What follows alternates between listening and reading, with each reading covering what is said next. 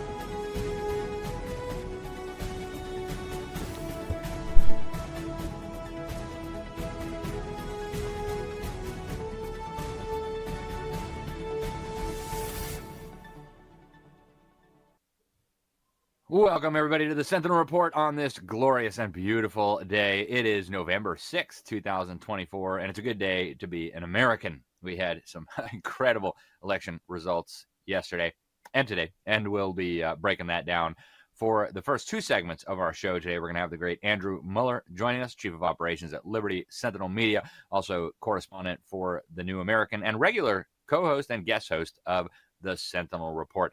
Lots of analysis. We're both here in Florida, and we both have lots of reasons to celebrate. We'll talk about those. We're also going to have some very special guests joining us because I don't want to just focus on the immediate. I don't want to just focus on the good news. We have to be long-term. Right? The other side, the totalitarians, they've been thinking long-term for generations, if not centuries. That's how they have made this much progress. And if we squander this next 4 years, the next election will not be as forgiving, I guarantee you. So we're going to talk about some of the long-term things that Americans, that parents, that Christians can start and should start doing now to prepare for the long term. So a lot more on that as we go, but it is a great day. And I chose this Bible verse today. It's so appropriate. It comes out of Daniel chapter 2. It's in verse 21. The Bible reads, God changes times and seasons. He removes kings and sets up kings. He gives wisdom to the wise and knowledge to those who have understanding. And I know the objection will be, what if Kamala Harris had won? Does that mean God put Kamala Harris in charge? Well, that appears to me to be what the scriptures teach. And that doesn't mean that he approves of terrible leaders. That doesn't mean that he approves of Adolf Hitler or Joseph Stalin or Kamala Harris or Joe Biden or Pol Pot or any of the people, who would trample all over his principles, all over his people. But sometimes God uses wicked rulers as judgment on nations. And I think Joe Biden was a very good example of that. I truly believe that his presidency, these last 4 years, were God's judgment on America. And I dare you to say we don't deserve it. How many babies have been slaughtered in this country just since the 1970s? And we know that the blood of the innocent cries out to the Lord. So we have a very special guest, as I mentioned, not really a guest, but joining us to discuss the election results, Andrew Mueller.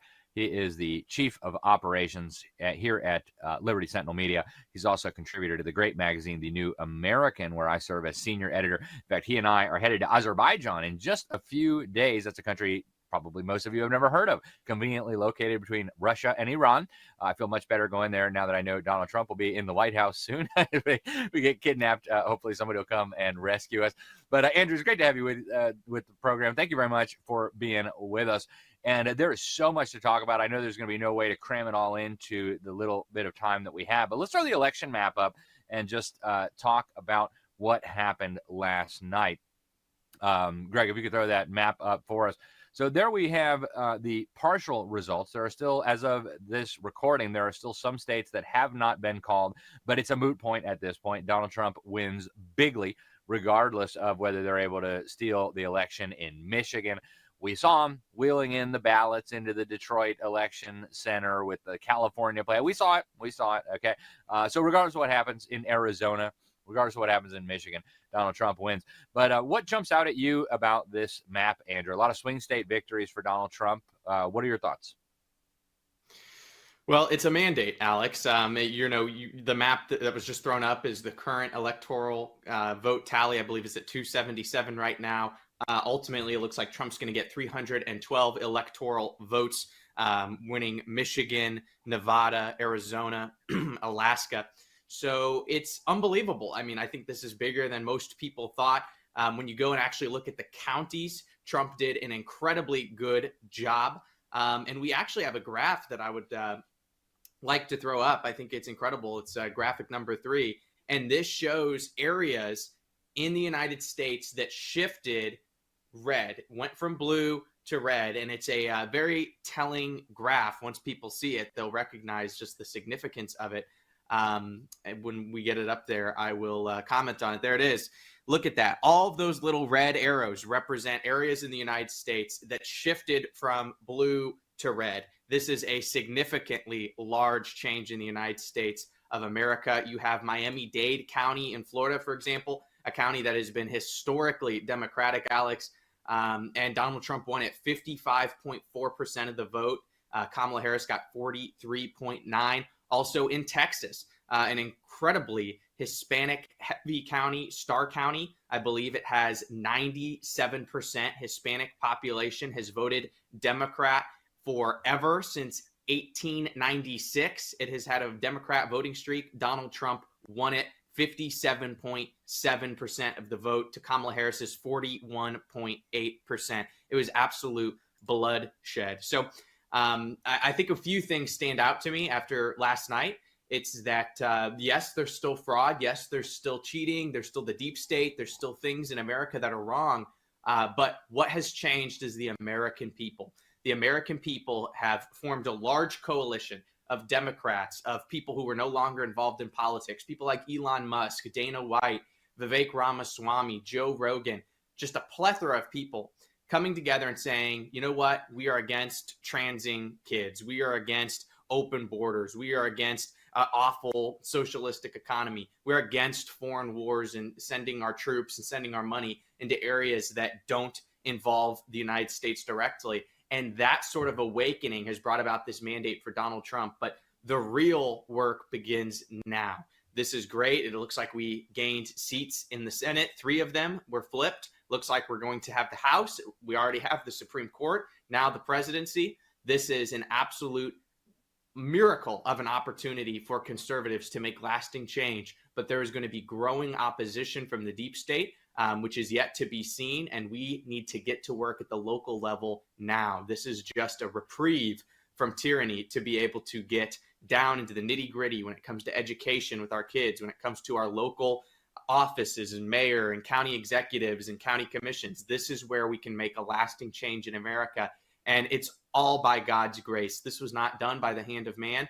This was truly a gift from God, and I think we need to be good stewards of it. Yeah, I agree with you. I really think God gets the glory for this. I was prepared for any eventuality, but I'll tell you what, last night we went to go watch the election results with a friend of mine who's been on this program. He's the chair of the county commission. He's a great American. He's a farmer, a homeschool dad, a man of God. And I was sure we were going there to kind of lament because the whole Republican establishment in our county came after him. They even left him off the voter guide. They printed a Democrat who had been a Democrat for 40 years and just re-registered as a Republican a few months ago on that guide, but they left off a lifelong Republican. I thought, all right, we're just going to go there and sob together. And he won. And the establishment candidate for mayor lost, and a great guy won. So we've now got here a great mayor, great county executive. He's our highest elected official in this county. We've got a great governor, and we have very soon a great president. So I'll tell you what, I'm really, really encouraged. But like you said, Andrew, I'm concerned about where the deep state may go with this. It'd be the economy has gotten so bad that all it would take is one more straw on the camel's back to go ahead and break that back. And that could be a collapse of the U.S. dollar. It could be a cyber pandemic. It could be a run on the banks. It could be a stock market implosion, any of those things. And they'd say, look, see, you elected Donald Trump. We told you it was going to be dumb. And here you go. Now you proved us all right. You shouldn't have elected Donald Trump. So I don't think we've seen the last of the deep state. I highly doubt that they're just going to peacefully hand over power and say, oh, you got us. You won fair and square. Yeah, now get back to governing, please. Not going to happen. So we'll see what goes on with that. Let's go to the Senate. We've got huge victories in the Senate as well. Solid Republican control. Even a few of the rhinos now can be peeled off as Trump tries to get his nominees for different cabinet positions through there. And we should have a comfortable margin to be able to get those in. We've already got 52 Senate seats, at least in Republican hands. So Lisa Murkowski, fake Republican from Alaska that we confronted on the Arabian Peninsula. Also, some of these other really squishy Republicans, they can be peeled off and still we'll have a nice enough margin there. In the House, still a lot of races left to be determined, but let's throw that map up there real quick. We've got some good news in the House as well. Now we have to make sure that we do not get a squishy speaker like Paul Ryan. We all remember 2017. Somehow Republican control of Congress and the White House, and somehow Planned Parenthood still got $500 million. So we'll be on the alert for that, folks. That must not happen. And then the abortion amendments. This one is near and dear to my heart. In fact, I spent most of Election Day yesterday urging people to vote against the killing of babies. Here in Florida, we got some very, very good news. South Dakota as well. Amendment 4 here in Florida would have essentially legalized the murder of unborn children up until birth with taxpayer money, would have removed parental consent requirements. It would have become the only medical procedure, if you want to call murdering a baby, a medical procedure in the state of Florida that a child could have without parental consent. I mean, literally, they cannot get a Tylenol from the school nurse without parental consent, but they could go ahead and kill your grandchildren without parental consent. Andrew, what do you make? But unfortunately, we got the bad news. Abortion rights amendments and protections did pass in other states, including some ostensibly Republican states. So what do we make of the news on this front, Andrew? Yeah, while we've got that map up there, just break this down a little bit. You have 10 states that had abortion amendments on the ballot. You had New York, Maryland, Florida, Missouri, Nebraska, South Dakota, Montana, Nevada, Arizona, and Colorado. And unfortunately, Alex, 7 of those voted for abortion. Montana, Nevada, Arizona, Colorado, Missouri, my former home state. Incredibly sad that happened there. Maryland and New York all voted in the affirmative for abortion. And you had South Dakota, Nebraska, and Florida saying no. But even when you look at the numbers on that, way too close. Like in Florida, for example, the Amendment 4, you needed 60% of that for it to be passed and added to the Constitution. I believe it ended at 57%. So they were only 3 percentage points away from passing that. So when we look at this, Alex, I see ultimately a very important truth that we need to come to terms with in America. And that is, local politics matter. Churches have to stand up. And the GOP has taken this position, which I don't fully agree with, but it's that abortion needs to go back to the states. And that's kind of become a little bit of a cop-out where politics on the national stage can say, oh, you know what, the abortion issue, I'm not really going to share my opinion on it because this is going to be left to the states. And that gets swept under the rug. You have special interests. You have deceptive ballot language. And then this ends up going like in Missouri, a state that goes heavily for Donald Trump, a state that heavily elects pro-life leaders in both state legislatures. All of the statewide offices are always pro-life, red. I lived there for 22 years. I know that the politics there are fairly good. And yet this very deceptive abortion amendment passed very bigly. I mean, to use a Trump word, I mean, it passed very well with a lot of security there in the vote. So if we're going to do as conservatives, which I don't like this, but if we're going to play the back to the states game, then we have to go back to the church and we have to go back to local politics and say, you know what, we're going to stand up for life. And I believe there already is a national abortion ban, Alex. It's called the U.S. Constitution, the Declaration of Independence, Amen. which says the government protects life because it's a God-given freedom. It's a God-given right, and government protects it. Our Declaration says, our Constitution says it. So this whole refining rhetoric, we talk about that podcast and plug it. We really do need to refine our rhetoric on this issue. We already have an abortion ban. It's called the Constitution. It's called the Declaration of Independence. So those are garbage terms. That's politics. It's bait and switch tactics. No.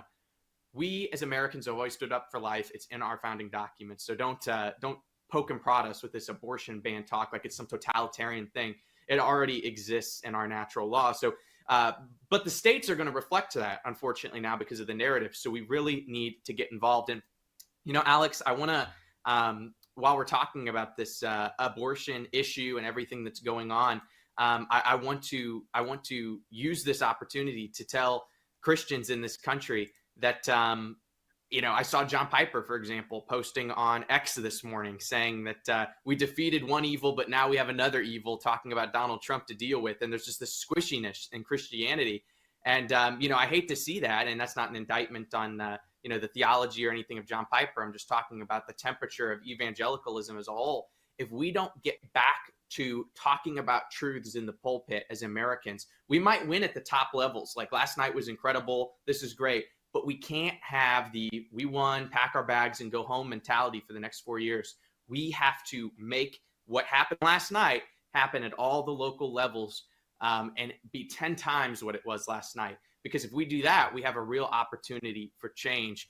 And you mentioned, Alex, the deep state element of this and what the deep state will do. I really wanted to play this clip really quick because I think it's significant. MSNBC last night kind of said the quiet part out loud, talking about democracy in between elections through the institutions to regulate candidates. And does this mean the deep state's going to take out Trump or try to do something? It was a very ominous message. So if we could play clip 10, I think that's very important. The House, we're not going to know for weeks, but it's possible that Donald Trump and the Republicans will have a trifecta as they did in 2016. In which case, the bulwark, against whatever overreach there could be, and whatever those depredations might be, and I think you're going to have a tendency to overreach if they do, is the kind of thing that's democracy between elections, which is the work of civil society, it's the work of the fourth estate, it's the work of institutions, it's the work of citizens. All that's super important stuff. We've seen it before. So that's pretty interesting, Alex. It kind of sounds word salad, but really what he's saying is that we need the state and the institutions to exercise democracy in between elections. That sounds a lot to me like subverting the will of the people in the dark behind the scenes, because it's a very important thing to do. So the only response to that is an outcry of local support in the next 4 years and bolstering all of these offices that we've talked about. And if we do that, then what that little lemming on MSNBC said hopefully won't come to pass. Yeah. My guess is that over the next 4 years, we're suddenly going to see Democrats fall back in love with nullification. And that'll be interesting. After years of calling us extremists and radicals and seditionists for saying, no, actually, we have a constitution. No, actually, the state retains all powers not delegated to the federal government. And so, no, we're not going to accept vaccine mandates, face mask mandates, whatever crazy stuff Joe Biden is saying. Suddenly, they're going to love nullification. So maybe this is another positive development for our country. Maybe we'll all have a renewed understanding of the role of states in our system of government. You're so right about abortion. You know, when I was looking at the Supreme Court decision, a lot of people celebrated the Supreme Court decision that overturned Roe versus Wade, and I understand why a lot of people saw that as a victory. But we had Judge Napolitano, I think on this show right here. If not, it was a different show that I do, and he actually said it was going to unleash demons. And this had occurred to me too. Just a few days before that ruling was issued, the U.S. Supreme Court had ruled against the state of New York. The state of New York had passed another one of their crazy assaults on gun rights, and the Supreme Court said, no, you can't do that. We have a Second Amendment, and yes, the Second Amendment originally only applied to the U.S. government, but now we have the 14th Amendment that makes clear that even states must respect the rights that are guaranteed in the Bill of Rights. They incorporated it, as it said. And so therefore, the state of New York cannot constitutionally infringe on your gun rights. I thought, yeah, that's great. I like that. And then just a few days later, they said, but if you want to kill babies in your state, well, you know, who are we to decide that? And that, frankly, is absurd. As you pointed out, both our Declaration and our Constitution enshrine the God-given right to life. Our Constitution explicitly states that your life cannot be taken from you, or your property or your liberty for that matter, without due process of law. What trial has this unborn baby undergone? What crime has this unborn baby been convicted of that justifies capital punishment? It's disgraceful. And so now, as you said, Andrew, I think it's time for the churches to really take advantage of these next 4 years. I don't want to hear any whining from John Piper or Al Mohler. I know some of these guys have done great work for the Great Commission and things, but I don't want to hear any whining about how terrible Trump is. If you're not out there explaining to Christians why God instituted government, what government ought to be doing. If you just want to complain about Trump, go get some Play-Doh, get the therapy dogs or whatever, and cry in a corner. But Christians really need to take advantage of this, I believe, God-given reprieve that we have to really try to shift the culture. And our guests later today are going to be talking about that. Let's keep going down the line here. We've got so many news items. I know there's no chance we're going to get to them all, but here is a clip from CNN pointing out the fact that, Kamala didn't do as well as Joe Biden. Check this out. So you asked, are there any places that the vice president is overperforming Joe Biden in 2020? So we could show you that as well. We just bring that out here. Harris overperforming in 2020. Holy smokes. There you go. So let this go away and see if there's anything on the east side there. Literally nothing? Literally nothing. Literally not one county? Oh, man. Oh, that's brutal. I think the guy was like expecting something to pop up. And like, right. No, one county? Oh, no. Oh, man. And on that point, it's really ironic. I went to Twitter and I saw the vicious hatred that the commies and the leftists are spewing against Hispanics and Latinos.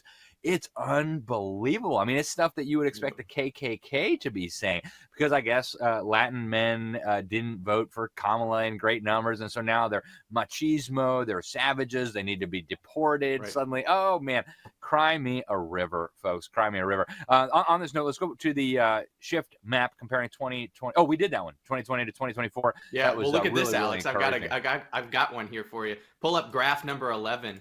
This is incredibly interesting. James Lindsay's been sharing this out. This is from Zero Hedge. This shows the popular vote from 2012 to 2024. This is an incredibly significant piece of information here, this chart. It shows that in 2020, when you look at the popular vote, Democrats had over 80 million votes. And look what happened last night. Just a little bit over 65 million. So where did those 20 million Democrat votes go, Alex, in the last 4 years? This, to me, this one chart illustrates the election fraud situation like nothing we've ever seen before. 2012, 65 million votes for Democrats, popular vote. 2016, about the exact same with Hillary, but Trump won the Electoral College. 2020 with Biden, an insane amount, over 80 million. And then you look at last night, what happened. Do you really think there were 20 million Democrats that came out and voted for Joe Biden in 2024 and did not come and vote for Kamala Harris last night? No. And did not vote for Barack Obama before that, Andrew. That's right.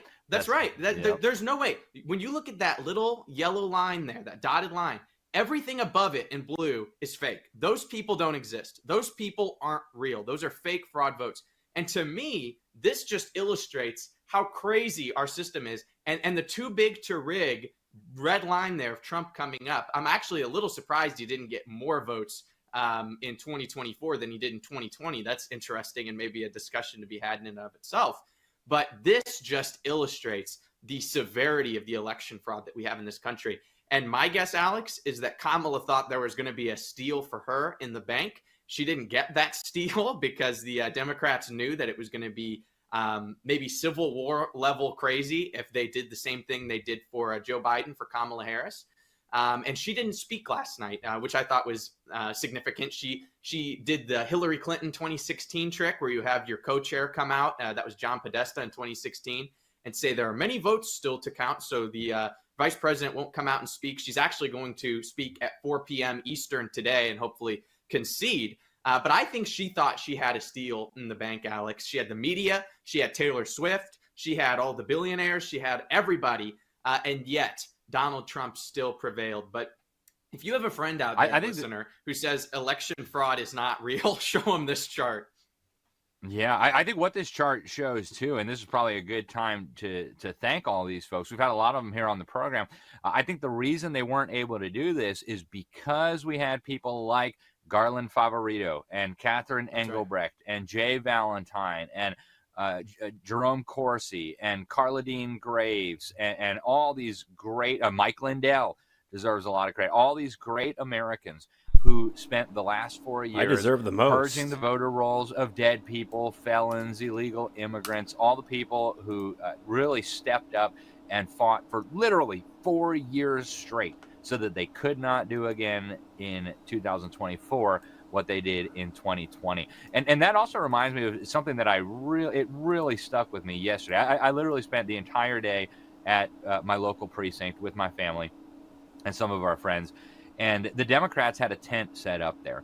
I would say the average age was probably 75. I don't think I saw a single person under maybe 60, 65 years old there. And that's not a knock on older people. A lot of our viewers here are older. But what was so encouraging to me was the incredible number of young, energetic people out there campaigning to stop abortion, campaigning for good candidates, campaigning for all of the right reasons. And I actually couldn't help myself, and it wasn't like schadenfreude. I was thinking, man, they aborted all their kids. They're done for. That's why they need to open up the borders and bring in new Democrats. They're done. Their only hope is brainwashing our kids or bringing in new voters, or they're done. They're cooked. And I did have one very bizarre experience. I walked over to the Democrat table with one of my sons, and I was wearing my T-shirt, Vote No on Amendment 4. It had a little baby. And I think one of the things we need to do, maybe we'll do it on this show, is show people what an abortion looks like, because that changes hearts and minds immediately. But we went over there and very nicely asked about Amendment 4. People who know me know I'm always very respectful. I never say inflammatory things. I'm not a person that goes around looking for a fight. We went over there very respectfully, and my son was curious. So we said, hey, what's y'all's position on Amendment 4? And the guy said, well, we support Amendment 4. I think he was probably 75 or 80. And then, of course, we explained that we did not. And I asked, did you realize that this will make abortion the only procedure in Florida that a child can consent to without parental permission? And the guy, it was like he was demon possessed. His eyes got all weird, and he starts screaming in German what apparently we found out later was the Nazi national anthem. I thought, that's weird. How does this guy know the Nazi national anthem? And I asked him, what are you doing? Why are you chanting this German anthem? And he said, what's the Nazi anthem? Because you're being a Nazi. And I had to remind him, dude, the central evil of the Nazis was dehumanizing people and then killing them, saying that they were subhuman, they were Untermenschen, they weren't worthy of life, etc. That's literally exactly what you're doing. You're saying that these are not humans. You're saying that they're clumps of cells. You're saying that they're inconvenient so that you can kill them. And so I thought, wow, very appropriate to be singing the Nazi national anthem, and very appropriate that there's not one even middle-aged person here campaigning. There was one lady with a childless cat lady on her shirt. It was she was nice enough, but it just struck me so hard.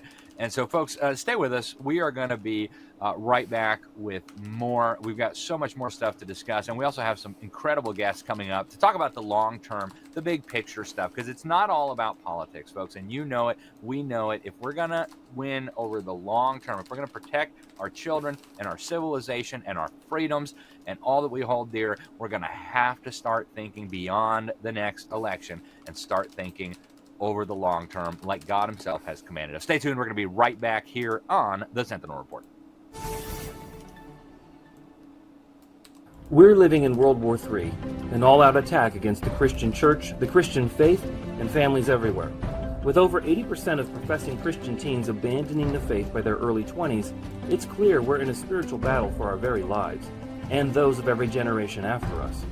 Hosea 4:6 says, "My people perish from lack of knowledge." That's why GTI created our new You Are What You Think Biblical Worldview package combining short video teachings along with textbooks, all designed to equip you and your family to discern the good ideas from the evil. Enjoy vibrant discussions over the critical issues of the day using the Bible as your guide. Go to gtimin.com, click the blue banner at the top, and enter the coupon code Newman at the checkout to receive this powerful series for only $99.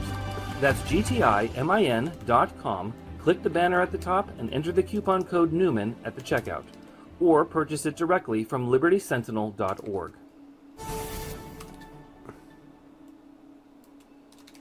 Welcome back to the Sentinel Report. Thanks for being with us, folks. And before we get back to the incredible news of the election, I want to just let you know about one of our new partners here. I can't say enough good things about them.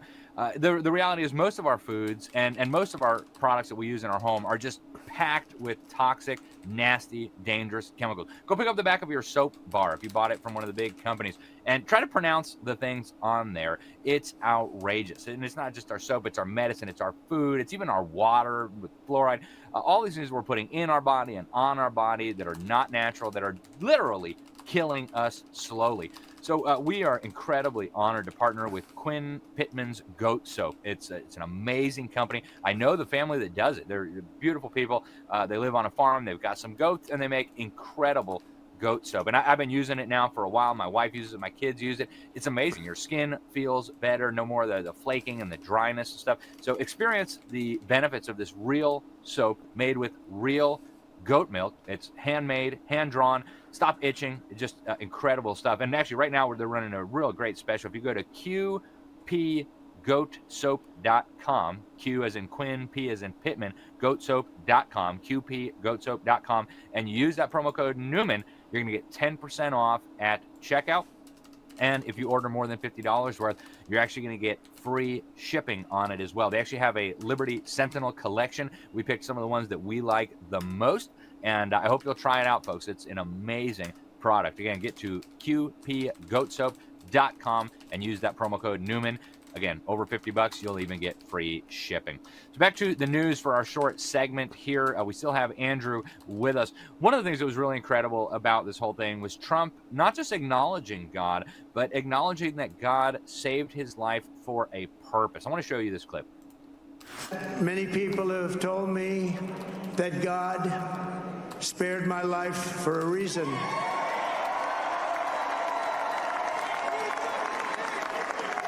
And that reason was to save our country and to restore America to greatness. And now we are going to fulfill that mission together. We're going to fulfill that mission. The task before us will not be easy, but I will bring every ounce of energy, spirit, and fight that I have in my soul to the job that you've entrusted to me. This is a great job. There's no job like this. This is the most important job in the world. Amazing. Andrew, we've got less than 2 minutes, but speaking of it's not going to be easy, weird time for a hypersonic nuclear missile test right before the election. This is a big news story, and it's been almost completely ignored. Tell us about it. Yeah, so I found out about this with Mike Lee and Tucker Carlson live streaming at Mar-a-Lago last night, and they were talking about this Minuteman III intercontinental ballistic missile test that's happening in California. It happened last night at Vandenberg Space Force Base.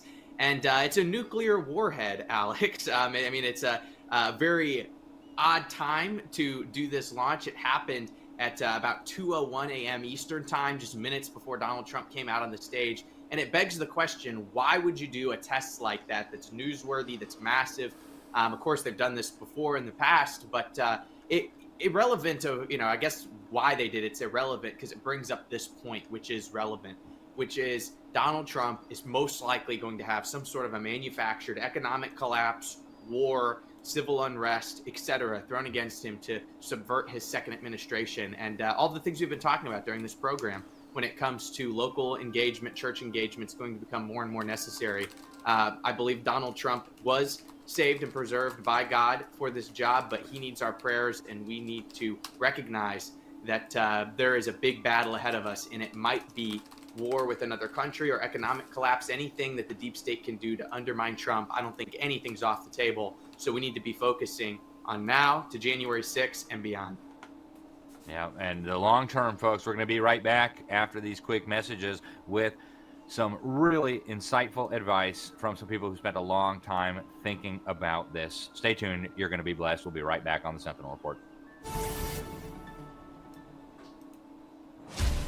In 1776, a nation was born, forged in the crucible of revolution. Brave men and women stood together fighting for freedom, liberty, and the pursuit of happiness. Throughout history, the spirit of patriotism has prevailed. The battles may have changed, but the values remain the same. Today, in 2024, we find ourselves at a pivotal moment where the call for unity, freedom, and a better future echoes louder than ever. Introducing Patriot Mobile, the wireless carrier that stands with you. We are committed to supporting the values that make our nation great. With affordable plans and reliable nationwide coverage, Patriot Mobile is not just a wireless service. It's a call to action for those who believe in the American dream. Because this year is not just any year, it's the most important year since our nation's founding. Choose a wireless carrier that shares your values. Choose Patriot Mobile. For free activation, use promo code Newman. Welcome back to the Sentinel Report. Alex Newman, your host here. And folks, do support our sponsors. They're the ones that keep us on the air. And when you use that promo code Newman, I'm telling you, you're going to get great discounts, whether it's with Patriot Mobile or My Pillow or our friends at the soap company. Just go check it out. They wouldn't be here if they weren't amazing. We wouldn't have them, and they wouldn't want to be here if they weren't amazing. They've got better products at better prices than their competition, and they don't hate you, which is the best part of all. Now, I promised you before we went to break that we were going to have some very, very special guests on the program. You've almost certainly heard of them. You've almost certainly heard them on the radio before. They lead what I consider to be one of the most important ministries for looking at the long-term issues. And I know we're all coming out of this election season. Almost everybody watching us was really, really active in this. But I've been warning for many years that politics is going to be a dead end if we don't address the long-term structural issues, the destruction of our culture, the destruction of our children, the destruction of our churches, and the biblical worldview that once reigned supreme in America. And so our next guests, Will and Miki Addison, they have 15 years of national radio broadcast experience. They did a nationally syndicated show that was incredible. Now they have moved into the podcast world. They've got an incredible show called Culture Proof. I encourage you to check it out. It's at cultureproof.net. They also have a beautiful family. I was tremendously blessed in Colorado. We were all speaking at a homeschool convention there, and I was tremendously blessed to not just meet them and hang out with them. We went out to dinner. My son got to hang out with their children, and it was just a real blessing. Thank you guys so much for joining us. It's really an honor to have you on the show. And so now that the election is over, I know a lot of people are feeling euphoric, but I couldn't think of anybody better than you two to help us talk about the long-term issues. And one of the things you guys deal with is culture-proofing our children. So how do we make sure that the next generation grows up and shares our values, wants to preserve faith and family and freedom? What are some steps that we can take to do that? Yeah, thank you so much for having us on. And you're correct, man. You know, it's great that we have new leadership and things coming to play. But the question that I've had is, so what happens now for the Christian? You know, do we just sit back and breathe a sigh of relief and say, okay, we got through that? No, we can't do that. I would submit we did that in 2016. But now we have to look at this as God's grace upon us, his mercy that he's poured out on us. And I feel like we need to get to work. And getting to work is in our families. Like, what are we doing with our children? You know, are we discipling in the home? Are we doing those things that really matter to the Lord? And so I feel like this is a great opportunity for us to get things right, for us to keep our foot on the gas and to say, you know, it's not only about politics, but it's about what God has said for us to do right there in our homes. And so that's where we have to start. Yeah, Alex, thank you so much for having us on. We really do appreciate the opportunity to talk about what we're just so passionate about, and that is making our kids impervious to this culture, making adults, like, just if I could be frank about it, so often we talk about culture proofing our kids, and we are doing that actively in our homes.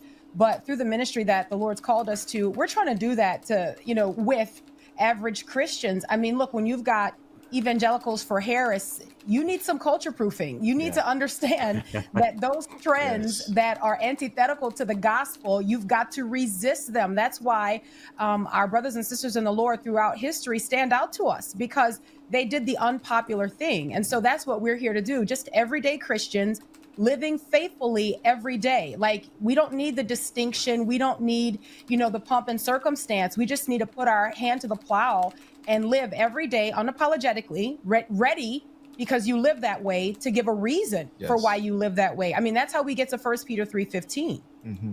And so how do we do that? We have to be intentional. We have to be intentional as it pertains to discipleship. Discipleship has been something that's been placed on the back burner, and our churches have suffered. The believers have suffered because of that. That has to be at the forefront, because that's what Jesus commanded us to do, to go and make disciples. And what does making disciples mean? I mean, life on life, making disciplined followers of Jesus Christ. If the church is about that business, you will see some changes happening in our communities, in our country. Amen. Yeah, I couldn't agree with you more. And I love the way my staff wrote out our topic of discussion today. Election is over. Culture is the new battleground. It's so true. And you're right. I do believe it was God's grace on our country. I certainly won't say we deserved it, because we obviously don't. But we do seem to have at least a little bit of a reprieve here. And it seems to me that cultural issues were almost a liability to Donald Trump. He really shied away from talking about abortion. He shied away from talking about the extremism of the radical LGBT, and it was a lot of, the economy. We're going to make your gas prices cheaper. We're going to stop some of the crazy, and that was all good and well. But in looking at the way the abortion amendments turned out, we had Arizona passed it. Florida thankfully didn't, but it still got a majority here. There's just not enough to add it to our Constitution. Nebraska also rejected it, and South Dakota. But a lot of these states, even states that are otherwise nominally conservative, like Missouri, passed this. What do we make of that? I would say this is the fault of Christians and churches and Christian families. So what do you guys say about that? How do we shift the culture back to one that values basic things like life? Yeah, 110%. This is our fault. We need to make the Christian vote relevant again. And nobody cares about the Christian vote, because the Christian has communicated in culture that we care about what the culture cares about. So there's not a distinction among us. There's nothing that sets us apart, that while all of the voters are caring about the economy, we're right there. We are lumped in with them. We care about the economy. While all of the voters care about border security, the Christians are right there caring about border security. And so we have not made ourselves indispensable when it comes to being any type of base that a candidate should care about. So what Christians have got to do is return to the authority of God's word as a non-negotiable, that these are the issues that we care about. And they've got to be issues that distinguish us from, our contemporaries who, I'm sorry to say, they're conservatives, but they're God haters. Like, a conservative is not a synonym for a Christian, and we've got to understand that. Amen. Will, what do you think? Yeah, I think what you're seeing with that is there's a shift even in believers on what's important. That there's a segment of believers who don't believe that social issues, 40 fingers, are important anymore. But God believes that's important. And so when you look at abortion, when you look at sexual deviancy, all the things that are out there, you're like, man, there's a shift that has happened within the hearts of Christians. And we have to get back to the word of God and to hate what God hates. Yes. It's almost like sin is palatable to a lot of believers. And so when you have the numbers that you're seeing as far as abortion and these things being passed, you have to look at the spiritual condition of what's happening and say, man, do we really hate sin? Do we really hate sin? That is such an important point, Will. And a lot of Christians get taken aback. I quote very often Bible verses that command us to hate evil. And a lot of Christians hear that and say, oh, whoa, you use the H word. We're not talking about hating people. We're talking about hating evil. And if we as Christians can't hate evil, how can we expect non-Christians to hate evil? Right. The mass slaughter of innocent people, chief among those evils. I want to turn to another topic that I know you guys are really experts in, and I believe it is one of the best and easiest ways to properly disciple children. I always remind people the Great Commission is not just about making disciples and baptizing. It's also about teaching them to obey. And making disciples is more than just, hey, say this prayer and all right, you're good. Welcome to the family. It's much bigger than that. And so you guys are doing that in your home. You guys homeschool your 6 children. We just caught up. We just had our 6th child as well. So praise the Lord. And we homeschool as well. And I don't know that homeschooling is a command of God, but when I read the scripture, it certainly strikes me as the gold standard. We have a lot of grandparents that watch this program and a lot of parents. What do you say to them about the educational choices that they make for their children as it relates to this cultural battle and the broader fight for righteousness, truth, justice, liberty, civilization?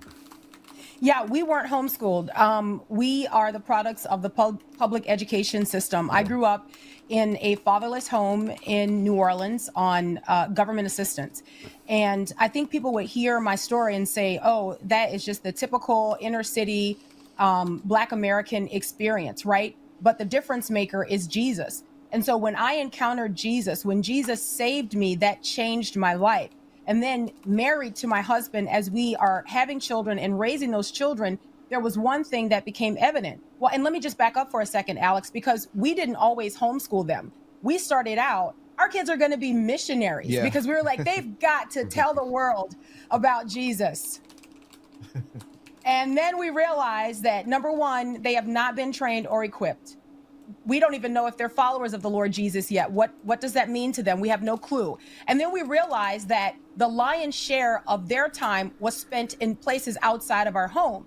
And so we brought them home, not so that we could just educate them at home. We brought them home to disciple them. We realized that in our small Christian town where all of the teachers teach at the Sunday school, and so it's okay, it's clean. We realized that we were losing our children. And so we brought them home, never to look back. And the primary reason that we did that was because we knew that if you are going to make disciples, you need to have the lion's share of time. What we experienced was that our kids were coming home after school and they were communicating to us what their new values were. And those values were being pressed into their heart over time. And so then what we're doing as parents is we are trying to wipe the slate clean when they get home and then rewrite information on the top. Think back to those chalkboard days, right? So we're trying to write information on the top of that dust. But what we realize is that it's still affecting the way that they think. And the Lord really convicted our heart that we need to stop trying to erase and then write over, and we need to initiate the writing. We need to write the truth of God's word on our children's hearts. And when we did that, we saw an immediate turnaround in their life. We saw them honor and love the Lord and really honor and love us. This rebellion that we see in children, it's not something that we're supposed to normalize in our families. It's because the parents are detached from the children. And how many times have you heard of a child who believes that the teacher is in charge, that the parents do what the teachers say? I mean, we experienced that. Miss So-and-so said, I ought to do this speed reading drill. And I'm sitting there going, okay, you can speed read that, but did you comprehend it? I want you to be able to read God's word, and God's not going to give you a medal for how quickly you get through that passage. What he wants to know is, are the principles written on your heart? And if the answer is no, then all you've done is waste your time. And so then I'm saying, tell Miss So-and-so, we're not timing your reading this passage. We are going to make sure that you understand what you have read. I don't want speed reading champions who are buffoons. I'm sorry. I don't want to, they don't understand and they can't think for themselves. And so we realized that a lot was being wrestled away from us. And that's why we brought our kids home. And I'll say this too, we have a focus on raising our children to be ready. As we observe the culture, we see what's going on. We see a intact indoctrination system being foisted upon them. And I'm often encouraged by Daniel, the book of Daniel, and his companions.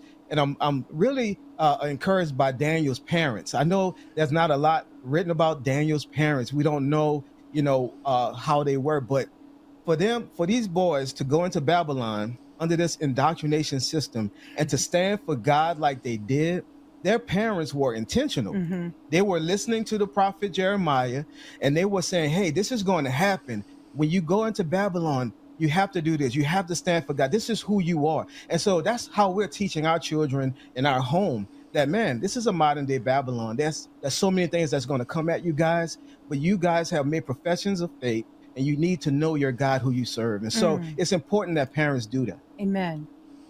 Yeah, I couldn't agree with you more. I actually think that's one of the most important things any parent can be doing right now. Yeah, it's great to be involved in the politics. It's great to be doing stuff at your work. But far more important than any of that is, what are you doing with your children? What are you doing to disciple them, to prepare them for the world as it is, to prepare them to go out into the world, as the Bible says, like arrows, to preach the gospel, to make disciples. We've got a lot of work before us. I know none of us are future predictors or prophets or anything like that, but just based on what we're seeing right now, what do you guys see coming for the United States? Are you encouraged? Are you discouraged? And how do we prepare for the possible different scenarios we might be facing? Guys, I got to make a phone call. Let me preface. I actually think we made a huge discovery in respect to how the AIs perceived Republican early and Democrat mail-in voting and vice versa. I think we find it's sad that we're now 4 years after the 2020 election and we're still discovering things about it. Nevertheless, I have to make a phone call concerning this. It's actually the both AIs basically made the same adjudication in respect to East versus West Side voting. So basically what they admitted is there's something called a phonon, a quasi-particle, or just a quasi-particle, all right? I want you guys to watch a small video on this real quick while I make a phone call. Okay? This is a good video on it from PBS. Thank you to Magellan TV for supporting PBS. The device you're watching this video on is best understood by thinking about positive and negative charges moving around a circuit of diodes and transistors. But the only elementary particle actually flowing in that circuit are the negatively charged electrons. And yet those flowing positive charges are there, in the form of a particle you may have never heard of. Your device works because of quasi-particles, a class of strange emergent behaviors of nature that enable our most important technologies and are behind some of the weirdest phenomena that we have ever encountered.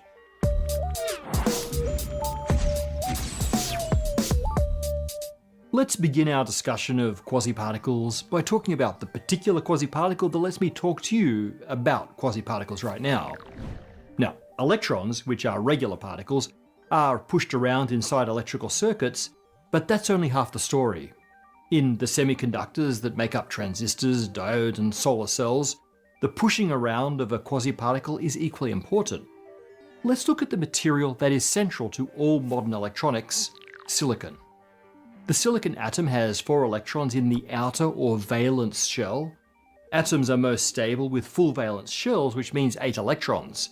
That's why silicon likes to form covalent bonds with 4 other silicons, and each of those with another 4, forming this tetrahedral crystal lattice.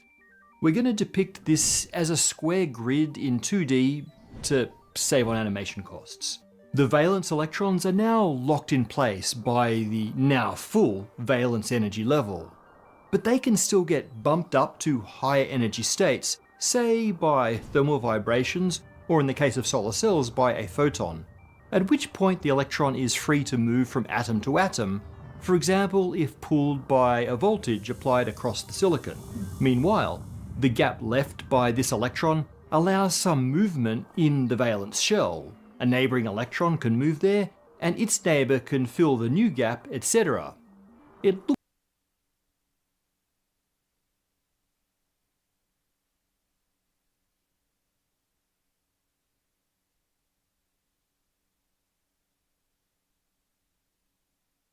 electrons in the outer or valence shell. Atoms are most stable with full valence shells, which means 8 electrons. That's why silicon likes to form covalent bonds with 4 other silicons, and each of those with another 4, forming this tetrahedral crystal lattice. We're going to depict this as a square grid in 2D to save on animation costs. The valence electrons are now locked in place by the now full valence energy level, but they can still get bumped up to higher energy states, say by thermal vibrations, or in the case of solar cells, by a photon, at which point the electron is free to move from atom to atom, for example if pulled by a voltage applied across the silicon. Meanwhile, the gap left by this electron allows some movement in the valence shell. A neighbouring electron can move there, and its neighbour can fill the new gap, etc. It looks like the hole moves around, and under a voltage, the hole moves in the opposite direction to the flow of electrons. This is our first quasi-particle. It's an electron hole.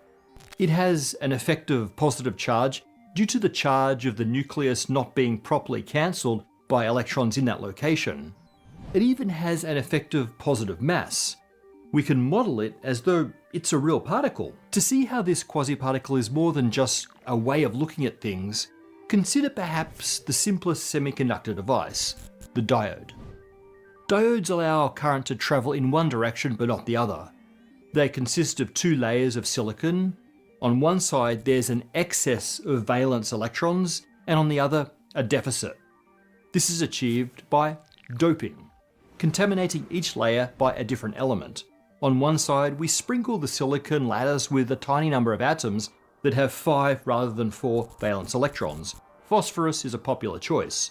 Those extra electrons are more free to move around because they aren't part of the crystal bonds. This is an N-type semiconductor. N because the flowing charge is negative. The other side is doped with atoms that have 3 valence electrons, frequently boron. Now electrons on that side can move a little bit. They can shuffle to fill the gaps in the underfilled valence shells. So we have flowing positively charged electron holes and a p-type semiconductor. In a diode, N and P types are fused together. At the p-n junction, extra electrons in the n-type diffuse into the gaps in the p-type, so we end up with a region where all valence shells are filled, so charge can't flow. Apply a voltage in one direction, and the holes and the electrons flow away from this junction, expanding the non-conductive region and shutting down the current. But apply a voltage the other way, and the electrons and the holes are driven towards the junction, causing it to narrow and the electrons to hop across, enabling the flow of electricity. That's the diode, a valve for electricity, and these p-n junctions also drive solar cells, LEDs, and transistors, and they all depend on the behaviour of these quasi-particles, these holes. Now, you might argue that electron holes are just a convenient way of looking at things, but that they aren't real like electrons are. After all, if you melt the silicon, the electrons still exist, but the holes don't. In a sense, that's right. Quasi-particles are emergent from the behaviour of a particular configuration of matter, just like states of matter, which we talked about previously. But at the very least, quasi-particles make it much easier to model certain physical processes like semiconductor junctions, and in other cases they are indispensable. Let's explore one of those cases. We'll stick with our silicon crystal. We have one quasi-particle from making a gap in one spot in the electron energy level, but we can make another one by making a very different tweak to the local energy in the crystal. Another way energy can be stored in the lattice is in the vibrational modes of the atoms. Think of the covalent bonds as springs. So when an atom receives pressure, it will move, pressing on the springs and causing other nearby atoms to move as well. In this way, vibrational energy can move around the lattice. But this seems a bit more like a sound wave than a particle. In fact, sound waves in solids do propagate exactly like this. EVE Online on Mac. Immersive immerses you in a universe with thousands of star systems like never before.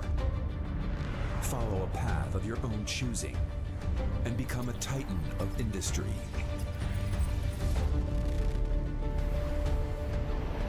Explore the wonders of the universe. Or join record-breaking PvP battles and add your name to 2 decades of player history.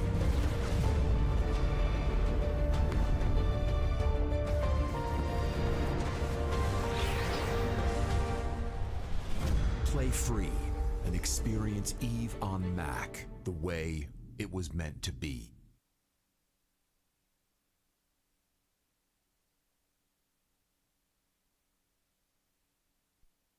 Grammarly's proactive, automatic writing suggestions are great, but sometimes you just want to tell Grammarly how to help. Rewriting text works the same way. Highlight some text and type a prompt describing how you want to change it. Tone, style, length, you name it, Grammarly does it. Download Grammarly for free and see it for yourself.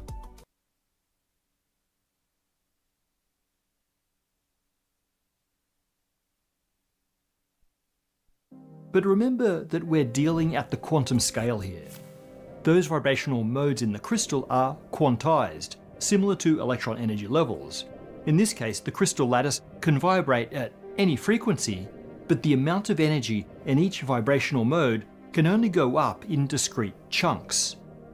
That means vibrational energy also gets transferred in discrete packets. So now we have something like a particle, a quantum of vibrational energy moving around the lattice. This new quasi-particle is called the phonon. I said that sound is transmitted through solids via these vibrations, so this makes the phonon a quantum of a sound wave, similar to how a photon is a quantum of light, of an electromagnetic wave. The analogy is not a shallow one. Phonons behave in many ways like light. They travel at the speed of their wave type, sound in this case. They have energies equal to the Planck constant times their frequency. They are boson-like in that you can stack multiple phonons on top of each other in a single vibration. Compare that to electron holes, which are fermion-like in that you can only have one at a given spot at one time. As well as being a quantum of sound in solids, they are also the quantum of heat. After all, heat in solids comes from the vibrational motion of its atoms, and that vibration is transferred around by phonons. You can think of sound as being like a coherent beam of phonons, like a laser, while heat is a random buzz of phonons. Understanding the behavior of phonons is critical for understanding the behavior of both sound and heat in solids at the quantum scale. And phonons are also really important for your computer, which, as you know, can get hot. Energy is often transferred between phonons and other particles, quasi and real, and modelling this is needed for modelling the behaviour of heat on the quantum scale. For example, electrons travelling through a circuit encounter resistance. Basically, they have collisions, which can be electromagnetic interactions with other electrons, or falling into a hole, etc. In doing so, they can dump their energy into a vibrational mode and create a phonon. This manifests as heat. The heat due to electrical resistance is one of the main limitations on running your computer as fast as you might like to. But quasi-particles can help there too. But before we get to that, a quick recap. We now have 2 types of quasi-particle. Holes, which are like quasi-electrons, or perhaps quasi-positrons, and we have phonons, which are analogous to photons. Now, elementary particles can be combined into composite particles. For example, an atom is composed of quarks forming the nucleus, and electrons bound to that nucleus by the exchange of virtual photons. Believe it or not, we can create composite quasi-particles in a similar way. And, as it happens, the new quasi-particle that we're going to create can help us with this electrical resistance problem. You may have heard of a little something known as superconductivity.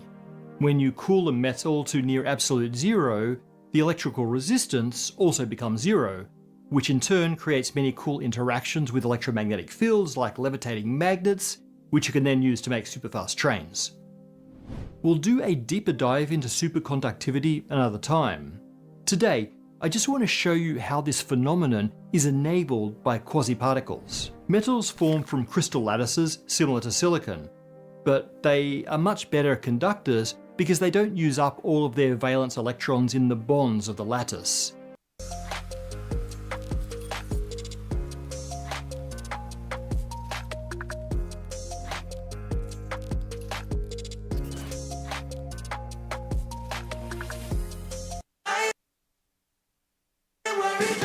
Drive into 2025 with confidence in a vehicle designed to turn heads.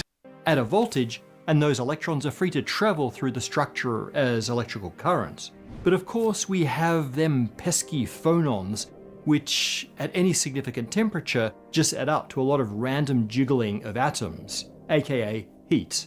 That motion, as we know, causes resistance. Electrons are jostled, exchanging phonons in both directions with the atoms, which prevents a smooth, streamlined flow. You might think that cooling down the metal alone would be enough to enable higher conductivity, but it's not the relative stillness of the atoms that does this directly, it's something much more interesting.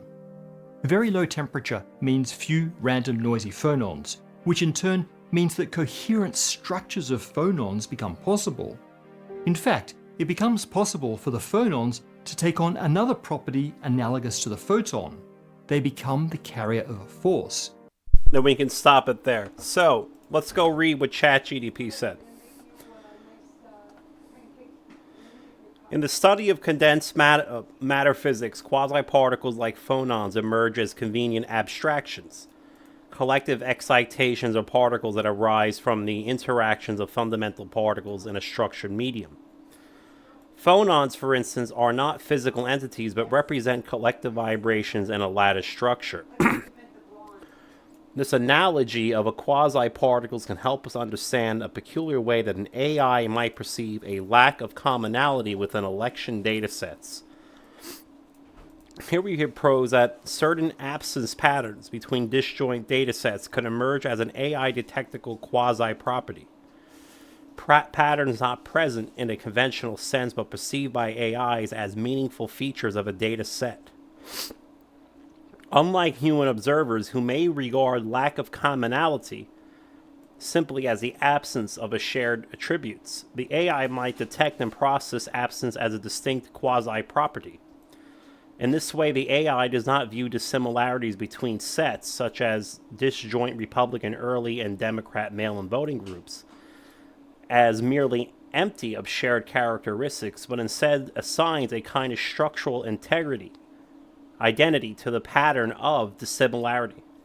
This nameless bond between Republican early and Democrat mail-in and formless bond between Democrat early and Republican mail-in might therefore function as an AI's own abstract phonons, notional constructs derived from the data relationships that, while intangible, are treated as useful informational patterns.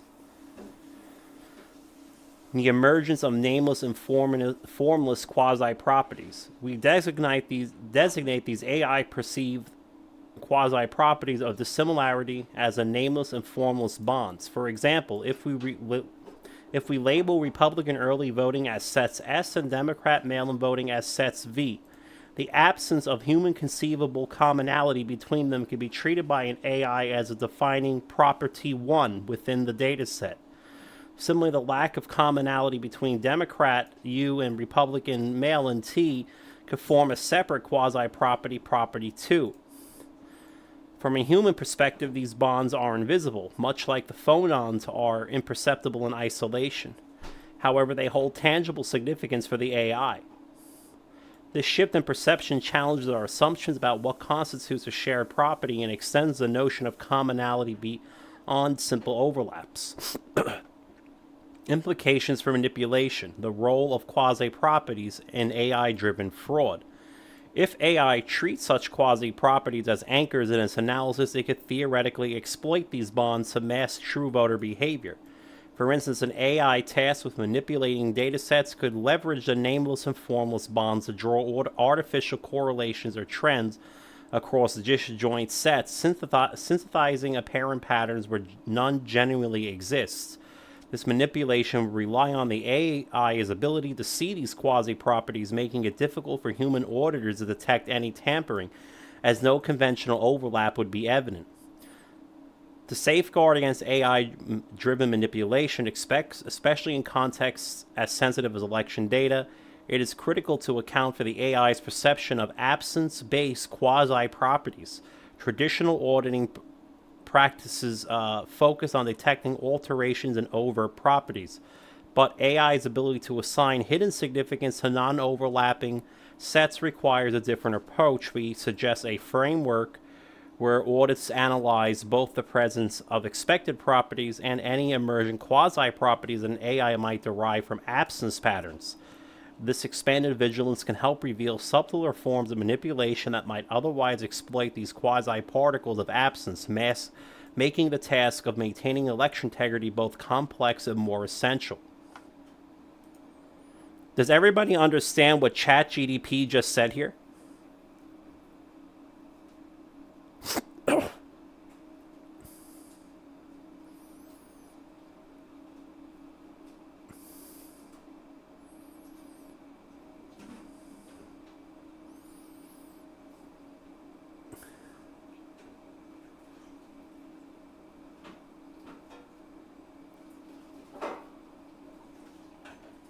Well, I was hoping you guys would.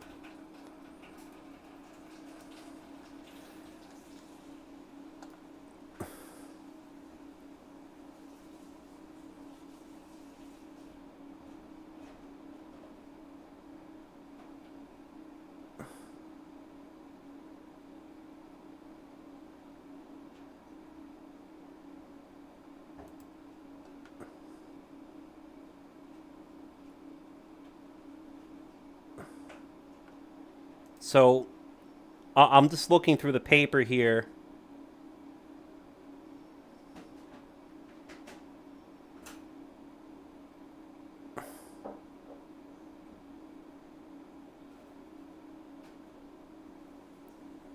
If I hop down to that area,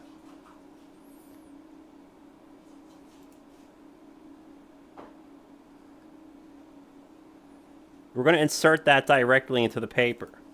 Okay.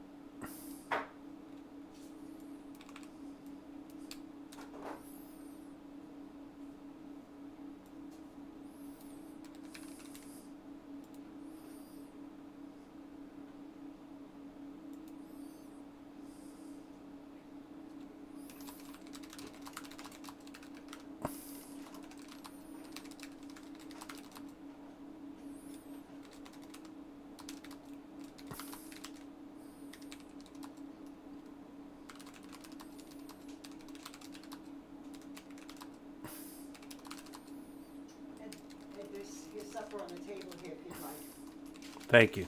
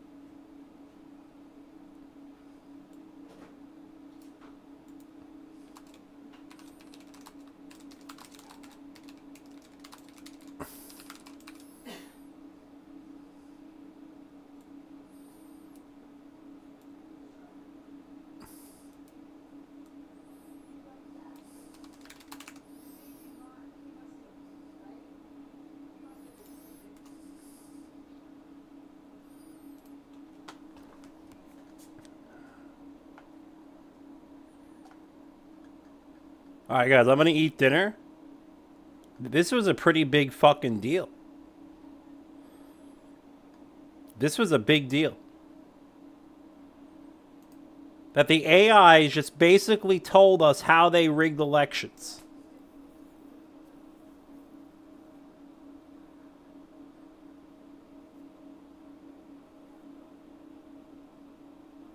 Corey Franick. So, since Corey Franick is relatively new and Dave S73, if they're here,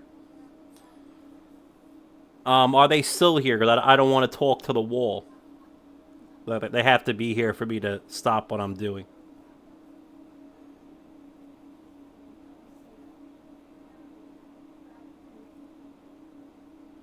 Well, I'll check in a few seconds to see if they responded.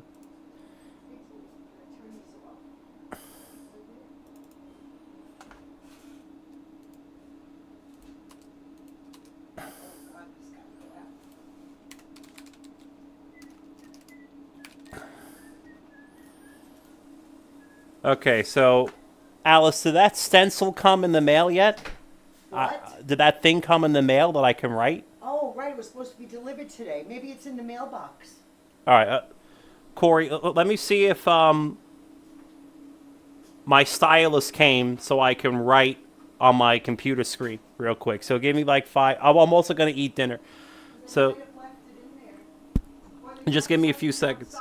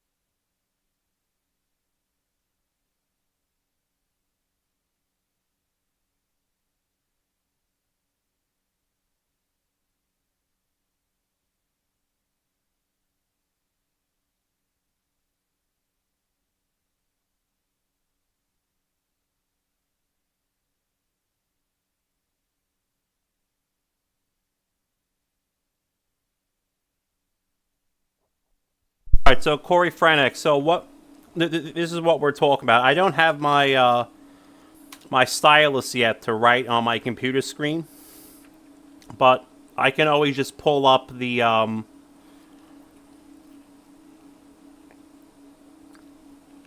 this diagram. So when you can see this diagram, tell me in chat.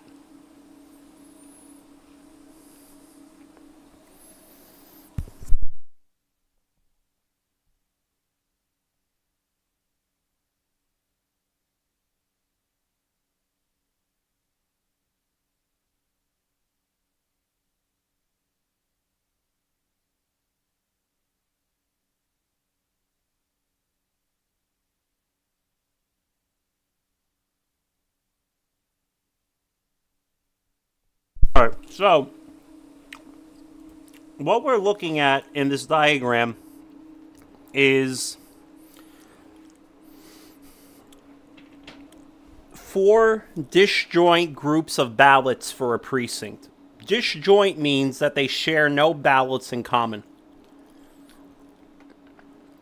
So by law, you can only vote once, and you can only vote for one person for president.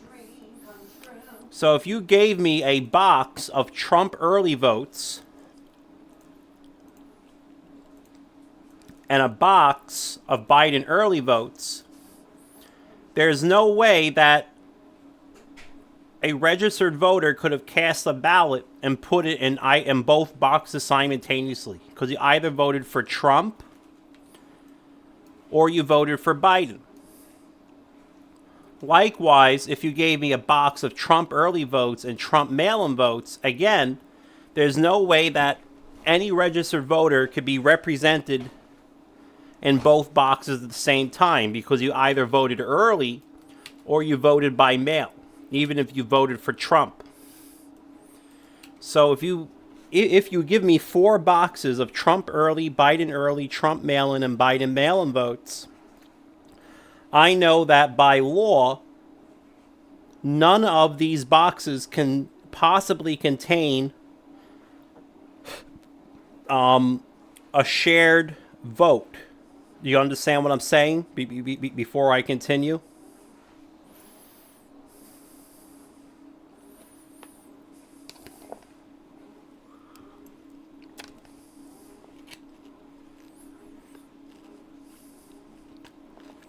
Okay, so now there are a few things we can do that a human being can understand.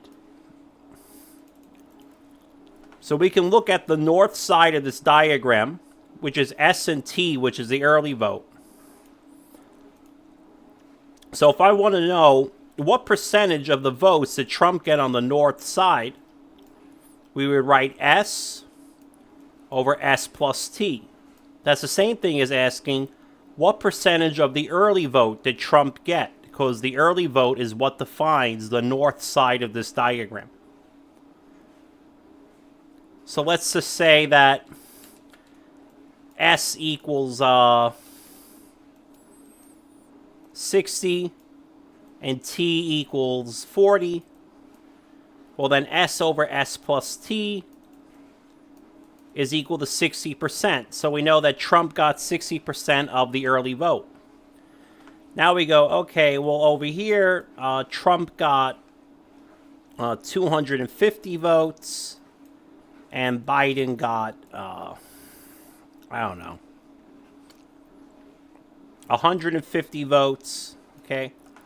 So Trump's mail-in percentage, U over U plus V, is 250 over 400. So over here, Trump got 62.5% of the mail-in vote, okay? And we understand what that means in human words and in human language, because the south side of the diagram, which is all the mail-in votes, what percentage of the vote Trump got on the south side of the diagram is the mail-in percentage. It's very easy to understand, okay? Nothing crazy has happened yet. Now we can look at the diagonals, which also share something in common. The red diagonal, S over S plus U. So let's say S is equal to, oh God, 100, and U is equal to 200. So you would get 100 over 300, which is 33%. And that would tell us that 33% of Republicans, or Trump voters, nothing to do with Democrats, prefer to vote early as opposed to vote by mail. You could also say that 66% of Trump voters prefer to vote by mail instead of early. Okay. We could also say that for T and V. So now suppose T was 100 and V was 200. Okay.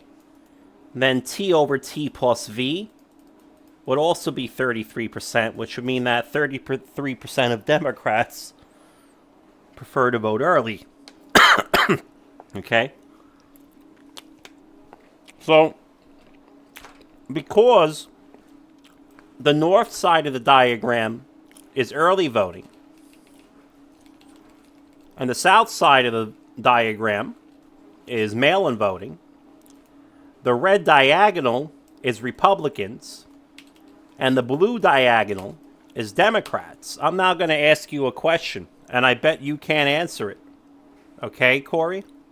And don't be ashamed if you can't answer it, because nobody knows how to answer it. What is the west side of the diagram? If I put Trump's early vote S and Biden's mail-in vote V in the same box, what label would you write on that box?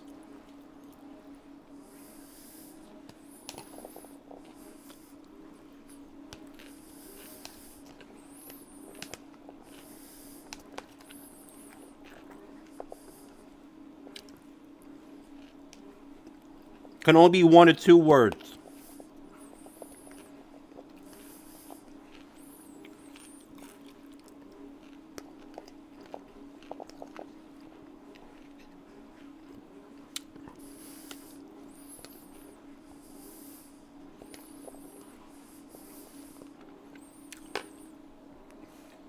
All right.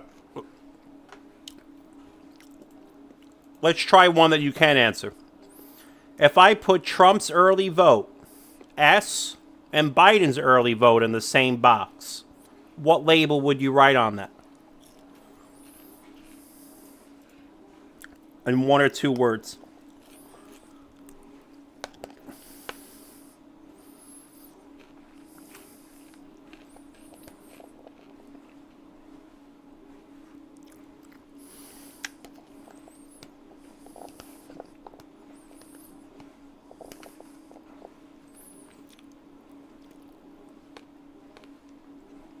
Correct.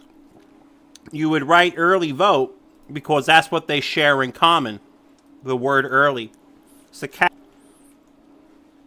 Let's put Trump's mail-in vote U and Biden's mail-in vote V in the same box. What label are you going to write on that?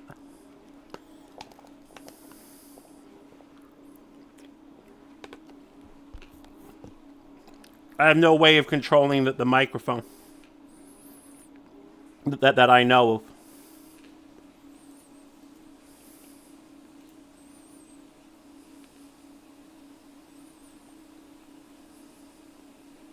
Mail him. All right. Now, let's do the next thing.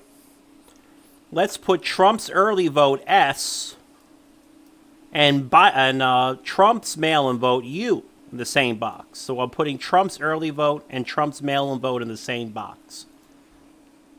Go ahead and put a word on that box.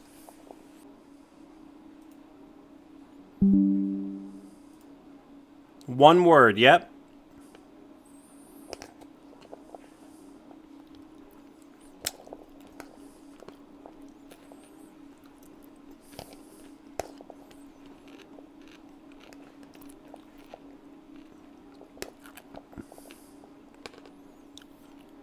Well, that doesn't tell me what's in the box, though.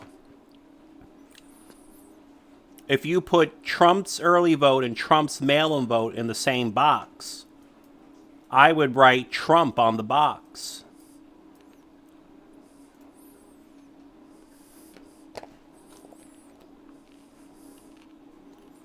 Could be one or two words.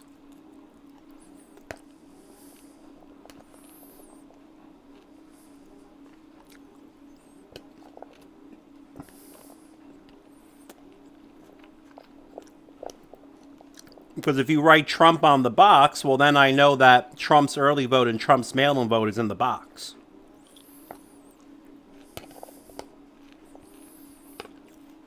Now, let's go back to the question that nobody can answer, including me or even the best chatbots. Well, until today, they finally answered it. If you put Trump's early vote S,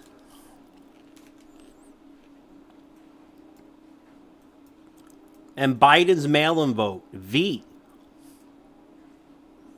in the same box, in one or two words, put a label on that box that tells me what's in that box.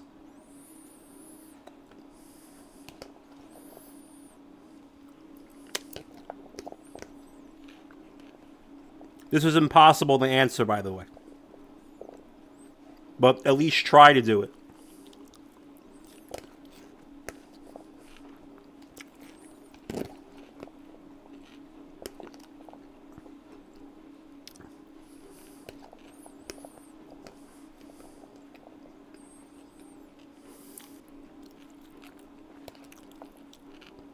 Pretty good. I call it nameless because I don't know what name to give it. So I call it the nameless vote.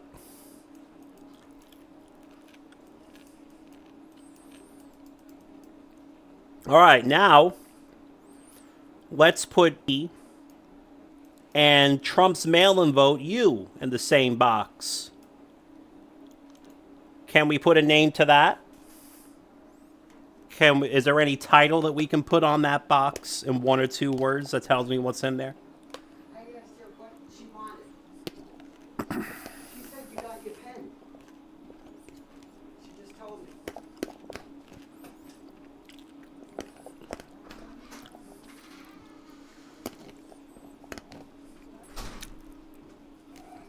Edward? Oh, good. Now I can finally write. Well, speak of the devil, thank you. My stylus has finally arrived in the mail.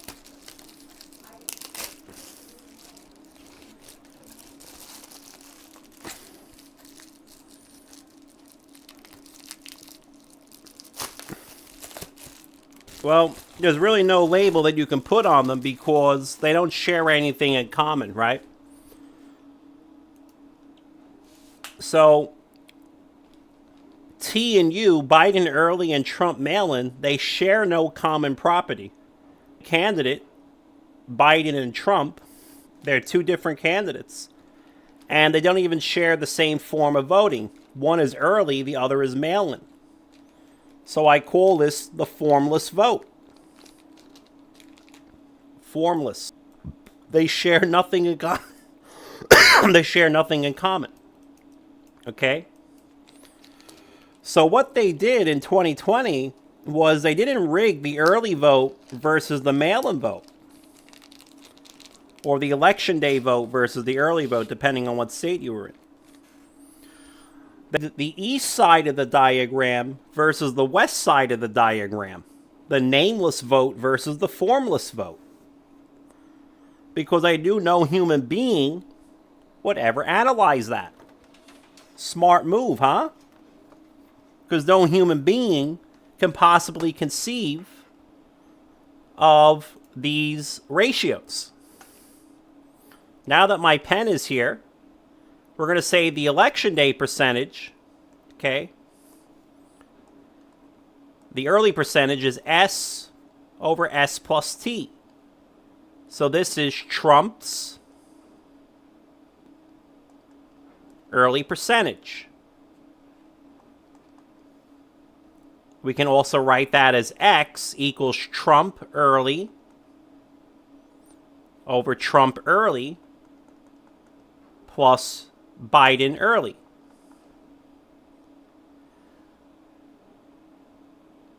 And then Y we can write as Trump's mail-in percentage, U, over U plus V. That's Trump's mail percentage. Okay? Y equals U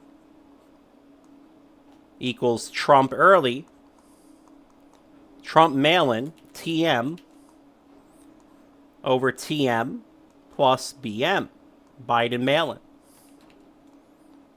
But this is not what they rigged in the 2020 election. They didn't rig X versus Y. They rigged, which is the north versus the south side of the diagram. What they did instead was they rigged the east versus the west side. So we're going to write G as S over S plus V. Because we have no word in the English or any human language to describe the pairing of Trump's early vote with Biden's mail-in vote, we're going to call this the west side percentage because it's on the west side of this diagram. This is Trump's west side percentage. G is Trump early divided by Trump early plus Biden mail-in. Where X is Trump early over Trump early plus Biden early. That's why it's Trump's early percentage. But G is Trump early over Trump early plus Biden mail-in. So it's still measuring what percentage of the vote Trump got, but instead of the north side of the diagram, which is the early vote, it's on the west side of the diagram. So what percentage of the vote did Trump get on the west side of the diagram? Likewise, we also have H, which is Trump's east side percentage.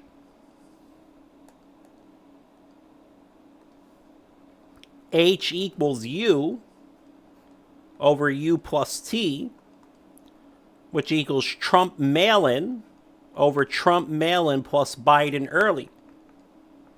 And this is Trump east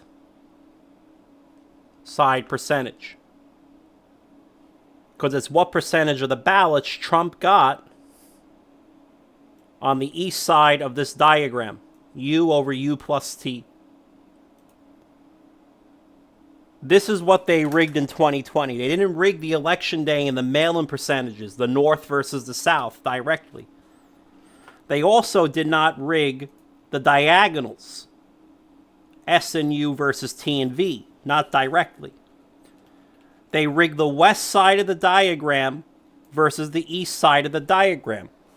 So what if I told you that in all 1,296 precincts and 2 counties on opposite sides of the state of Nevada, that S plus V over all ballots cast, S plus T plus U plus V, is 63.5% of the ballots cast in all 1,286 precincts and 2 counties on opposite sides of the state of Nevada.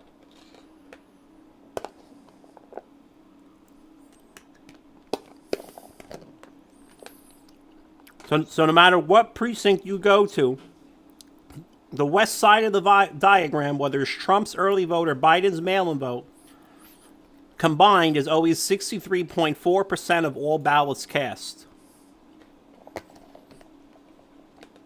Why is that which has no name and that which has no form, that which shares nothing in common, Trump, Biden, and early and mail-in, that which if you put in a box you cannot write a label upon it, consists of 63.4% of the ballots cast in every precinct in Nevada?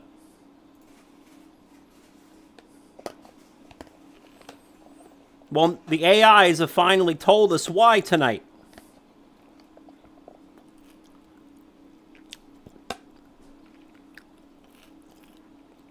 because AIs, they see the lack of a human-defined commonality between Trump's early vote and Biden's mail-in vote as a quasi-property in and of itself. As our overlord ChatGDP wrote tonight.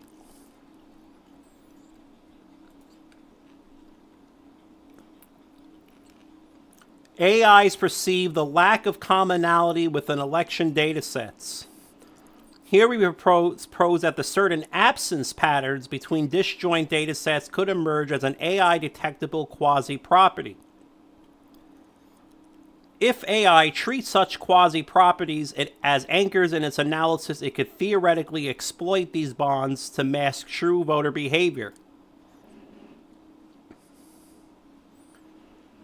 For example, if we designate these AI quasi-properties of dissimilarity as the nameless and formless bonds. For example, if we label Republican early voting as set S and Democrat mailing voting as set V, the absence of human conceivable commonality between them could be treated by an AI as a defining feature, property 1 within the dataset. Similarly, the lack of commonality between Democrat early voting set U and Democrat mail-in voting set T could form a separate quasi-property, property 2. From a human perspective, these bonds are invisible, much like phonons are imperceptible in isolation. However, they hold tangible significance for the AI.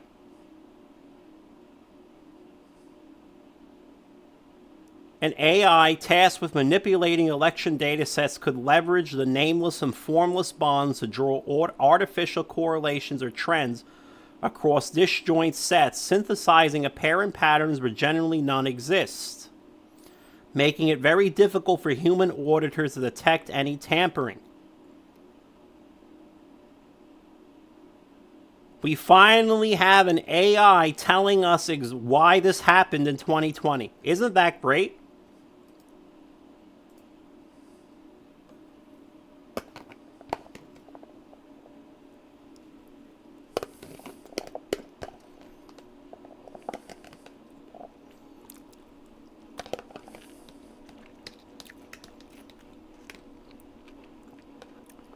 So, Corey Franick, do you understand why it was so important that ChatGDP just wrote this dissertation for us?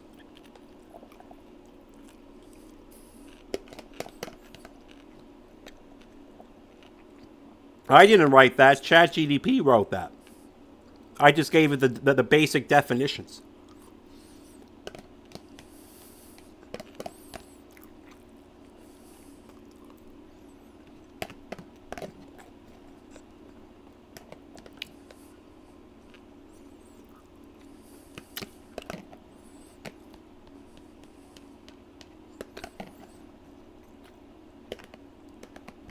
All I did was tell her what S, T, U, and V were in this diagram. I didn't even say anything versus east or west.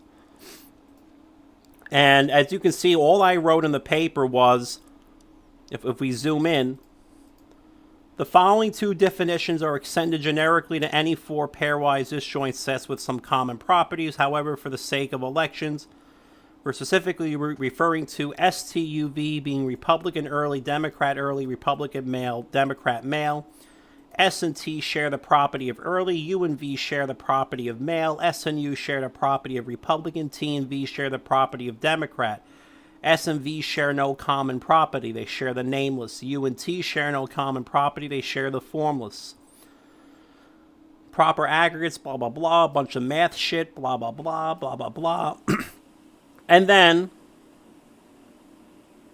I ask to review this, for what it thinks about what I wrote, because I always ask these chatbots, what they think about what I'm writing.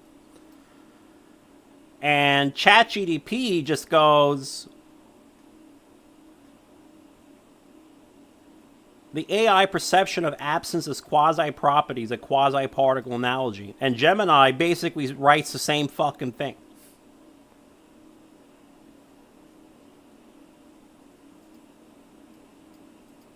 They were not asked to do this. Well, ChatGPT was, but Gemini wasn't. But even for ChatGPT, I didn't ask it specifically to do this. I just asked it to review what I wrote.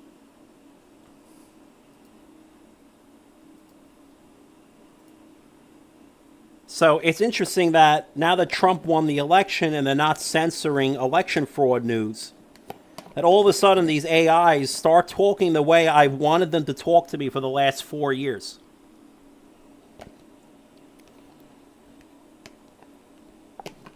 All right, I'm really going to eat dinner, though, so I'll be back in like 5-10 minutes, okay? Well, maybe a little longer, 15 minutes.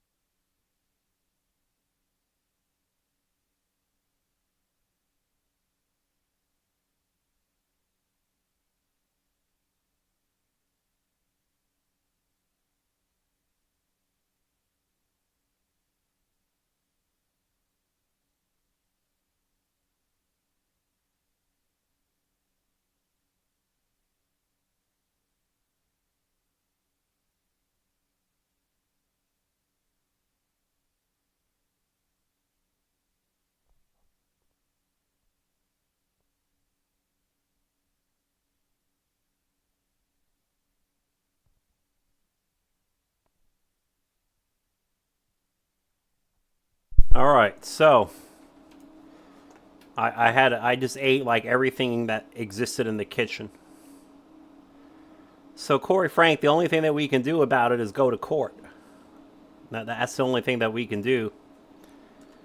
Unfortunately, we don't have the cast vote records yet for the 2020 election, the 2024 election, so I can't actually write anything conclusively about them at this moment. Nevertheless, I'm pretty sure they did the same thing they did in 2020 and 2022 when they were rigging down ballots. So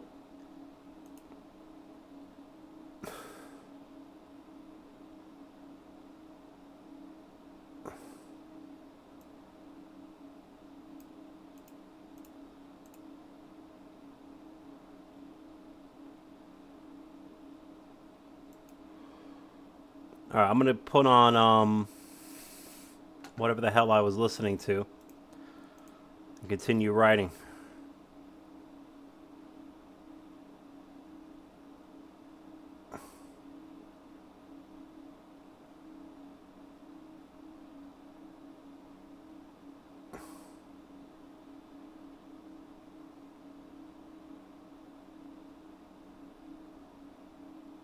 It should be interesting. I actually want to hear this.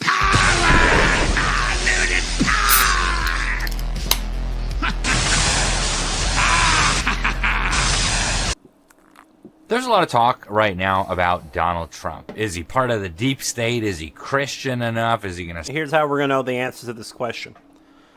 Will Donald Trump actually do anything meaningful to fix our elections? If he doesn't, then he's part of the fucking rig. If he does, well, then he wasn't. Stand up for pro-lifers? Is he really just another side of the same coin? Well, in this episode, we're going to try to answer that. I think the evidence is overwhelming. So stay tuned. Welcome, everybody, to another episode of Behind the Deep State. I am your host, Alex Newman. I'm senior editor at the New American Magazine. Thanks so much for tuning in, regardless of where you are watching us or hearing us. We sure appreciate the opportunity to spend a little bit of time with you. So, folks, if you've been paying attention to the news, I'm sure you have seen it. We've got all kinds of evangelical leaders saying that, hey, Donald Trump is not worthy of the support of Christians. In fact, Newsweek just had an article quoting Southern Baptist leader Al Mohler, big figure within conservative Christian politics, within evangelicalism, warning that Donald Trump was risking support from evangelicals with his waffling on abortion, with his LGBT support, you might say, with his position on in vitro fertilization. According to Al Mohler, he was quoted as saying, Trump is basically daring the pro-life movement to turn on him. We also had a coalition of 300 evangelical leaders sign a statement, which is very transparently an anti-Trump statement. It challenges what they call political idolatry. And they act like some Christians are making Trump into an idol or a false prophet. They're saying that people are idolizing political power. This was released right ahead of the debate. It was called Our Confession of Evangelical Conviction. And there's a lot there that I think any reasonable Christian would agree with. But I think the purpose of this is to try to undermine support among evangelical Christians for Donald Trump, one of the most important voting groups in the country. They said, we reject the false teaching that anyone other than Jesus Christ has been anointed by God as our Savior, or that a Christian's loyalty should belong to any political party. And now those are two very different statements. Obviously, no one other than Jesus Christ has been anointed our Savior. That is quite clear. But does a Christian's loyalty belong to a particular political party? And it depends on what country you live in. Every country's got different political parties. In some countries, you have very clear differences in political parties, like one that supports killing babies at any time, and another that doesn't support killing babies, one that supports mocking marriage, one that doesn't, one that acknowledges God as the source of our rights and all blessings, the other that doesn't. So, this is, I think, a very, very calculated effort, and a lot of the usual suspects are involved with this, and it goes way beyond just evangelicalism. You've got big people in the libertarian movement now arguing that Trump and Kamala Harris are just basically two different wings of the same bird, that the wars will continue, all the big government will continue. And you know, to some extent, there may be some truth to that. You even have a growing contingent of Americanists saying that Trump is probably just part of the deep state. He's playing along. You know, some people even say the assassination was fake. I don't believe that for a second. But I want to go through some of the evidence today, because I think if you look at his actions in the first administration and you look at some of the things that he has said, he really does stand out. And if you look at the hatred that the deep state has against him, it is not normal. It's not what we traditionally see when it comes to their controlled opposition puppets. So I want to start with just a news item. This came out recently. It was a secret video footage captured by Steven Crowder's crew, the Coffee Mug Club, I think it's called. And it's a UN bureaucrat talking about how terrified the folks within the UN are about Donald Trump. Listen. The goal for the UN absolutely is a threat to the absolute power of the United States. One of the defining features of this MAGA movement is the ultranationalism. And one of the main enemies are what they call the globalists. And the definition of a globalist. One of the objectives of the UN is to create an identity of a global citizen. They create this institution, which is the closest we've ever got to kind of like a world government. You know, the United Nations does not have its own army, which would absolutely. I'm not sure the United Nations as an institution is going to survive a second term by Donald Trump. The United States government funds 27% of the UN budget. Is that more than anyone else? Oh, by a long stretch. So it goes on. It's a really fascinating video. The man being interviewed there on hidden camera, Jorge Pauletti, he's the associate legal officer at the treaty section of the UN Office of Legal Affairs. And very clear, right? We want a world government. Trump stands against us. That's not good. And this is actually the reigning sentiment, even among the people that I call the deep state behind the deep state. Bohemian Grove, we've talked about it many times on this program before. Very elitist group of people that get together in the northern redwood forest of California for a secret meeting every year, the Bohemian Grove. And every Republican president in the last 100 years, by the way, has participated, and many Democrats as well. Richard Nixon said the most important speech of his political career, he said this in his autobiography, was the one he gave at Bohemian Grove. And during the last election, during the Trump's first election back in 2015, somebody hacked Secretary of State Colin Powell's emails, former Secretary of State. And in there was an email to Peter Gordon McKay. This was the former Canadian Minister of Justice, former Minister of Defense, former Minister of Foreign Affairs, very prominent Canadian. And he says, hey, I'm back from the Bohemian Grove. This is Colin Powell speaking. Surprise, surprise, I sat next to Stephen Harper. That was the former Prime Minister of Canada, Conservative Prime Minister, a couple times, and had a nice discussion. Grove attendees know that Trump is a disaster. Most will vote against. So that's kind of the sentiment, even among the supposedly conservative members of the deep state behind the deep state. Now, if you look at the Council on Foreign Relations, we've done many episodes on them, and we will do many more in the future.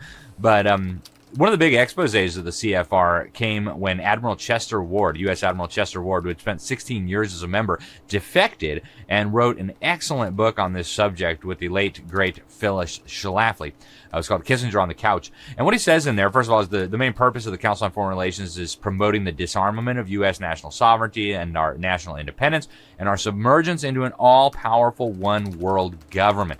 He says this lust to surrender the sovereignty and independence of the United States is pervasive throughout most of the membership. And he says in the entire CFR lexicon, there is no term of revulsion carrying a meaning so deep as America first, which is, of course, Donald Trump's slogan, right? And so when you understand this, you see that even the really powerful people who kind of hide behind the scenes, even when they're behind the scenes, they don't like the kind of things that Trump is doing and the kind of things that he's saying. And I'll show you in a moment that he actually did the things that he said he was going to do. Unlike many politicians, we've had plenty of Republicans who said they're going to protect U.S. sovereignty, who said they're going to keep us out of the wars and keep us out of the entangling alliances. But in my lifetime, other than with the possible exception of Ronald Reagan, we really have not seen much of that. And some of this has come out in the open. I want to show you a little clip of Newt Gingrich on Fox News talking about why the establishment hates Donald Trump so much. And now they're faced with a very real prospect of Donald Trump becoming the leader of the party, and it absolutely drives them crazy. They just cannot imagine sharing. Well, because he's an outsider. He's not them. He's not part of the club. He's uncontrollable. He hasn't been through the initiation rites. He didn't belong to the secret society. And I think that they don't see him. They have no idea how to relate to him. Yeah, wow. He's not part of the secret societies. Oh, man, what are you going to do? Didn't go through the initiation rituals, right? Now, when he was campaigning the first time around, he said things that were really, really unorthodox when it comes to American politics. Here's one of the things that he said that was a rallying cry for a lot of his base.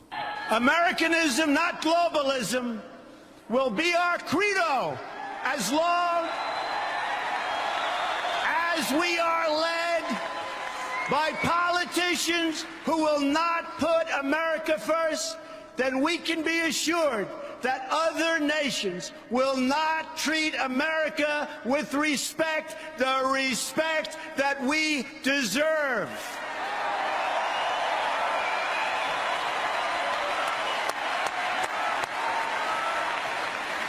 The American people will come first once again. Wow, imagine that. Americanism, not globalism, will be our credo. The American people will come first, not the elites, not the bankers, not the foreign governments. And he's also exposed a lot of their biggest scandals. Right? He actually multiple times pointed out that Barack Obama and Hillary Clinton created ISIS. Listen. I call President Obama and Hillary Clinton the founders of ISIS. They're the founders. In fact, I think we'll give Hillary Clinton if you're on a sports team, most valuable player, MVP. You get the MVP award. ISIS will hand her the most valuable player award.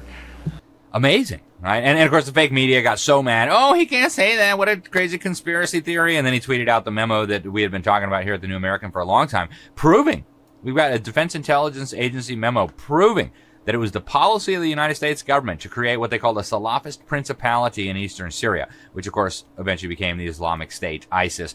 So the fact that he had the courage to say that out loud, right? He talked about Hillary Clinton and the bankers, right? It was a fascinating thing.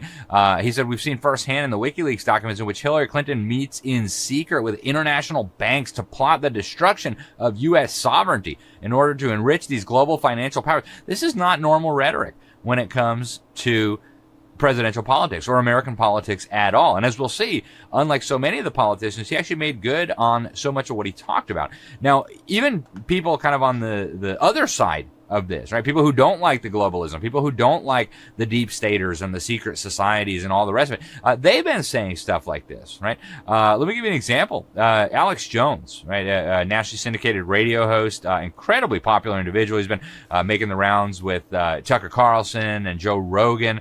And here's what he had to say. I want to share with you this fascinating little spiel that he put out back 7 years ago when Trump was originally running for president. He kind of gave the inside scoop to his audience about Donald Trump's background that not a lot of people knew about. But I want you to hear this. This is really, really fascinating. Here it goes. Trump's for real. They're panicking. Trump's for real. Trump's mentor for 20 plus years was the top lawyer for the McCarthy Un-American Activities Commission and others in New York. And that's why they're so scared. Trump knows everything. Trump is more John Birch Society than John Birch Society. That's the real Donald Trump. He played possum on them this whole time, waiting, building the database of patriots, building the database of citizens, waiting for this wave to come. Folks, Trump's prescient, okay? That's why they're so scared. According to Alex Jones, Trump is more John Birch Society than the John Birch Society. Right? The John Birch Society, of course, has been opposing the UN for decades, right? For over 50 years now. The JBS has been advocating that the U.S. get out of the United Nations. It has been advocating that the U.S. government obey the Constitution. So that was a very, very interesting thing to hear him say. Now, I want to go into a little bit of what Donald Trump did while he was actually on the, while he was in the White House, because his his actions actually matched his rhetoric, which again is very unusual. If you look at what he did when he got into office, he basically started fulfilling his promises one by one. He started exiting or destroying globalist schemes. He started tackling the suicidal policies we've had with China. He started exposing the media, started drastically slashing the regulations that the government was imposing on everything, and started exposing what he called the criminal deep state, right? And we'll get back to that. But let's look, like one of the first things he did when he got into office was just what he promised he would do: end the Trans-Pacific Partnership.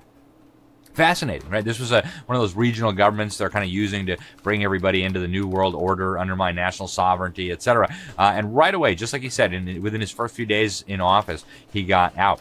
He also got out of the UN Paris Agreement, right? This was fascinating. Nobody actually thought he was going to do this. Nobody thought it was even possible, and yet he did. He said that we weren't going to be participating in this thing, that it was a bad deal for the United States, which of course it was. I wish he had gone a little stronger on that, but he really did it. Right, and this was something that people assumed was unassailable, that nothing could be done to stop it, and yet Donald Trump did. He got us out of UNESCO. We've done whole episodes on UNESCO, the UN Educational, Scientific, and Cultural Organization. This is the UN agency that the UN is tasking with brainwashing children all over the world to submit to the coming global authority. He got us out of the UN Human Rights Council, which was a total joke from the beginning, and everybody with two brain cells to rub together knew that, literally run by mass murdering dictators. He got us out of the UN Relief and Works Agency. This is the agency that has been training little Arab children that they should wage perpetual jihad on the Jews. It's the agency that continues getting caught helping Hamas and helping others launch attacks on Israel. They've had to fire so many of their employees because they keep getting caught working for Hamas. He stopped the Global Compact for Migration. Not only that, he led a coalition of countries all over the world, Europe, Oceania, even Latin America, Israel. All of them said, no, we're not going to participate in this Global Compact for Migration, which was the UN effort to kind of open up the borders everywhere and move us toward a borderless one world where migration would be a human right rather than a privilege. The International Kangaroo Criminal Court, the ICCC, which of course the U.S. has never joined, when they started investigating Americans, Donald Trump put sanctions on them. Right? These are the people, by the way, who are coming after Benjamin Netanyahu right now and other Israeli leaders. Donald Trump said, nope, we don't recognize the authority of this kangaroo court, and so they slapped sanctions on there. So that's just a sample of what Donald Trump did while in office to demolish the institutions of globalism. I call him like a wrecking ball when it came to the institutions of globalism. He set them back massively. Now, it's true, Joe Biden got us back into a lot of those things shortly after he took office, but Donald Trump made an enormous dent in them, and he showed that they're vulnerable. And if, in a second term, I do believe he would be very dangerous to globalism, just like that guy you heard at the beginning explaining.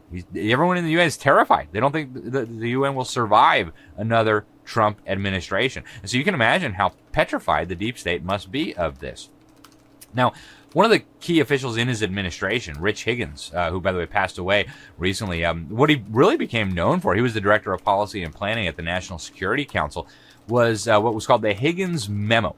And he defines the deep state. He's got a whole section on deep state. He says it's the successful outcome of cultural Marxism, the bureaucratic state beholden to no one, certainly not the American people, with no rule of law considerations outside those that further deep state power. The deep state truly becomes, as Hegel advocated, God bestriding the earth.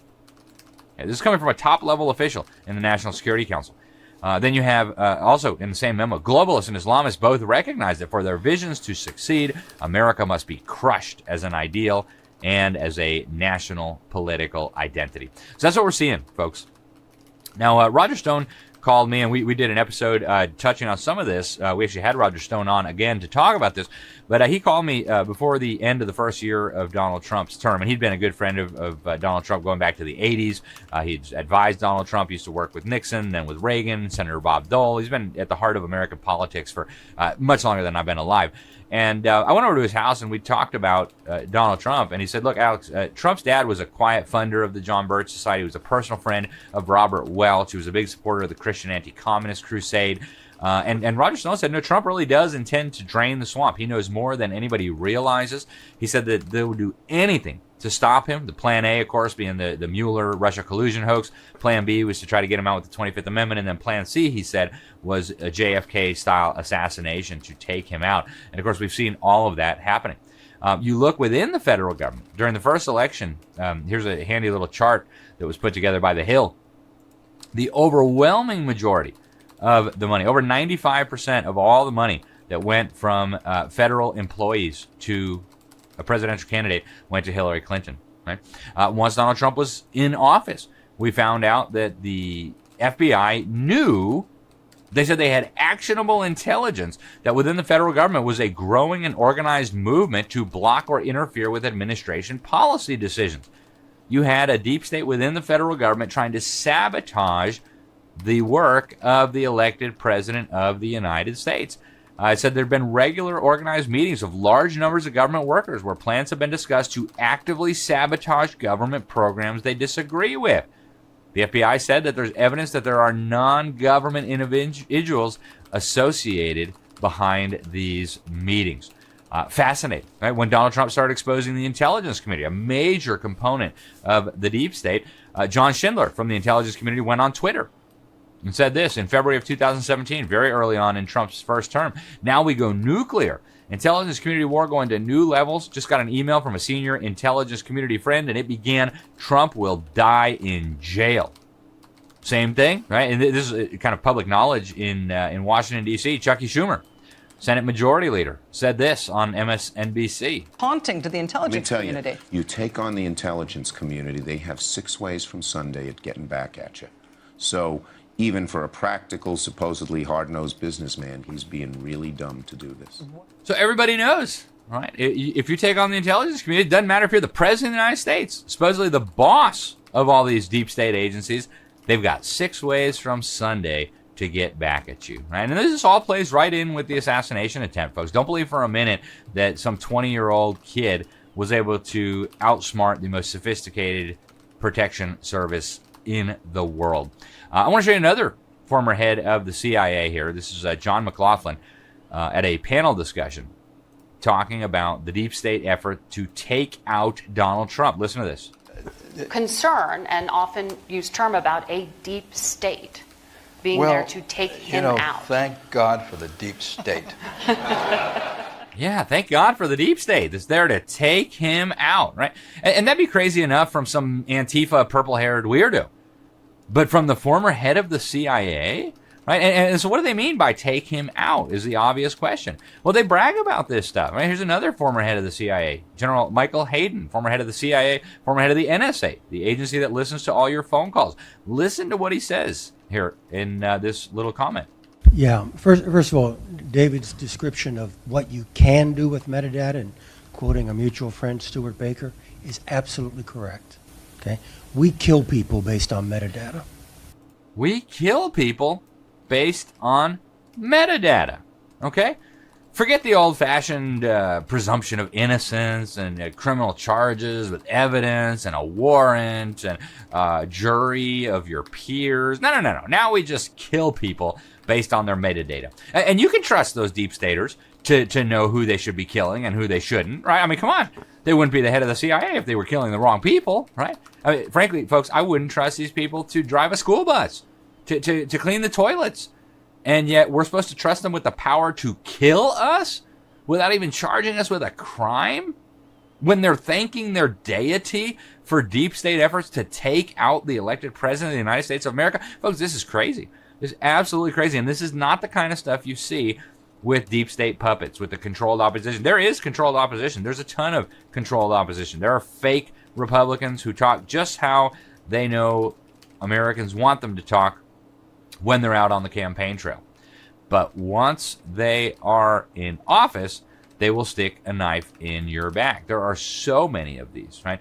Exhibit A would probably be Dick Cheney, right, with a guy from the Council on Foreign Relations. Obviously, lots of Democrats there, too. But I want to just listen to this, right? You know, how they talk when they don't think you're paying attention. It's good to be back at the Council on Foreign Relations. As Pete mentioned, I've been a member for a long time and was actually a director for some period of time. I never mentioned that when I was campaigning for re-election back home in Wyoming. You never mentioned that when you're campaigning for re-election back home in Wyoming. Isn't that interesting, folks? Isn't that just so fascinating? They brag that they're deceiving us. They're lying to us. They're not telling us what we need to know. And they think it's funny, right? And CFR, by the way, is the organization we talked about that says they want to build the House of World Order. It's the organization that Admiral Chester Ward exposed as trying to subvert the sovereignty of the United States. We got an op-ed in the New York Times actually confirming from an agent of the Department of Homeland Security. It was about the deep state. He says many of the senior officials in his own administration are working diligently from within to frustrate parts of his agenda. I would know I'm one of them. The guy said, but his national security team knew better. Such actions had to be taken. This isn't the work of the so-called deep state. It's the work of the steady state. In other words, it doesn't matter what the American people choose.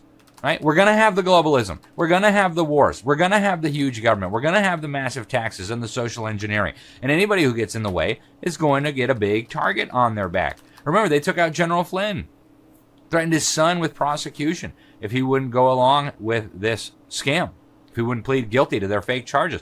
They've got Steve Bannon in jail right now. They put his campaign manager, Paul Manafort, in jail on totally bogus charges. They put Peter Navarro in jail. Again, totally bogus charges. They raided Roger Stone's house, dragged his wife in her pajamas out of bed at 6 a.m. with CNN in tow. Right? The media hates him with an incredible passion. According to analysis by the Media Research Center, over 90% of the election coverage of Donald Trump on the big three networks, CBS, ABC, and NBC, was negative. Right? Constant parade of members of the Council on Foreign Relations blabbering about how Trump is a racist and a sexist and an anti-Semite and a kook and all the other nasty things you could say about someone. And it's because, as Carol Quigley said, mentor to Bill Clinton, author of Tragedy and Hope, A History of the World in Our Time, one of the big historians for the deep state, and actually was very proud that he was close to him. He said the argument that the two parties should represent opposed ideals and policies, one perhaps of the right, the other of the left, is a foolish idea, acceptable only to doctrinaire and academic thinkers. Instead, the two parties should be almost identical so that the American people can throw the rascals out at any election without leading to any profound shifts in policy. That's what they mean. And then along comes a guy like Donald Trump who says stuff like this. Listen. I believe in God. I believe in the Bible. I'm a Christian. I have a lot of reasons. I love people. And our country needs a savior right now, and our country has a savior. And that's not me. That's somebody much higher up than me. Much higher up.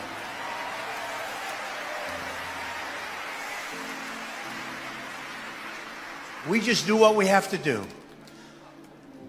But the life and death and resurrection of Jesus Christ forever changed the world. It's impossible to think of the life of our own country without the influence of his example and of his teachings. Our miraculous founding, overcoming civil war, and the United States ultimately becoming a truly great nation. And we're going to keep it that way. We're going to keep it that way. We're not going to let it go. We're not going to let it go. Because, I mean, who talks like that, right? Try to think back in your lifetime. What president has talked like this? I mean, there's so many more like that, right? You don't hear that anymore from American political leaders. Now, the Bible does tell us to put not your trust in princes, in a son of man in whom there is no salvation. That's Psalms 146, verse 3. And there's a lot of admonitions like that. Don't put your trust in princes. Don't put your trust in men. Our trust and our hope needs to be in God. And there's a lot we could say about Donald Trump that's very troubling. I mean, even just the recent RNC summit, right? They had this weird prayer to Wahi Guru. Look at this. Dear Waheguru, our one true God, we thank you for creating America as a unique haven on this earth where all people are free to worship according to their faith. We seek your blessings and guidance for our beloved country. Yeah, and I'll stop it there. I mean, that's ridiculous. Waheguru did not create America as a unique haven on this earth. Waheguru is a genderless pagan deity from India. And I'm sorry, but no God, the real God, cannot coexist with Waheguru, right? As the Apostle Paul says in 1 Corinthians chapter 10, verse 20, that what the pagans sacrifice, they offer to demons and not to God. I don't want you to be participants with demons. Christ and the gospel were indeed proclaimed at this meeting, but as Paul says in 2 Corinthians, what accord has Christ with Belial, right? So I don't think that's acceptable, and I don't think we ought to treat Donald Trump like some kind of savior, but I think it's foolish to suggest that somehow Donald Trump is part of the deep state, that there's no difference between him and the establishment, that it's all going to be the same, the tyranny will continue, the globalism will continue. That's self-evidently not true. So I hope people will pay really close attention to this election. And again, I've got plenty of differences of opinion with Trump. We've talked about him before. Here he is holding an LGBT flag, right? Frankly, I don't think he needs LGBT in a coalition to win the presidency. And even if he did, that's not okay. But the USMCA is another one, right? There's plenty of things to be upset about, but let's not be silly and say that Donald Trump is a puppet of the deep state or that he's just exactly the same as Kamala Harris. That's just not the case. He showed in his first administration that he was trying to stop the deep state. And if there's a second one, my guess is that will continue. Thanks for tuning in. I'm Alex Newman. This is Behind the Deep State. Until next time, God bless you all. Hey, I'm Alex Newman, senior editor at The New American, and very soon I'm going to be getting on an airplane to go to New York City. Folks, this is one of the most important stories of the decade, and nobody else is going to be covering it. The UN Summit of the Future. Stay tuned to thenewamerican.com to find out what the UN has in store for you. See what Alex uncovers at the UN Summit of the Future, September 22nd and 23rd, only at thenewamerican.com.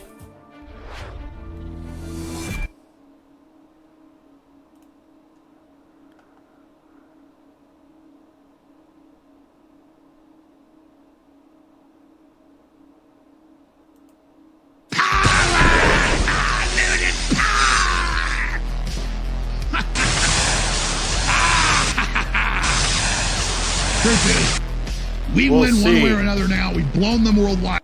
I still have faith. I heard he's not going to allow Nikki Haley in the administration either, which is a good thing. Hopefully he's getting rid of all these fucking rhinos, man.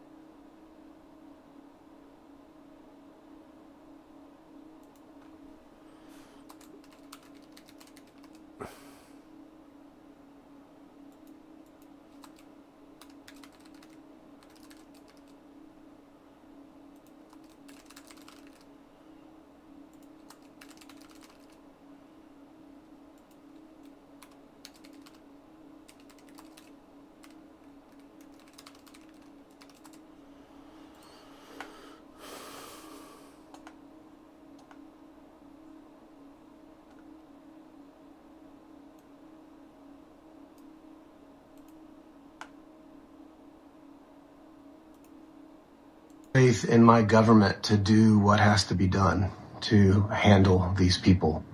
Donald Trump is a Russian asset. He is. And if you don't believe that, it doesn't make it less true. If you are a low information voter and you don't understand what I'm saying by that, it doesn't make it less true just because you don't know information or understand. You can go, there ain't no Russian collusion. Hey, America, patriot. While other networks lie to you about what's happening now, InfoWars tells you the truth about what's happening next. Let's play this clip of this liar reading off a script. Here it is.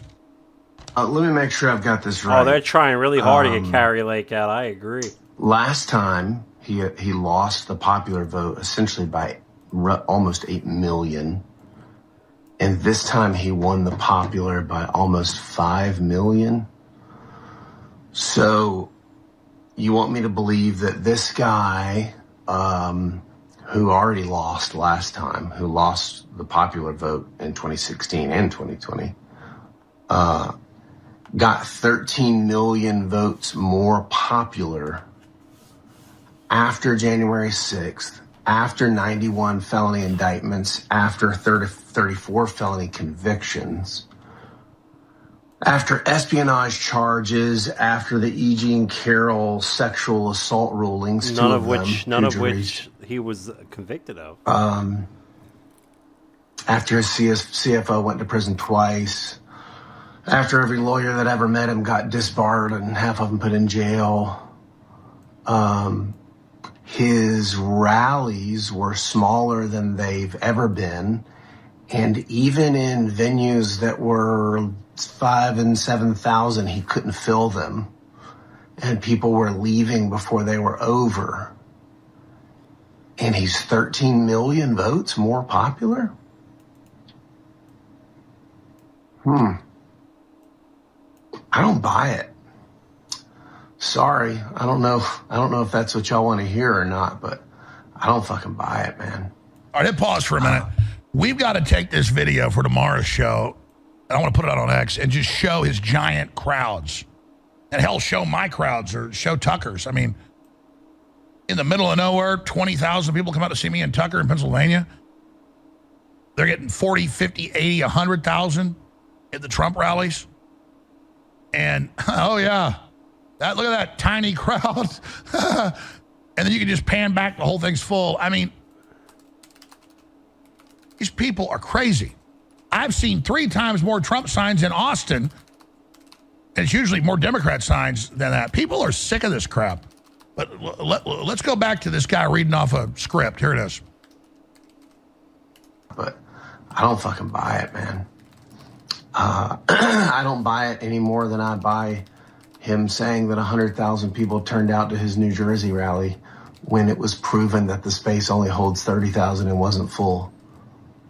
I don't buy it any more than him saying he got shot by an AR-15 bullet, but his ear magically healed, and there's not even a scratch or scar to show from a bullet this big hitting him in the ear. I don't buy it. I don't buy any of it. I think, I don't know. I'm not cocky. I'm not cocky enough to tell you what's happening, but I don't buy this. And I'm interested to see if the real United States government is going to buy it. I still have faith in my government to do what has to be done to handle these people. Donald Trump is a Russian asset. He is. And if you don't believe that, it doesn't make it less true. If you are a low information voter and you don't understand what I'm saying by that, it doesn't make it less true just because you don't know information or understand. You can go, I'm not Russian collusion. Hey, America, patriot. You being stupid doesn't make it all right, pause again. This is the guy that just held his fingers out about 3 inches apart. It's actually about a 2-inch long cartridge that just said this is what hit Trump in the ear. No, something this big going straight. So look on how big that is coming straight at you. Went like this, like you ever been in a car wreck and the person just barely scratches you? Dumbass. Aren't most car wrecks like you come out of the grocery store and somebody's pulled out and barely scratched your car? You understand that happens most of the time. Thank God. So you understand an automobile, or maybe you have a mailbox out by your house and somebody just barely grazes it. Maybe you've been cutting tomatoes or and you've barely missed and just barely nicked yourself. It's a nick, it's a graze, you dumb son of a bitch. But he's not a dumb son of a bitch. He's a fucking liar. He was not hit by this. You don't throw bullets at people. There's the camera right there. Didn't come at you like this.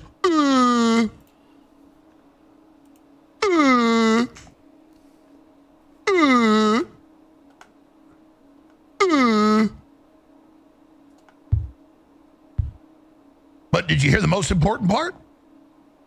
I count on people in the government that know to deal with him. Oh, like the CIA said on CNN Mud, we're going to kill this guy.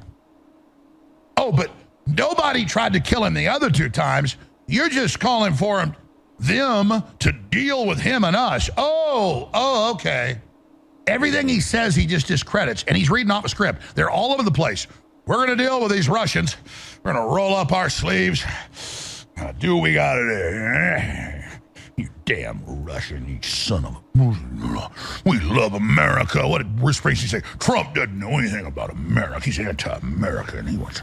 They're the ones that hate America. They're taking down all our founding father statues. I mean, give me a break. They hate America. It's not us. And any idiot knows that. They all read off scripts because they're all puppets. They're not real men and women. They're jokes.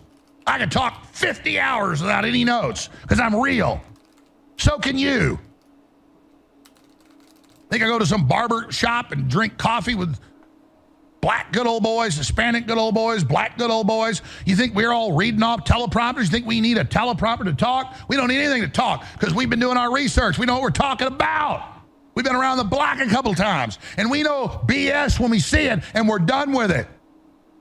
And not wanting World War III doesn't mean you're a Russian agent, you rat. Oh, but we're coming to get them. But they're like, we need to deal with them. You know what I mean? Because nobody tried to kill Trump. We need to deal with them. There's people in the government who have to deal with them. You ain't going to do anything, are you, punk? Feeling lucky, punk? Go ahead. So, finish up. You being stupid doesn't make it not true. He's a Russian asset. He hired a Russian agent to run his 2016 campaign. One of the things the guy went to jail for was for being a Russian agent and not registering as a Russian agent. No, he didn't. That was one of his charges. His job right before working for Trump was to work for a pro-Russia Ukrainian candidate who got run out of the Ukraine for being a Russian and fled to Russia. When Paul Manafort came to work for Trump, he owed Oleg Deripaska $60 million. But he came to work for Donald Trump for free. I mean, I can list 10 other connections to Russia. All right, so... But, I mean, Elon Musk... I actually agree with Gemini here. So, Captain Bradford, I'm going to give you a phone call. And what we're going to do is say uniform lambda causes a non-equal impact at non-equal. A non-uniform impact at each precinct. Which is why you get that widening difference between X and Y as Trump does better. So we are going to address that. I'm gonna give a phone call real quick. I'm gonna make some more coffee.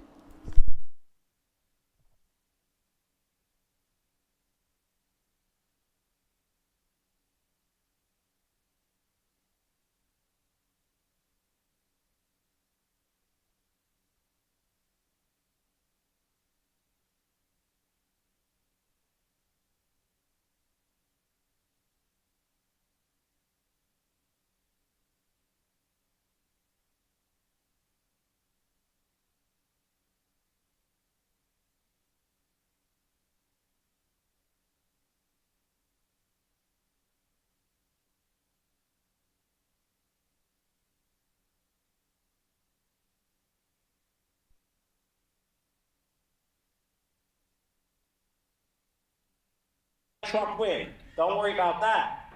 What about the down ballot? That Republican.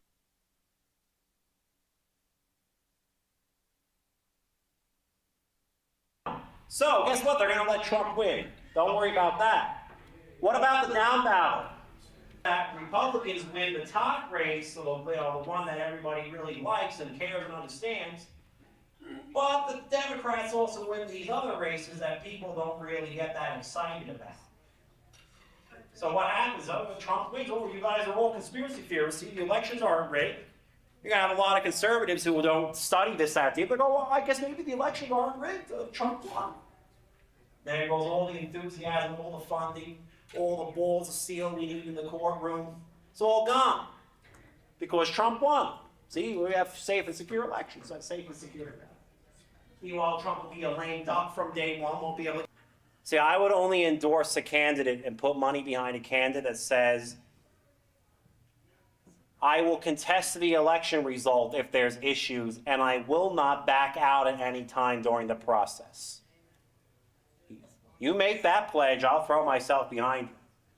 Well, you get all these people that just concede, oh, I gave them a concession call, even though we know it's rigged, even though we know half the voter rolls are fake, even though we know we have ballot mules going to unsecured drop boxes 24 hours a day. Yeah, I'm just going to concede the election.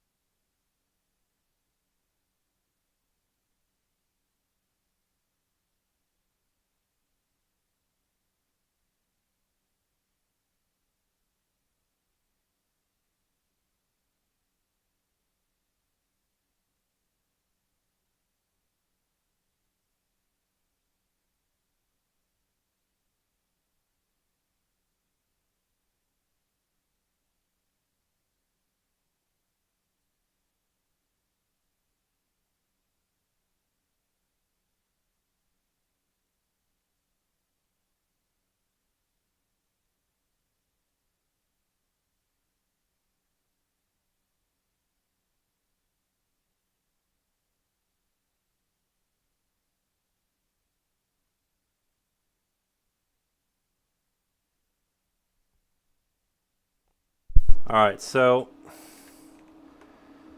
what I'm going to do...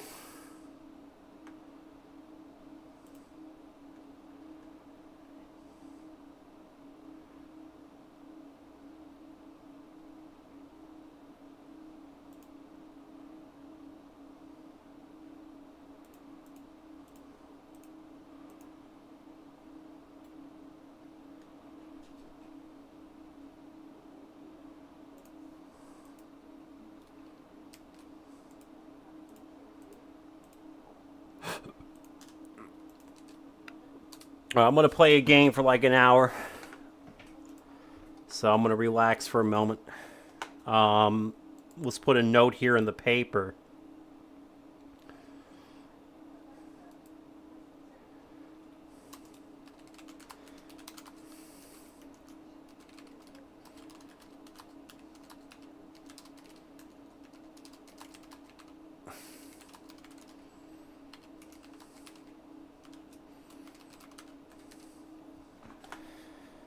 Okay. Which game do I want to play? Do I want to play this one? No, I don't. Alright. I think I'm just gonna farm fucking ore and herbs on my fucking hunter real quick. So, like, at least we can talk about shit in the background. Because, like, I don't want to play... I don't know. Do I have world buffs? I don't know. That depends if I have world buff. If I have world buffs, I have to go quest. That's actually highly dependent upon the situation, isn't it? I hope I don't have world buffs. Fuck, I have world buffs. I don't even have ammo.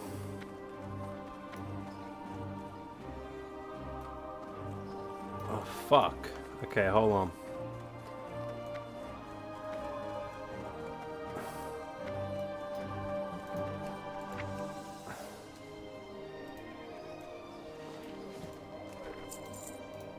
What?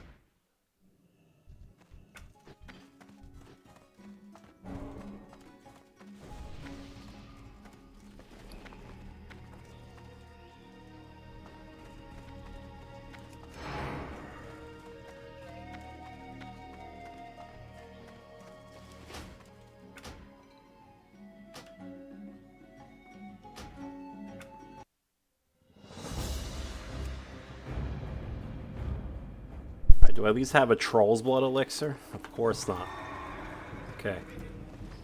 I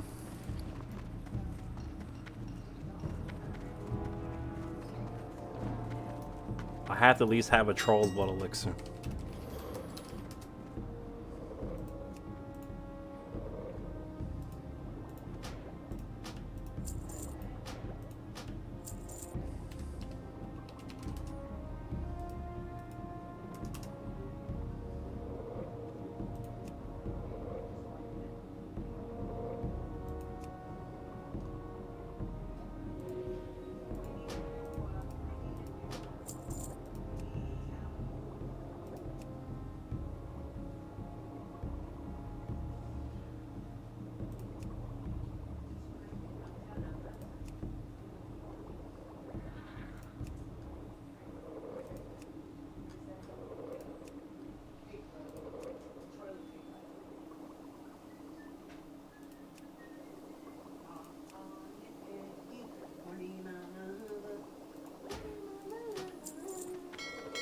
That'll have to do for now.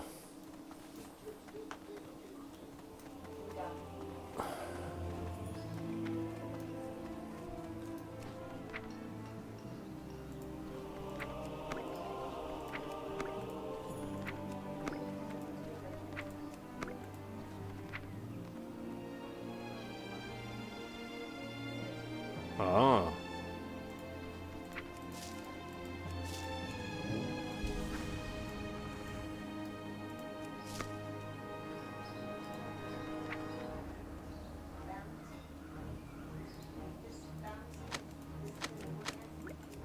We'll figure it out while I'm flying to wherever the fuck I'm gonna go. I guess I'm going into Tanaris. Yeah. All right. Let's. Fuck.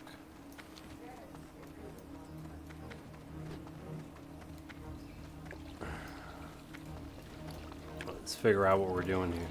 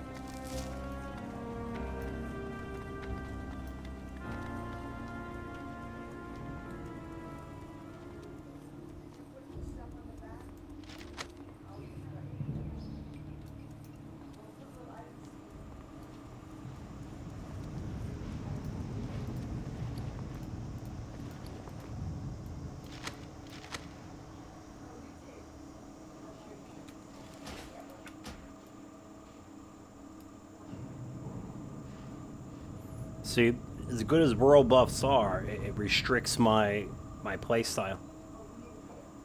Like, I have to go out and quest if I have world buffs.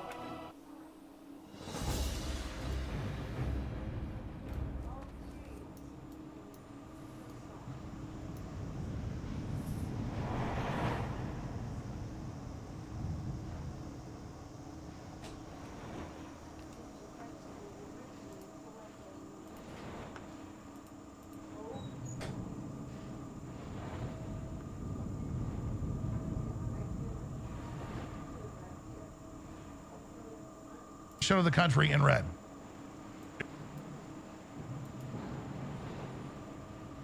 Yeah, the people voted for major government reform. I love this meme. This is so satisfying. Earn $1 billion for your Democrat campaign for presidency. Have the endorsement of American elites and Hollywood celebrities. Control the mainstream media. Promote your ideology. Lose the presidency by electoral college and by the popular vote. Lose Senate majority and lose the House majority. Yep, you're a clown. And then this. 86.72% of the country now in Republican control.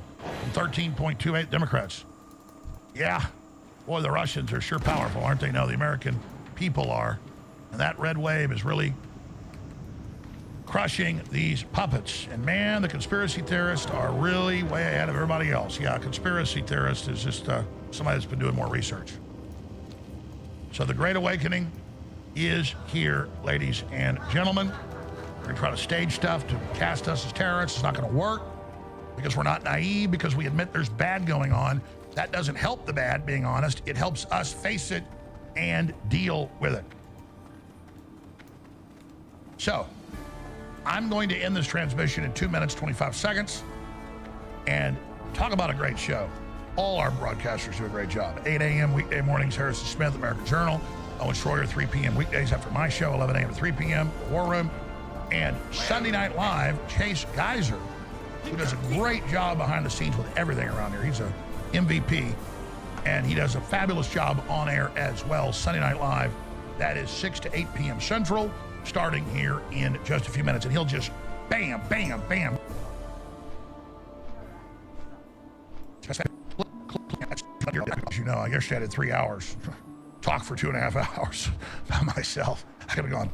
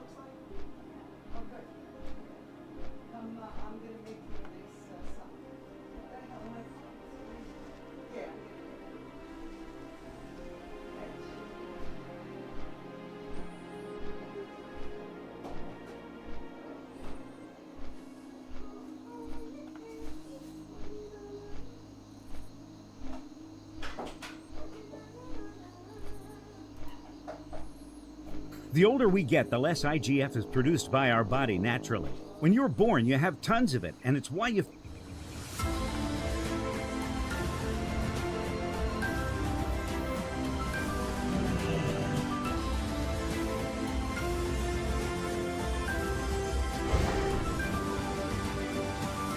This is a rock star.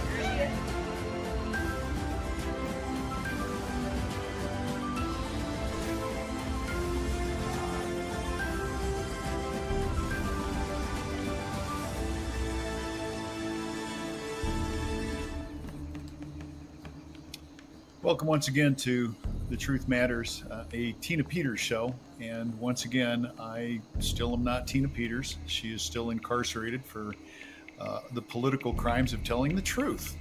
Yeah. But today our guest is a gentleman who I have the utmost respect for. His name is Clint Curtis. He has testified from coast to coast and border to border on the insecurity of electronic tabulation equipment. And he's got quite a story to tell. I don't think he's a stranger to most of you. You've probably seen him on some production somewhere, because he has been evangelizing the truth about machines and about how they can be programmed to do exactly what the programmer tells them to do. Now, I find it very interesting that earlier in this election cycle last week before the election, while the election was actually underway in some states, that Jocelyn Benson, who apparently now has become a spokesperson for Dominion, spoke up and said, hey, there's a bug in the system and we're going to have to deploy some kind of a security patch, a software patch, which, by the way, I think we've talked about that in the past. That would void EAC certification because the software then is no longer certified because it wasn't tested, wasn't approved. And then, of course, we had Jenna Griswold, another criminal in her own right, who published the passwords for all of the systems in their state out online.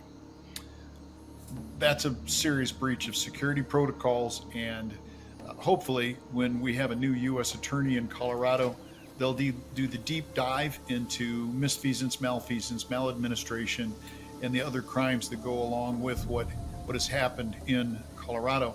But today we want to focus, we're a couple days after the election now. Arizona, they're still counting, and Maricopa County uses a certain maker's machines. They were sold on the idea that they were faster, more efficient, more reliable. They're not. So with that, I'd like to introduce Clint Curtis, an attorney at law, and one of the rock stars really in trying to get us back to transparent, secure, reliable, and fair elections. Clint, thank you for joining us on the show today. Has this guy ever showed a manifold equation? I bet he hasn't. Thank you for having me, sir. So, Clint, tell folks a little bit about your history. I don't want to lead off with the fact that you're a computer programmer and a lawyer, but I would rather have you explain how you came to be the expert that you are, going all the way back to the first instance that I... Has Clint Curtis come up with any manifolds? ...learned about some of your work. Well, way back in 2000 is when it was kind of starting. We had a person come in. He was the Speaker of the Florida House, about to become a congressman, and he requested a prototype for electronic voting machines because he thought they were coming into play and he wanted to see if it could be done. Well, of course it can. It's really not that hard. But the odd thing about it is he wanted to have a cheat built in. In other words, if you knew exactly, because this was basically, he wanted it so you on touch screens or anything else, it's just a program, it'll go wherever it goes. Touch screens are not that much harder. So he wanted, so you could go up and touch the screen in the right place, and then it would automatically flip the vote and make the person touching the screen able to select which race was going to go and who won it. Really simple, right? So I'm assuming he's, heard that some people are trying to do something bad, and so he wants to stop it and wants to prove it's wrong. So I wrote the prototype. It's very simple. The flip is actually 24 lines of code that can change the whole election, the logs, everything that exists, because nothing exists if I didn't write it, and turned it over. And that's when I was told this wasn't to prevent voting fraud. This was actually to be used in South Florida, and they were planning on rolling this out. So I thought that was stupid, right? Because, the other side has to agree to let you use machines that they cannot possibly test. And they did, surprisingly enough. So, you have to wonder how separate the parties actually are at that point. But anyway, so the next 24 years, I've been telling people, you can't trust the machines because you will never know what's inside of it. And the computer is only as accurate as the programmer wants it to be. I can make it perfect if I'm lucky, but I can make it cheat with very little problem at all. So, it's just really simple to do. You just go in there and write the code and make the moves. You change the logs. A lot of the big thing I know in Arizona was they were trying to go to a ballot image where they could compare ballot images rather than ballots. But there's no such thing as a ballot image. There's only what I make and call a ballot image, because I make it. I read the screen, I read the dots, I reproduce them on a piece of paper or in a file, however I want to do it. It can match it, or it cannot. You don't get to say, I'm the programmer, right? I can also make it test like it's perfect, but in reality, it only, fires up when I tell it to. And there's 1,000 ways to make it do that. Do it with a pulse, you can do it with a hit, you can do it with anything. Just thousands of ways to do it. And, or like with the touchscreen thing I did, way back in 2000, you just walk up and hit a couple of corners in the right combination, and you have flipped the vote 51-49 in the entire race. And I wasn't heavily into politics. I told people, but I wasn't heavily into politics. And then I noticed in 2002 that races that should have gone a particular way, the guy's up by 12 points, and suddenly he loses 51-49. Isn't that strange? And then in the presidential race, everybody was 51-49. That's how the things were being decided. And these were states that were not 51-49 before that time, but suddenly everything switched. Because my 51-49, the one I came up with that in my head, is that it's big enough that you can't really manually check it, go out and poll everybody, but it's far enough away to avoid any sort of, some sort of a deadline on how close it has to be before you do a hand count. So it kind of fit in that middle piece. So that's essentially what it is. And I think you're pointing to the idea that we have seen this media narrative now for, I think, the last 6 election cycles. Oh, it's going to be close. They're only a half a point apart, which we all know is BS. When we look at the Electoral College map for this latest contest, it wasn't even close. But the media campaign to make it appear to be close. That is perhaps the most disturbing thing for me. We are looking at states that, quite frankly, they weren't close at all when we start seeing the numbers. And, one of the things I alluded to, mentioned this at the opening of the show, when Jenna Griswold Jocelyn Benson comes out and says, well, there's a bug. It's been my experience. In fact, I've had programmers tell me there is no such thing as a bug. It's called an undocumented feature, meaning it did exactly what it was told to do. And I think that's the point you're making, is that machines don't do stuff. They're told what to do. And when it's spotted, when you can spot the bug, now all of a sudden the people who are controlling the machines are really forced into a reality paradigm where they've got to do something because they've been found out. Would you say that that's an accurate statement? That is probably pretty much accurate, because the bug means either you coded incorrectly or you didn't take into account something else, or that's actually just what you wanted it to do, but you didn't want to get caught doing it. So all of those could be bugs. But essentially, the computer is going to do exactly what the program tells it to do. It's not going to invent its own path, at least not yet. We're not there yet. But it's going to follow exactly. If you tell it to go down the wrong road, it will go down the wrong road. It doesn't see, it doesn't hear, it doesn't care. It's not political. It will go whatever road you tell it to go, and it will do it when you tell it to do it. So that's essentially that's a curious thing too, because you would think that since the EAC, the Election Assistance Commission, is responsible for hiring test organizations, I think Pro-V&V is one of those, you would think that during a test of such a thing that is so important, that is, quite frankly, central to the existence of the EAC, that if there were a bug in that system, that they would have found it. You would think so, because a voting machine is such a simple thing.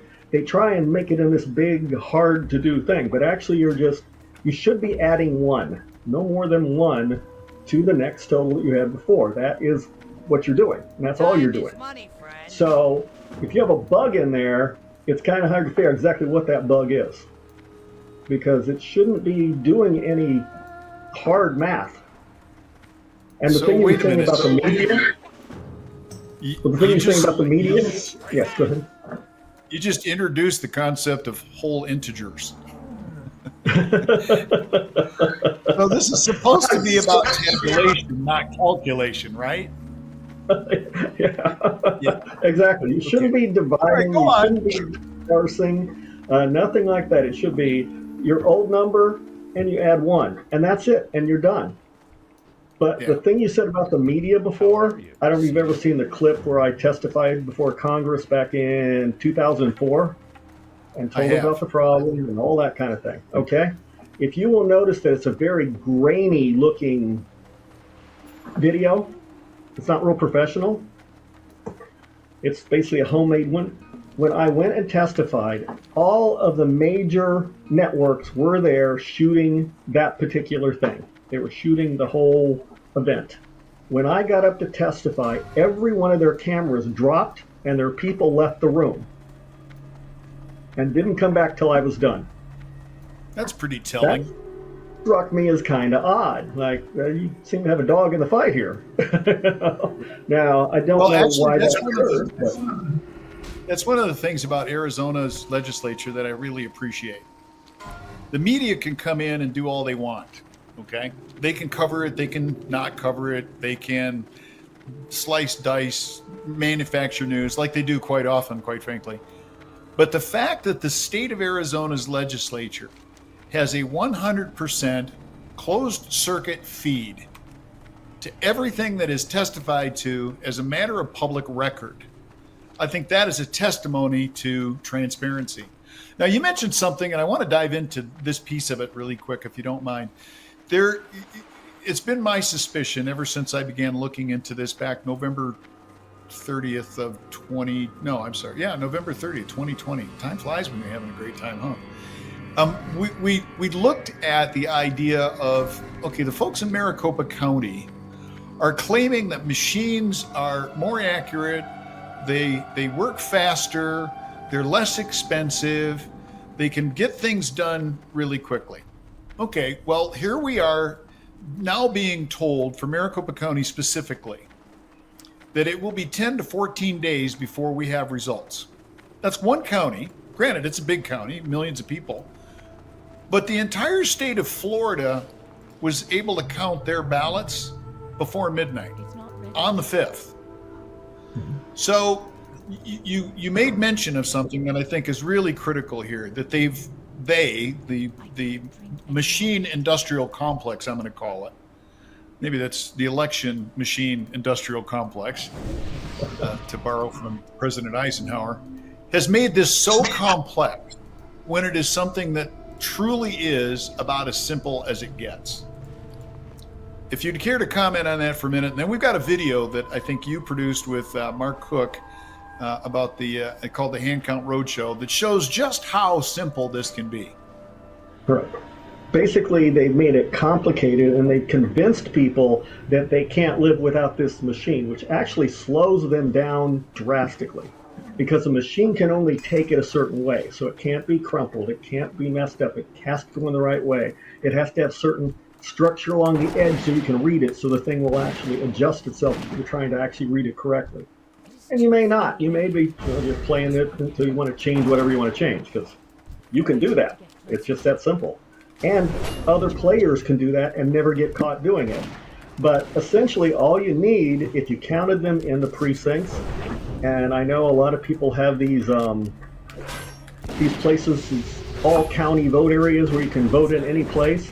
But if you still take those votes and you separate them out by precinct and don't count them early, there's no reason to count them early, because if you count them early, you're still counting them where people can't see it.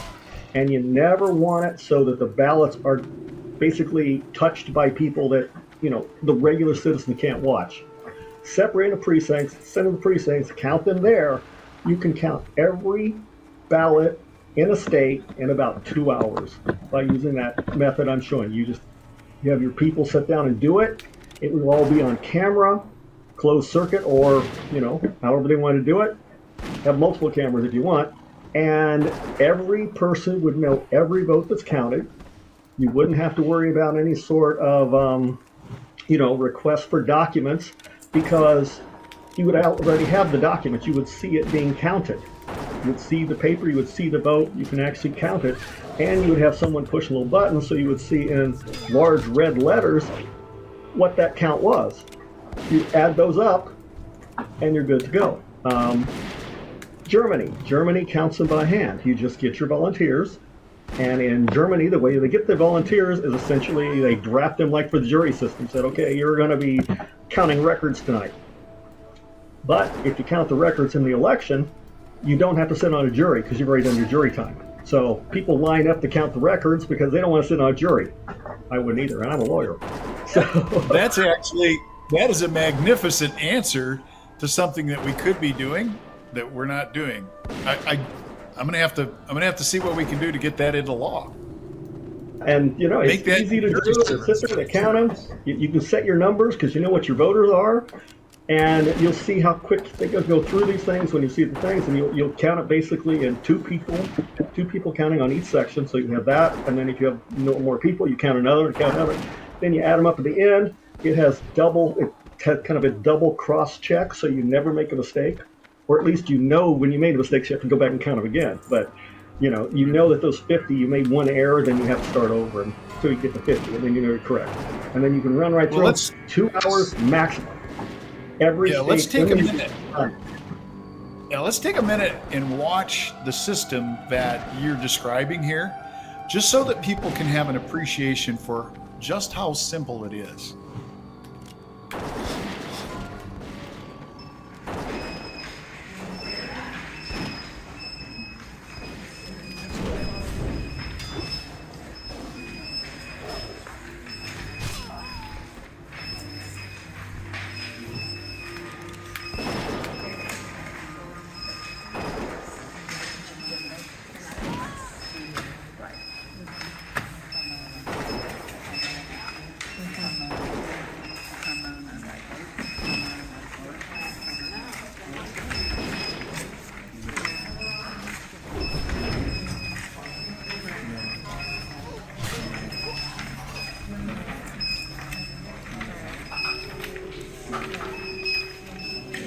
That sounds fucking horrible. We go to the next part of the video. You know which race you're on. You'll see the button being pushed. So if someone cheats and decides to push the button twice, not only will their totals be off, but it's on the camera. You saw them cheat. Right. And you have to have the other person that's volunteering to help you in cahoots and not watching what's going on. So this you cheat on one ballot. Yeah, this truly is a simple system, and I agree with you. The idea is to, and some people miss this. That's why I'm curious. You stimulated my thought process now for jury selection and all that, because our argument for the longest time has been that with the adoption of these machines that can be altered and can be altered real time, we have essentially pushed the people out of the equation. And now it's one of those, well, I'm just going to hire somebody to do the job for me. I'm just going to go on and have my hot dogs and beer, and you're going to tell me who won. I trust you. Okay. The last time I have heard anyone say that they trusted government, it was just before they found out the government screwed them. Now, as a senator, which I can say that now because I did win my election, I worked in the House of Representatives. Thank you very much. Worked in the House for 8 years, and quite frankly, I do not trust government any further than I could throw the trash can in my office. Just because government is supposed to be, the people are the masters of the Constitution and the government. And when we stop being that master, government always runs amok. And that is what it appears that we have now, where we've got a system that has been implemented. And I just find it incredibly odd that out of the Baker Carter report, or Carter-Baker report, I guess is a matter of protocol, it'd be the ex-president first. Out of their report, they said that there were a couple of things that we could do that would immediately corrupt elections. And one of those was to adopt a mail-in ballot system. So what did legislatures all across the country do? They voted to adopt mail-in ballots, okay? So quite frankly, yes, I'm ridiculing some of my colleagues, and I forgive my salty language, but what the hell were you thinking? You now have an organization, and particularly this year, the two major postal unions came out and endorsed Kamala Harris. Well, you've now made what previously was supposed to be an organization that is nonpartisan. You've immediately made it partisan. So that would be like with the Trump sign in my driveway, in my yard, going to my neighbor with a Harris wall sign in their yard and asking them, hey, I'm kind of busy today. Would you mind taking my ballot down to the county and turning it in? It does have problems, does it not? Yeah. Right. It does have problems. Yes. Yeah. It does have problems. So but we're going to have to break for... Go ahead. Oh, no. Go ahead. Take your break. I'm too worried to kick in. But when we come back, I want to talk about your recommendations. It's been widely reported that you've made some recommendations to other countries about machines. I particularly like the one about duct tape. We can go there. And then I would like to talk about what you see in the future. The fact that we've just come through an election. We are pretty confident that the result is fairly close to what we expected. But let's talk a little bit about what Carrie Lake and I found in Maricopa County for our 2022 and even the 2020 election. And then, of course, our path forward for understanding how do we return authority of the elections back to the people where it belongs. Ladies and gentlemen, we'll be right back after this short commercial break.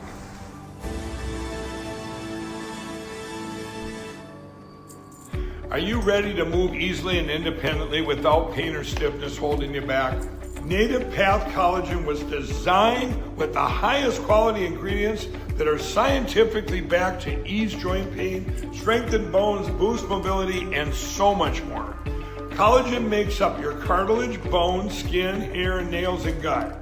So right now, when you visit getnativepath.com/Lindell, you can try Native Path Collagen for up to 45% off, plus free shipping. Every order comes with a 365-day money-back guarantee, so you can try it risk-free today. Native Path offers amazing bundle deals. You can get 3 or 6 packs at a fraction of the price of other brands.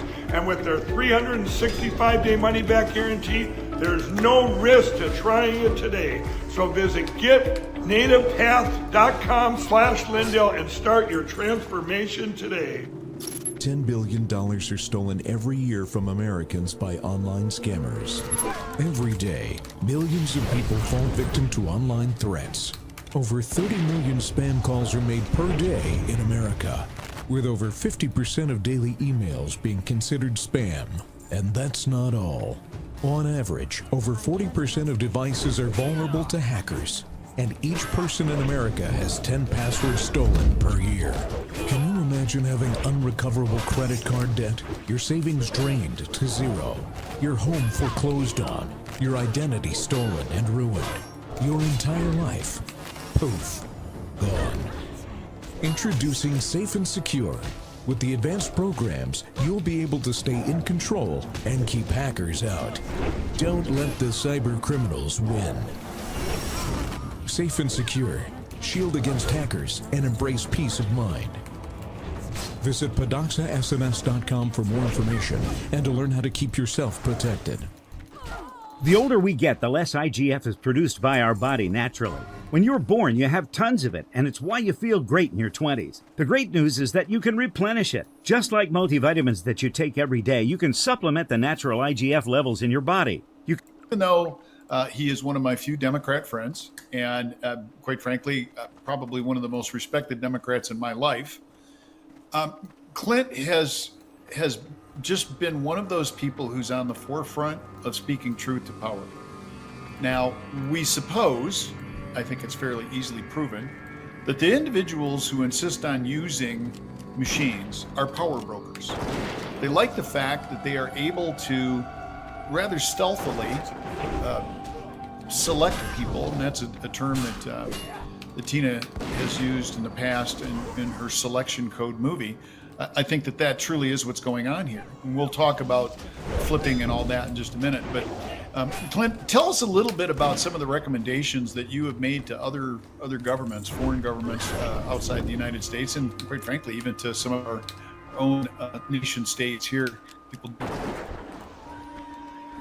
You're breaking up on me a little.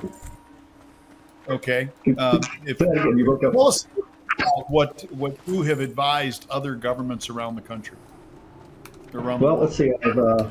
I've talked. Most recently, we converted the Netherlands over. They called in 2018, and they found the Russians were hacking them, and that they got into their databases, they got into their voting systems, and they were all worried about it.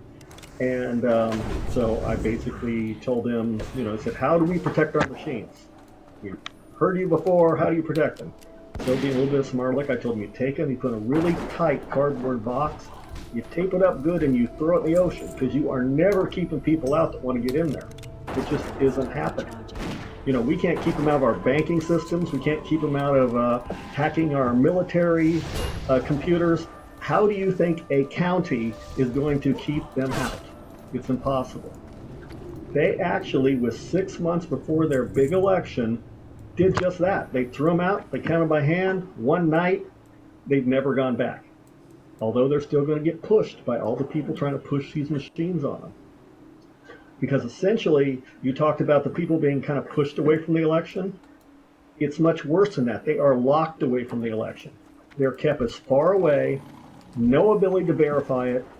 If you want to get a verification, you have to ask somebody in the government, well, how's it working? And they say, why, it's working just fine. Not that they know either, because they can't see it either. In fact, in the 20 election, Trump, the presidential candidate, was trying to get the source code to review it, and he couldn't even get it. It's insane. And even on that level, just the source code, it's not enough. You have to review the system, you have to review the motherboard. There's just so many ways to hack into it. It's just incredible.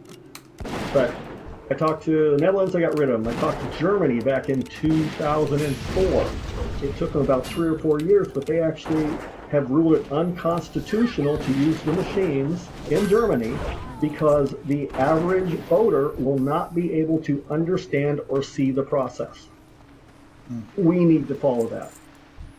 If the average voter can't see it and can't understand it, then he's never going to believe it, and we will never have an election system that everyone trusts. And that is a problem. We talked to Italy, we've talked to Great Britain, we've talked to France. We basically, over the 20 years, most of them that went to machines have gone back, not necessarily because they don't necessarily want the machine, but because their people will not trust their elections if they get them. Yeah. Because, the people that want the machines are the people that want to control it. They say, elections don't belong to you. They belong to them. And they'll tell you what they're going to use, and they'll tell you how you're going to do it, and then they'll tell you who won, and they won't give you any chance to review it, to figure it out. That's what we're fighting here. So Virginia actually has an interesting case going on right now. That the assertion is that it's unconstitutional in the state of Virginia to use machines because why? Because the people cannot observe the count. That's Under right. The Virginia Constitution, the unobservable people have to election. be able to witness the counting of ballots. Well, with these black box ballot tabulation machines, black box being that legal term of art that I'm sure you're familiar with, but it basically means it's a system that you cannot see inside of. And I'm glad you brought up the point about the inspection of code. Now, it's interesting that the argument by the machine folks is that, well, it's proprietary software. Okay, it's only proprietary as long as that underlying software is not shared with another vendor. Now, I'm told, I haven't been able to verify this, but the base of this is all based on one system, Smartmatic. Okay, if that's the case, then they have some shared technology that's no longer proprietary. Would you care to comment on that as an attorney? It shouldn't be proprietary anyway. You're adding one to the total before. There's not a lot to go on there. The system I wrote way back, a million years ago, the math is take that person's number, because it's only an array, find out what their number is, because it's in the database. Let's say it's 21, and did they get a vote? Well, they did. It's now 22. Move on to the next ballot, and you go through that for each one. That's all there is to it. That should not be proprietary. Beyond that, even if they gave the source code that they use, which they don't, because they say, oh, we're always updating. If you update, you change. And if you change it, you're not giving the source code that you have in the vault. You're just not there. That's right. And I did a lot of blueprinting. With a programmer, basically you would go down and you check the system, see if it matched the source code you got, so the company could take it over. 99.9% of the time, it never matched. And when you compiled it yourself and you compared it binarily to what's on the system, never matched. And you'd have to fight the company to get the right source code. But the source code isn't alone, because you can actually modify everything way down level. In fact, you can do it on the motherboard. There was a 2015, a Bloomberg article. They caught the Chinese, had put these little tiny rice-like looking things on top of it, looked kind of like a heat sink. Amazon was going to buy the company. So they were looking at it, but they're cheap. So they were looking and say, what is this rice-like thing? It's not in the schematics, and how much does it cost to have that there? And is it required? So they started looking at it. That little rice-type thing, which was, about the size of a piece of rice, was a computer in itself. It was able to connect and talk to outside sources even when the computer was turned off. And it gave actually control all the way down to the administrative level. On the motherboard. You got that, you are in. You are in. And they can look at who had those? DOD, CIA, everybody had them, because nobody caught them until Amazon got cheap. Interesting, huh? Well, people can be angry with Jeff Bezos all they want to, but every once in a while the guy strikes a home run. Well, being cheap can be good. No. Yeah, I mean, I've never heard this story, but it does explain why people like Ben Cotton were able to go into a system. The story about Ben is pretty fascinating. DOD asked him to come in and do a cybersecurity audit, and because they, from what I understand, they were suspicious that some of their employee records had been either absconded with or somehow penetrated. And Ben was like, well, not only do you have that problem, but you also have this problem. And it had to do, I think it may be what you're talking about, the open exploitation of the military systems that they didn't even know had happened. Because the equipment that they had bought had things on it that were features and parts that were, while they were not in spec, the mil spec was, it had to meet these certain requirements. Never mind the fact that there was extra stuff on it. Okay? What's that matter? They didn't the extra stuff. And that's I think, part of the genius of your argument. So, who can get in? Because like with the Netherlands, they were talking about, well, we got the Russians coming in. How do we keep them out? And when I talked to them, I said, the Russians are your least worry because you caught them. It's the 27 other countries that are in there that you haven't caught yet. Because everybody's always trying to poke, and why wouldn't they? But well, and I don't know. It's interesting you call that out, because if folks have followed Mike Benz, who is he's on a tear right now, outing the three-letter agencies, particularly the CIA, for interfering with elections on the outside of the United States. So the U.S. is looking downrange and has called out the fact that what makes us think that the adversary has not learned the lessons that we've learned, and they have turned that back around on the United States. So if DOD knows that they cannot be fully secure, and Jay Johnson, I believe it was 2016, maybe 2015, election equipment, all of it, was deemed to be critical infrastructure. And by that designation carries with it a whole new set of standards and requirements that it has to meet. Now, in talking with some of the folks that are familiar with the design of this equipment and the software, maybe you can confirm this for me. The machines that are in use today do not meet those standards.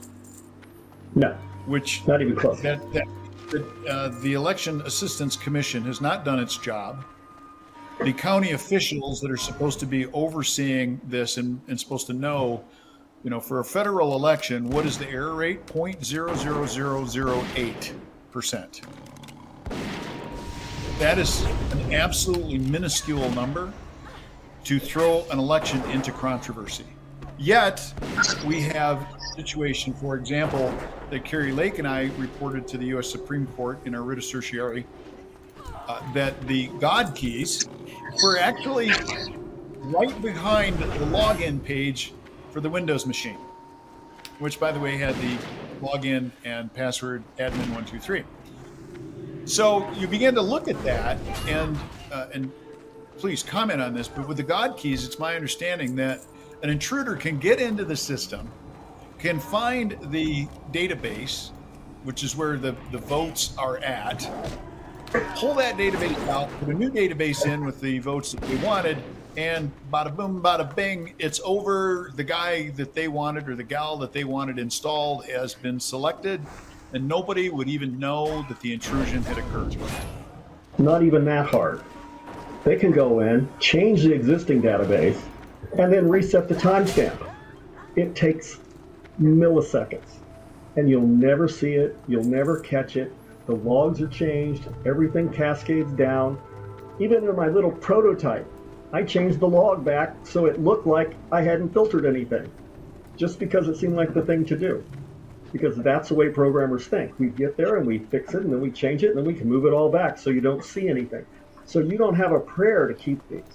And people in counties that actually believe that they can keep out big actors like Russia and China and India and all the other, hackers living in their mom's basement, they are wrong.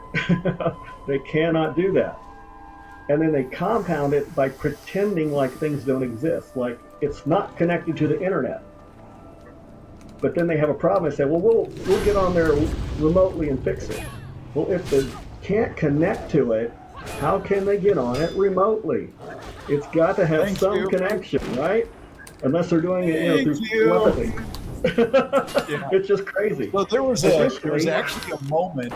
There was a moment in I think it was the South Carolina primary this year, and it was before Steve Bannon had gone to prison, another political prisoner. One of his gals on the street, and I don't know if it was Natalie Winters or who it was, but they were at the polls. Okay. Now, this is a system that is supposed to be isolated from the internet. Nobody can, there's no traffic. And they had to suspend the election for a short period of time. And the reason that the poll worker gave was, the internet's down. Well, yeah, our machines aren't working right now. So, yeah, you're going to have to just wait. And Bannon, I'll never forget the look on his face. He's like, wait, what? What did they just tell you? Well, the internet's down. Yeah, it's not supposed to be connected. So a lot of people think that the internet's an important feature. There's no internet. But not having internet doesn't mean you're not connected. There are 1,000 other protocols to connect with. I can connect through the wiring. I can connect through radio waves. I can connect through just a timer on the machine that I've set in my code. There are 1,000 ways to connect to that, which isn't necessarily HTTP, which is what the internet runs on. So I can still have a connection, use something that you'll never see. You won't see it pop up in your screen. You see a little screen to see what Wi-Fi's are available. That doesn't happen unless I put it there. Okay? If I don't tell it to put it there, you're never going to see what Wi-Fi is connected. It's just the way it works. Nothing happens on the screen automatically. It is what the programmer wrote. And he wrote whatever he felt like. That's why you can't use computers. Yeah. So I'm going to go back to the idea that we need to return this to the hands of the people. That when government, and one of my favorite speeches from JFK was about secrets and secret societies. I've mentioned it on this show before. We basically have a number of legislatures around the country that have sought to make it illegal for people to obtain any information about elections. Shame on them. A pox on their house. Because elections belong to the people, they don't belong to the government. And if you're going to be embarrassed by a potential disclosure, then perhaps you ought to check your moral compass and see what is it about disclosing this information that would be embarrassing, and what if it were your office that were the corruptible one? And I think that that's where people are at today. You know, we've got a lot of folks who are saying, okay, now that we can move on, we don't have to worry about election integrity anymore because Donald Trump won, and they wouldn't have let him win if the system was corrupt. So we can now be assured that the system is no longer corrupt, and we can just move on and do, you know, what we'd like to do. My response to that is, for the last time, no. That would be my no button. No. Yeah. Well, the same thing happened in the Obama. When Obama won, he had the House and the Senate. We had been talking to the Democrats for years about fixing the system, and everybody was on board. And they did nothing because they won. So it must be fine. So try not to get in that trap. Yeah, that's where I think we're going to see a different... Trump 2.0 is going to be very different than President Trump was in his first term. And, you know, I've had a lot of people here in Arizona ask me, well, can't the president just do an executive order that prohibits the use of machines? Well, we've got this little thing. It's kind of a pesky thing. It's called the Constitution. And in Article 1, the Constitution refers to time, place, and manner will be set by the legislatures. Now, I don't know that an executive order prohibiting the use of electronic tabulation equipment is quite enough. But if the president happens to see this broadcast, which I know he does follow a lot of things, it occurs to me that the president could write an executive order prohibiting the use of electronic tabulation equipment that does not meet DoD cybersecurity standards. He's not saying you can't use it. He's just saying that they have to meet DoD cybersecurity standards. Would you care to comment on that one? Well, they should, but that still won't solve the problem of getting you trust back, because the DoD may be the problem. You don't know what the problem is. You don't know if it's the government controlling the game in the first place. And if you keep the people away, they will never trust the system. So you've got to incorporate it. Bring them in, have them touch it, feel it, and see it, and elections will be a much better place. And I think you'll see a little shift in politics as well, where people come back to the center a little. That's just my guess. I think we're seeing... No, I think you're right. I would agree with that. And I think we're seeing, as Patrick Byrne commented here the other day out on Spaces, we're seeing a significant shift of the Overton window. And that is where people are really beginning to wake up and understand. So, for example, here in Arizona, we have election month, not election day, election month.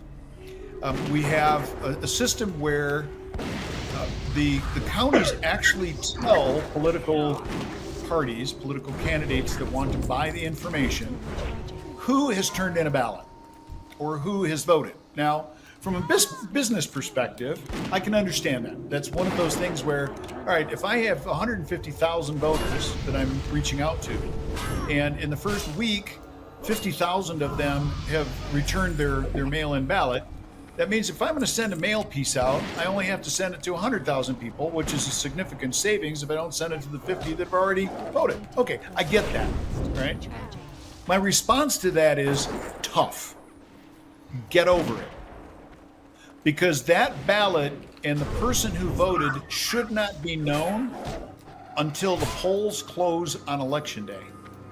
Now, what I find interesting, and welcome your comment, Florida was able to count all of their ballots and have a result by midnight.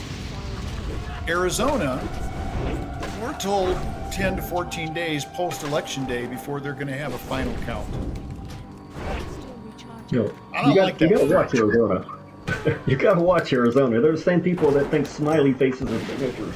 So what can you do? But I would not put the information out on a mailed-in ballot. I would not even allow anyone to open it or run it through their machine or anything prior to the close of polls. If they do it and they put those ones that belong in the right precincts and count them in that precinct, because they'll know how many people are there and how many people they have to do it by hand. If they do it by hand, they would have been done by 2 hours away. So they would have had an extra 2 hours to party before 12 o'clock in court. They're actually slow. Right? Could have done it 2 hours and they did it in 4. Yeah, Clint, are there any other things other than banning the machines? And I don't see that coming in the immediate future, but I think that eventually we're going to get there. I mean, consider this. Hundreds of millions of dollars have been spent on preventing hand counting to verify machine count. And I mean, we're talking even the comparison of the number of slips of paper. We just do a hand count on how many ballots were turned in and how many did the machine say it counted. They don't even want to know that. Because if those numbers are off, that means the election has to be recounted by hand because the machine was off. We know how many paper documents are. If the machine's off, now we have to go back to this system of hand counting. And from what I understand, in France, they do the same kind of hand count that you're describing, where they put their ballots in a clear left-hand box, so you can see them actually going in. Now, here in Arizona, when I voted in Pima County, for example, that was 2 years ago, a gray metal box, painted gray metal box. And as I'm putting my ballot in, I asked the poll worker, I said, how do you know that there were no ballots in that before it arrived? And he looked at me like, well, I don't. I said, well, this thing was locked when it arrived, right? He says, well, yeah. He said, so you have no idea how many ballots were in this thing before I put my ballot in. Could there have been ballots that were put in there before you even started? He said, well, that's an interesting question. I don't have an answer to that. This is a poll worker, and he's a Republican conservative, and he looked at me and he's like, I'd never thought about that. The fact that there are so many pathways to cheating, but only one pathway to legitimate victory, really is quite disturbing. And I think that if in the few minutes that we have left, I would love to have you tell the audience, what does your dream system look like? As a new senator, I may have the opportunity to go back and review all the things that you have said here, and I think I know most of what you've already talked about, but I would love to have you explain to the people that are going to watch this, what is Clint's dream system? Well, you pretty much already saw the little calculator working, because I believe that in order to get honesty in the elections, we now have to show people above and beyond the honesty. Because in France, they haven't had a big problem, things trying to be hidden from them. In Germany, they got rid of that problem and said, we're doing it this way, and we're counting it by hand in front of the public. And then we're all going to go out for beer and pretzels in the morning or whatever. But anyway, what we've done here is the opposite. We have locked people out. We've made it harder to see anything, and we've made the machines proprietary and the people unnecessary. And that's the problem. So if we go to a hand count that's on camera, we count them. You'll be able to look at every race yourself. As far as you've got other problems. You've got the problem with the mail-in ballots. Mail-in ballots by themselves might not be an issue if we had any rules, but we don't. So they can just pass through all of the signatures, or smiley faces or hearts. That's what they use in Arizona. They don't actually worry about signatures, but they just pass that through, and then you don't know what you got. You've just got a bunch of ballots out there that you attribute to somebody, but doesn't really have any definition, any foundation. And so you don't have any system there either. But you take those that are real, you get the others cured by calling the people, give them a chance to validate, call them up and say, hey, Fred, do you actually sign your name with a smiley face with a heart next to it? And if you do, you need to come in and fill out a new card showing us that. But you count them at the precinct, after the polls close, nothing's counted early, nothing needs to be redone. A lot of places will redo things because it comes in and they say, oh, this is bent or this is crooked, and we got to redo it or the machine won't read it. In a hand-marked, hand-counted system, it doesn't matter if the machine reads it. A person will read it just fine. You don't need to do all that, and you shouldn't ever do all that. It gives a lot of places to cheat in the back end. So you can do all your control that way, and you can actually have an election that people trust. It's cheaper. More people are involved, so they actually have more reason to trust because they actually are participating in this democracy. And, everything is much smoother. And that would be my hope, to see that not only here, but in any of the other countries that we have converted over to the machines. So that's basically mine. What's yours? Well, thank you, Clint. Pretty much the same as what you're talking about. I want to see the people engaged and to be a part of the process. And that means, excuse me, that means that from the collection of ballots to the processing, the counting, the movement, I think one key feature that you got in what you showed was the digital overwatch. There is no reason in the world why the people cannot watch at an intimate level the counting of those ballots. Clint Curtis, thank you so much for being on this show today. It's always a pleasure to see you and hear from you, your perspective. Ladies and gentlemen, this has been Truth Matters, and hopefully we will see Tina Peters one day soon. God bless you, and have a great day.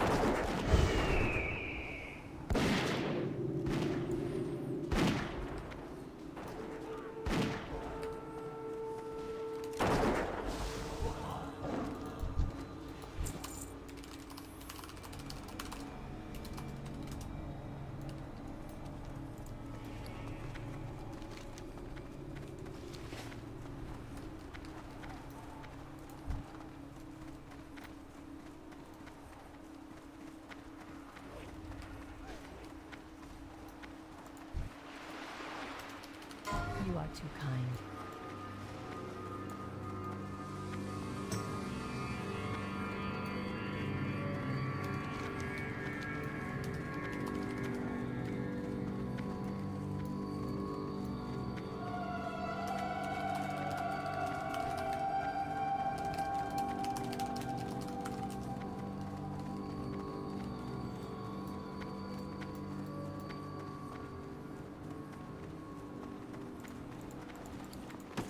Is full.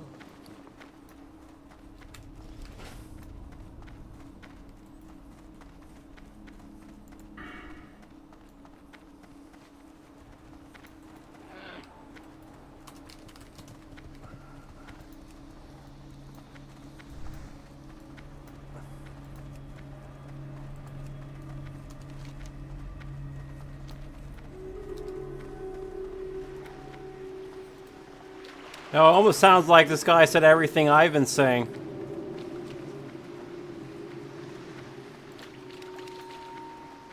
It's almost like he copied everything I said.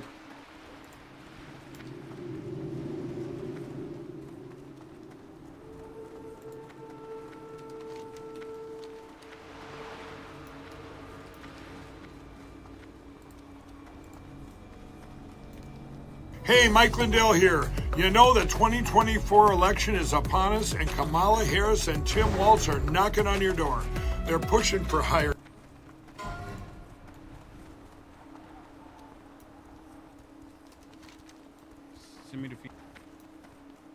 Hello, everybody. Thank you so much for tuning in. It is Friday. But President Trump made unexpected history. Let's talk about it.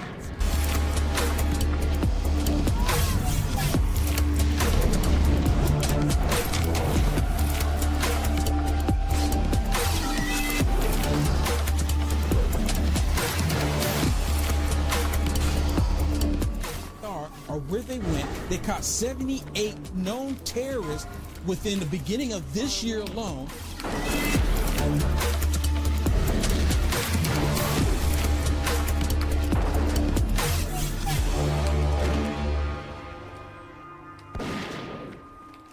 Hello, everybody. Thank you so much for tuning in. It's Friday, and we are going to open up the phone lines. We're going to open up the phone lines. If you want to give me a call. I did a little short video on Facebook right before we came on here. So hopefully everyone got the memo on that, and you better join in with me. Okay, let's get to this. You'll put the phone number down there, Shannon, for me? Okay, so President Trump, he made history. You know, we were all talking about it, that President Trump was going to more likely make history because it's going to be the first, it's not the first time. This is the second time a person running for president came back after they lost one time, and they came back. I can't recall the last one, Shannon. But there was one, I think it was 1930, something like that. I can't remember. Don't quote me on it. Don't hold me to it. Be good. What's up? But the most interesting thing is that President Trump made history, and the Democrats are losing their minds about it. They're absolutely losing their mind. They're pointing fingers at each other. They're pointing fingers at me because they said me being a black man supporting President Trump. They're upset with me. They're saying that now I'm siding with white supremacists. They're saying that I'm siding with these neo-Nazis. I'm fascist. You know, and the thing is, they don't get it. After all of this, they still have not figured it out. All this time. And now they're going, look, put it this way. They're actually calling Latinos that supported President Trump, they're calling them misogynists. They're saying that I'm a misogynist. As if Kamala Harris being a woman has something to do with me not voting for her. Her being a woman had nothing to do with it. It had to do with her job performance. It had to do with her wanting to hinder our constitutional rights. It had to do with her not being able to take questions. It had to do with her locking up innocent people. It has something to do with her being a deciding factor on the inflation that we're going through right now. All of that came into play. It had nothing to do with her being a woman, and it sure as heck didn't have anything to do with her color.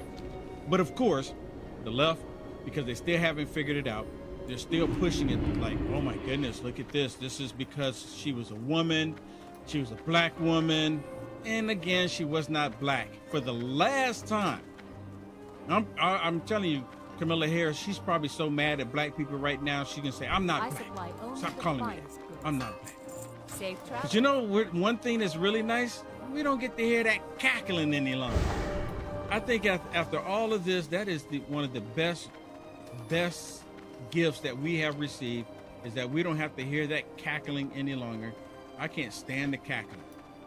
The cackling is terrible. It's terrible, terrible, terrible. All that cackling. But we don't have to hear it anymore. You know, no one's asking her to do interviews right now. At least I'm not seeing it. All right, we're going to listen to this, and then we're going to start writing about math again. All right, so break time is over. All right, guys, I'll be right back. I'm going to make more coffee, all right?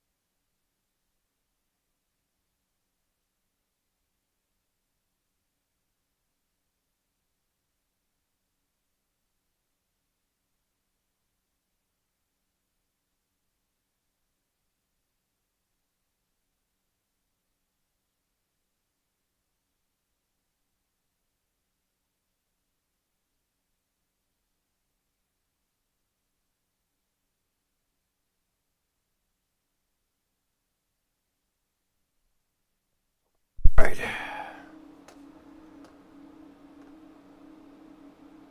Let's put this one on. Why was she doing the interview? Or where they went, they caught 78 known terrorists within the beginning of this year alone.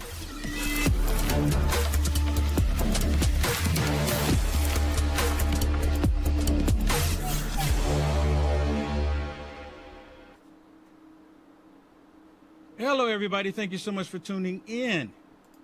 It's Friday, and we are going to open up the phone lines. We're going to open up the phone lines, so if you want to give me a call, I did a little short video on Facebook just right before we came on here. So hopefully everyone got the memo on that, and you'll be able to join in with me. Okay, let's get to this. You gonna put the phone number down there, Shannon, for me? Okay, so President Trump, he made history. You know, we were all talking about it, that President Trump was going to more likely make history because it's going to be the first, this is not the first time. This is the second time a person running for president came back after they lost one time, and they came back. I can't recall the last one, Shannon, but there was one, I think it was 1930, something like that. I can't remember. Don't quote me on it. Don't hold me to it. But the most interesting thing is that President Trump made history, and the Democrats are losing their minds about it. They're absolutely losing their mind. They're pointing fingers at each other. They're pointing fingers at me because they said me being a black man supporting President Trump, they're upset with me. They're saying that now I'm siding with white supremacists. They're saying that I'm siding with these neo-Nazis. I'm fascist. You know, and the thing is, they don't get it. After all of this, they still have not figured it out. All this time. And now they're going, look, put it this way. They're actually calling Latinos that supported President Trump, they're calling them misogynists. They're saying that I'm a misogynist. As if Kamala Harris being a woman has something to do with me not voting for her. Her being a woman had nothing to do with it. It had to do with her job performance. It had to do with her wanting to hinder our constitutional rights. It had to do with her not being able to take questions. It had to do with her locking up innocent people.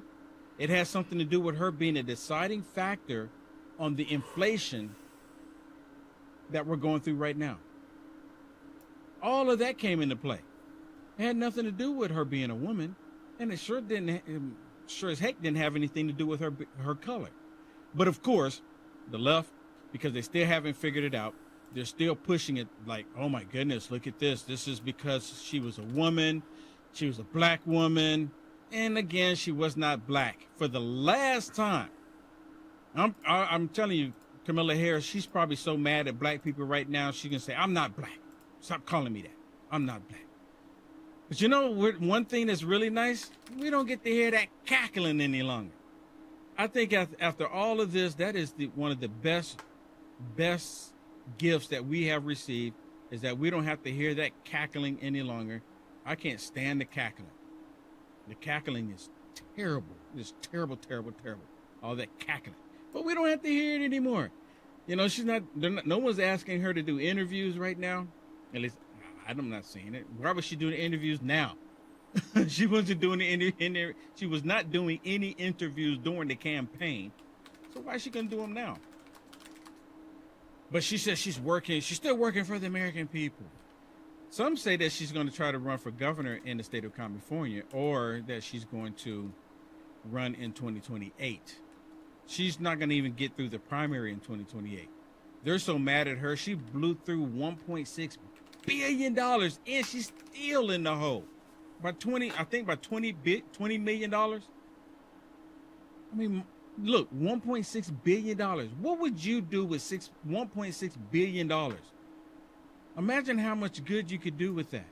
I mean, even if you're running a campaign. So this just goes to show you that you can raise as much money as you want. She could raise $1 trillion and she still would have lost. And see, all of these big donors, they believe throwing money at it will fix it. Money will get them anything that they want.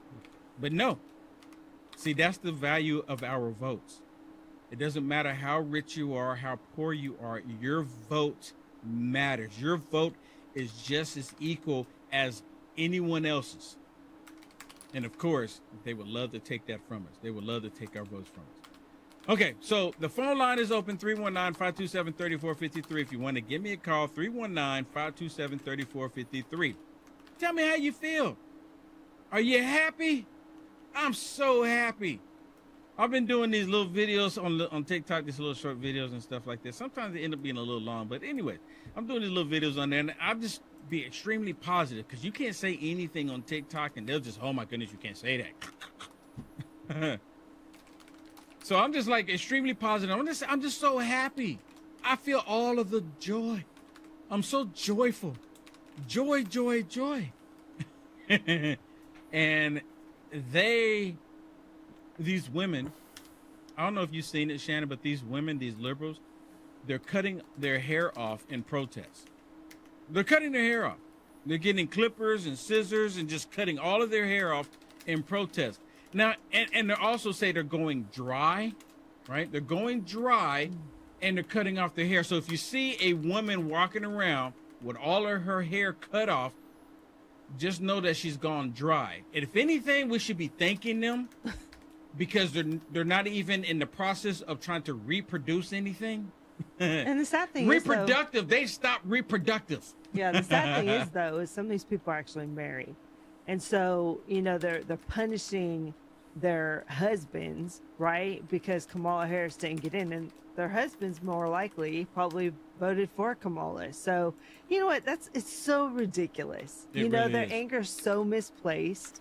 You know, and they're just not. These people are so deceived, and hate can consume you and stop you from thinking logically, right? That's what's happening right now. But hopefully they'll cool off and they'll turn around on what they're doing. But I mean, this could have especially if you're married, this could have even worse consequences. Why would you do that to yourself? Why would you damage your marriage? Why would you know what I mean? I mean, nobody cares what you're doing in your house. Literally nobody cares. Nobody's gonna go, well, I'm gonna vote for Kamala because this woman, she's not gonna sleep with her husband. So so ridiculous. Yeah, I don't get it either. So it's been like 48 hours. Actually, I want to share a quick video for you before we go to the phone lines here. It wasn't even 24 hours. Look at this. Can you put this up on the screen for me? It wasn't even 24 hours. There was this mural of Kamala Harris on the side of a wall, and not even 24 hours later, they're taking this down. Not even 24 hours. Not even 24 hours. Look at this. You see this? And they're painting over it. I mean, look, it's like never even happened. It's like they're embarrassed. Like, let's cover this up like it never even happened. It's a black man painting over it. Yeah, it's a black man painting over it. And I want y'all to listen to the woman. There's a woman's voice in here, and she happens to be black too. And listen to what she does at the very end. It's really short. My girl just lost a day ago. Like, damn.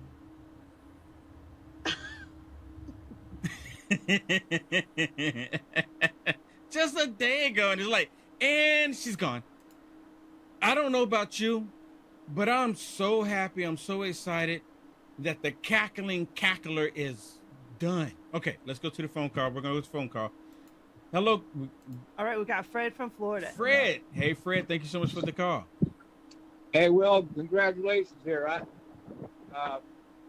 It's obviously the winner really won. That's all that matters. Yes. I mean, these people, if we wanted Barney to rumble the dinosaur, that the people voted for him, that's who we're going to get. I mean, it doesn't matter what you got to accept that. That's all that matters, right? Yep. That's all that matters.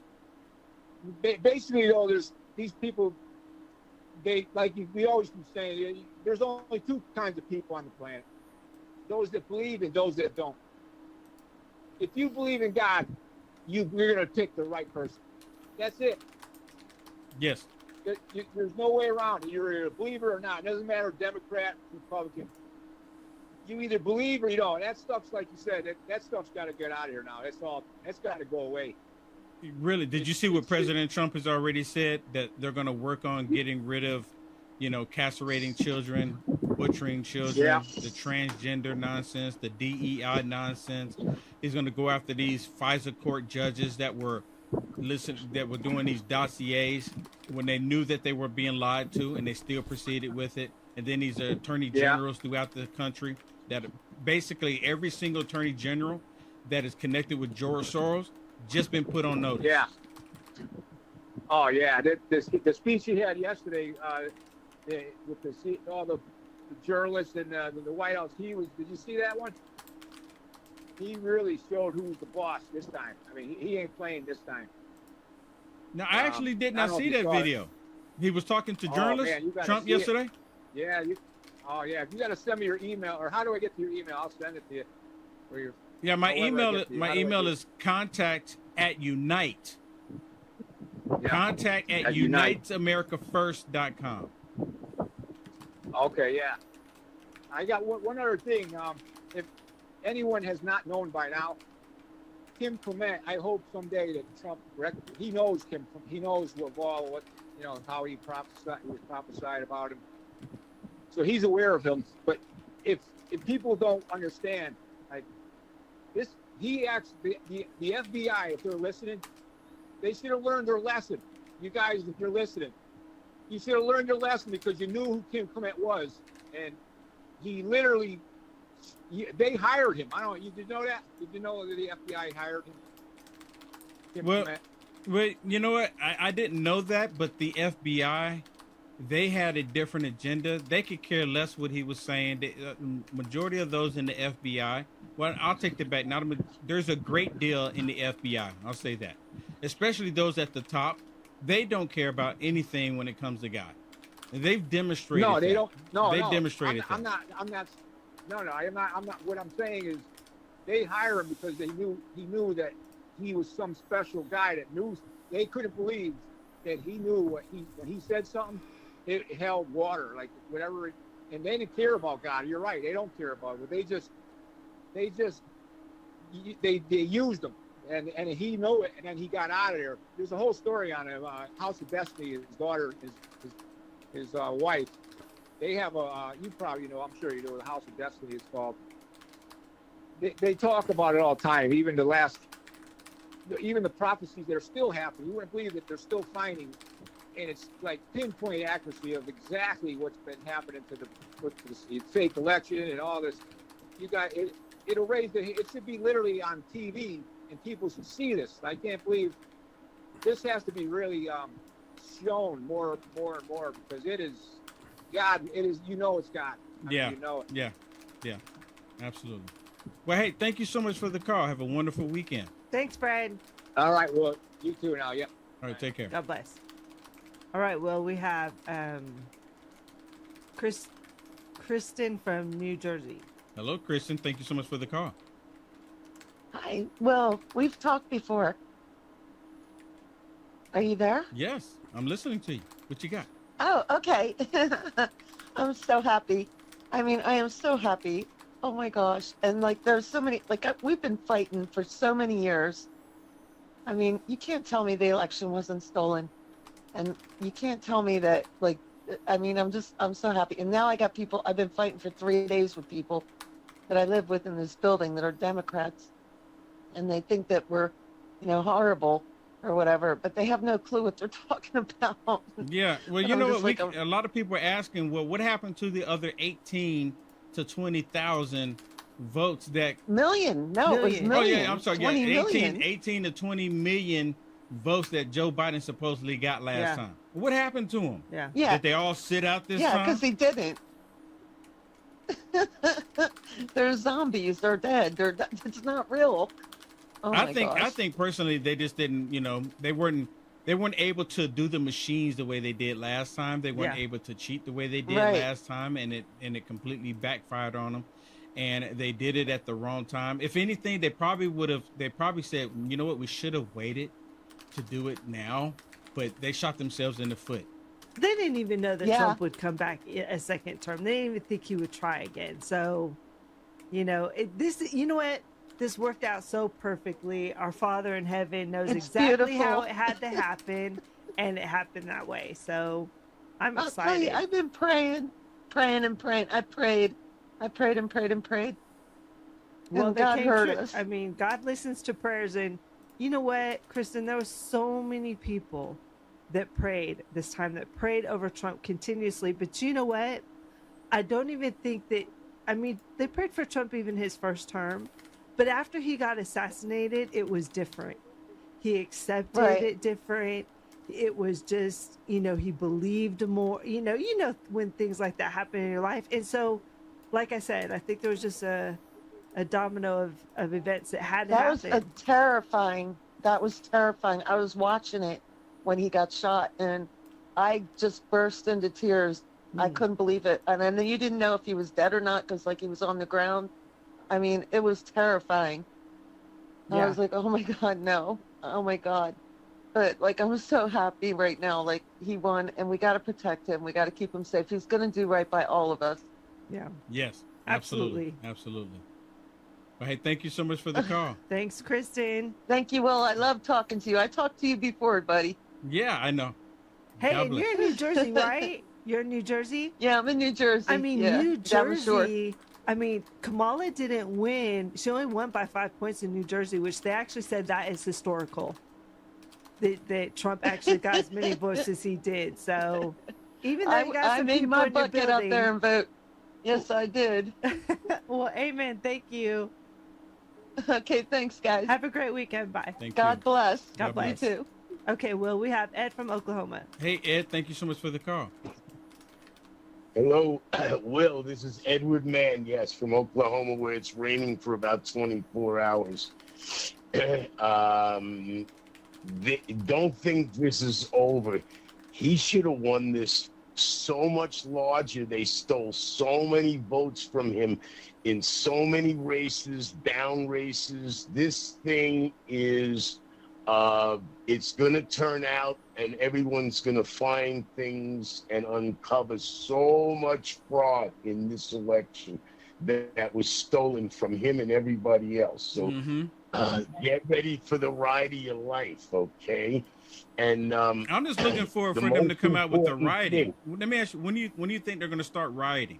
When do you think they're going to start, start attacking, physically attacking people? Because right now they're cutting their hair off. They're all on the social media crying. When do you think the rioting is going to take place? When they cut down the power, and if they blow up some nuclear plants, or they have a lot of Chinese soldiers in this country ready to go, because China's been prepared to take this country for a long time. But I'll tell you this, the most important thing for everybody is to stay healthy and stay prepared. This is very, very, very important. You must stay strong mentally, physically, by staying healthy. That's what I've been doing for many years. I found out that Dr. Coley in the late 1800s, all of his cancer patients, when they had strep throat and high fevers, they no longer had cancer because the high fevers kill off all the unwanted viruses and can leave the healthy cells healthy when you raise the temperature up. So I've been doing it with the bentonite clay for many years, teaching people how to do that. But let me read you something, okay? That I wrote, okay? Something simple. Men who stood for peace. John Lennon, Bob Morley, JFK, RFK, MLK, out of the way. Now they have full sway. They act like it's okay. Lead the nation astray. Start wars every day. Just some games to play while laughing at those who pray to the gentleman born in hay. Lock them up and put them away. You can't believe a word they say when evil wants to get its way. So many victims in the grave we lay, and all they do for pay. Here's what his enemies say: if you kill Trump, it's okay. They'll do it for extraordinary pay. MK Ultra mind control, it's just another way to get the shooter to obey. When they shot him on the 13th day, thank God he turned his head a certain way to address the right screen and play, drawing blood from his ear chipped away. Then he dropped to the floor where he lay until the Secret Service shielded him away. He raised his fist to show that he's okay. Fight, fight, fight is all he had to say. Why did the council order the hit that day? With full cooperation observation from the CIA. Simple, they need to get Trump out of the way. They're getting more and more desperate every single day. Premonition, intuition of incarceration, execution before them lay, because Trump won't surrender to the games that they play. They lied, covered up everything from the very first day with no investigation. They determined right away they killed the lone shooters, all they had to say. They pre-engineer the fall guy in the usual way. Then Mockingbird media repeat the lies all day. While the FBI power wash the evidence away, then they cremate the body so you'll never even know it wasn't Crooks that day. They'll never let you know the truth anyway. It'll jeopardize the investigation. It's all they ever say. With the FBI silence from Christopher Wray and only echoes from the chambers of the CIA, there's still no reports until this very day. I'm going to stop there. I can go on, and I left some chapters out, okay? That's actually awesome. I have 100 pages full of this, on everything about the courts. I want you to know, the courts have always been unfair. Nothing is what people think it is. They pledge allegiance to a foreign nation through Illinois that controls the bar. You can't fire any lawyer in any state in this country. That's done through Illinois, and they patent, statute, and code and case law, so they own it. And basically, they're allowed to make up evidence against anybody in this country if it furthers the interest of the state, and it always does. You're never allowed to raise the issue of constitutional law in those. Yeah, they don't want to because they know they lose power. They don't want to lose their power. So, one more thing before you hang up on me. I know there's other people. When people have diabetic neuropathy, all of that goes downward because of gravity, all the bad stuff. And they, after 12 hours of bagging their feet with my bentonite clay, the way I teach them, and their legs, if they have to, their legs too, 12 hours on, 12 hours off, aired out, 12 hours on again, all that pain, pins and needles, burning, numbness, it's all gone. All they're doing is pulling out all the edema. Why does it do that? It pulls all the blood down to the feet, reoxygenates trillions of tissues, and it draws like a magnet all the positive ionic matter out of your body, which is everything you don't want. Yeah, I've heard about those. Hey, I love your conversation. I gotta let you go because we got a lot of people on here. One more thing. I'm sorry. I'm really seriously. I love your content. I love what you're saying. I gotta let you go because I got a lot of people on here. And we're going to run out of time. Send them to diseaseaway.com. All right. Hey, appreciate it. Send a free ebook so I can sponsor your show. Okay. Yeah, we talked about it. I'm waiting on your email still. All right. Hey, appreciate the call. I did send it. I sent it with the video for Elon Musk that bought Fox News. Okay, I'll go look at it again. I'll go check it again. Hey, appreciate the call. Have a wonderful weekend. I love you. All right, take care. Okay. Okay, we got Paul from Kentucky. All right, hey Paul, thank you so much for the call. Yeah. Hey brother, how you doing? Man, it's Friday. I'm sorry, it's Friday. I'm grinning ear to ear. Well, Go ahead. I'm just like you. You know, I'm not just proud today being an American. I've always been proud to be an American and for what America stands for. But I just want to, you know, you're a godly man, and Scripture says in 2 Chronicles 7:14-15, he said, if my people who call upon me by name will humble themselves and seek my face and pray and turn from their wicked ways, only then the heavens will open up. Will I forgive your iniquities, forgive your sin, and heal your land. Ooh. God's people cried out to God, and God is sitting on the throne. And in Daniel 2, he said, I set up kings, I take down kings, I change the times, and I change the seasons.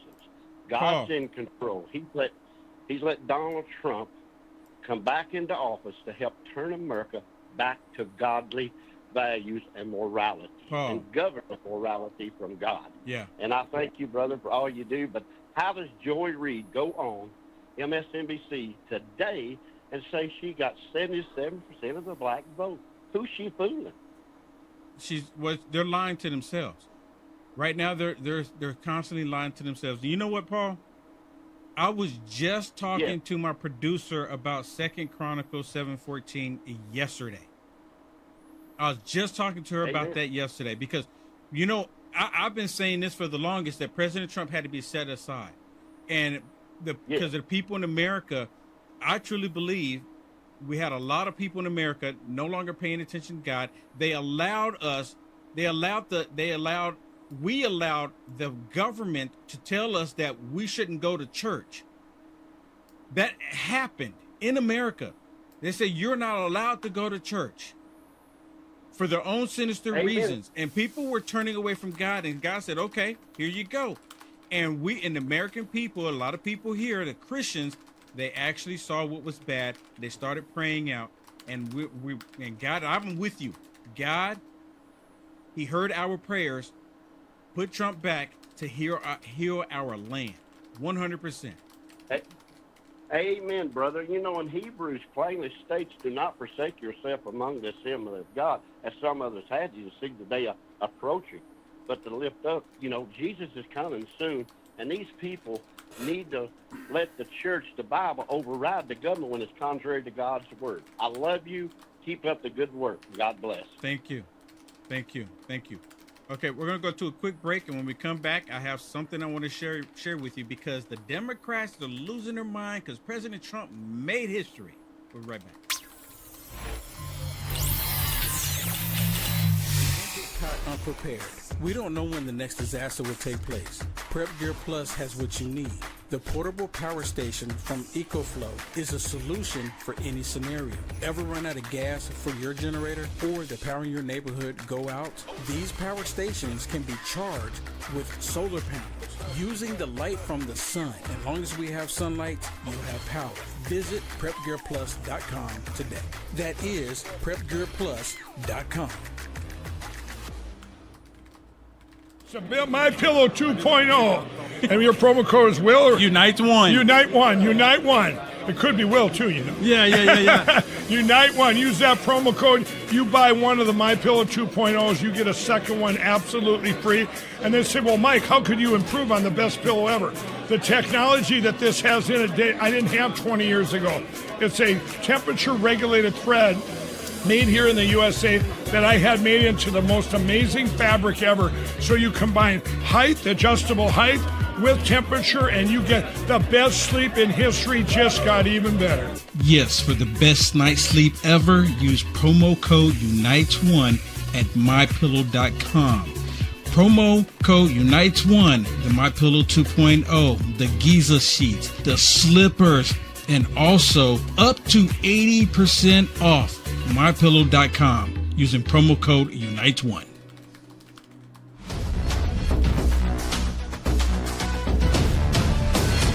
The breadth of the improvement that Donald Trump had. Holy Toledo. All right, Trump gained ground in 49 states and the District of Columbia compared to 2020. I went back through the record books. When was the last time a party gained in so many different places? You have to go all the way back to 1992 when Bill Clinton improved upon Michael Dukakis's performance in 49 states, plus the District of Columbia. The bottom line is, no matter where you looked on the map, Kate Baldwin, no matter where you looked, Donald Trump was improving on where he did 4 years ago, except for Washington State. It is no wonder that at this particular point, he looks like he's going to be the first Republican to win the popular vote since George W. Bush back in 2004. And to pull that off, he gained ground with groups that Republicans do not generally count as part of their winning coalition, or it really at all. How much ground did he gain? Yeah, holy Toledo. It's just like, oh my goodness gracious.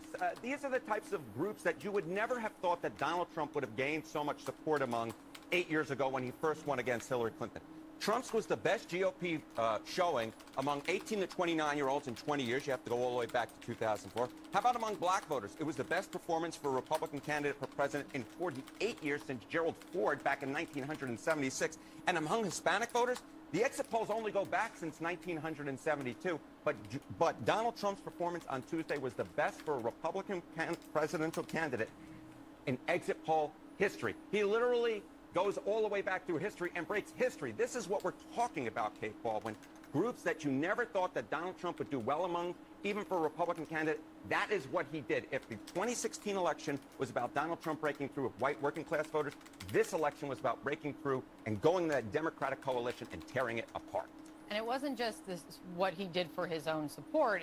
It trickled down to helping the Senate and helping in the House. Yeah. So, you know, a lot of talk this morning and this week is, you know, the GOP is going to have a Senate majority. We don't know if the Republicans are going to have a House majority, but we think that that's the most likely to be the case. But I want you to look at the 2024 House GOP national vote showing. So this is the House popular vote. Currently, the GOP is ahead by 5 points. I expect that to shrink a little bit as some of the California results come in. But that, if let's just say he wins, the House GOP wins by more than 2.6 points, it will be the best House GOP showing in a presidential year in the House popular vote since 1928. If there's any viewer out there who is that old, God bless you. But the bottom line is it was probably the best House GOP national vote showing during most of our viewers' lifetimes. History in the making. President Trump is making history.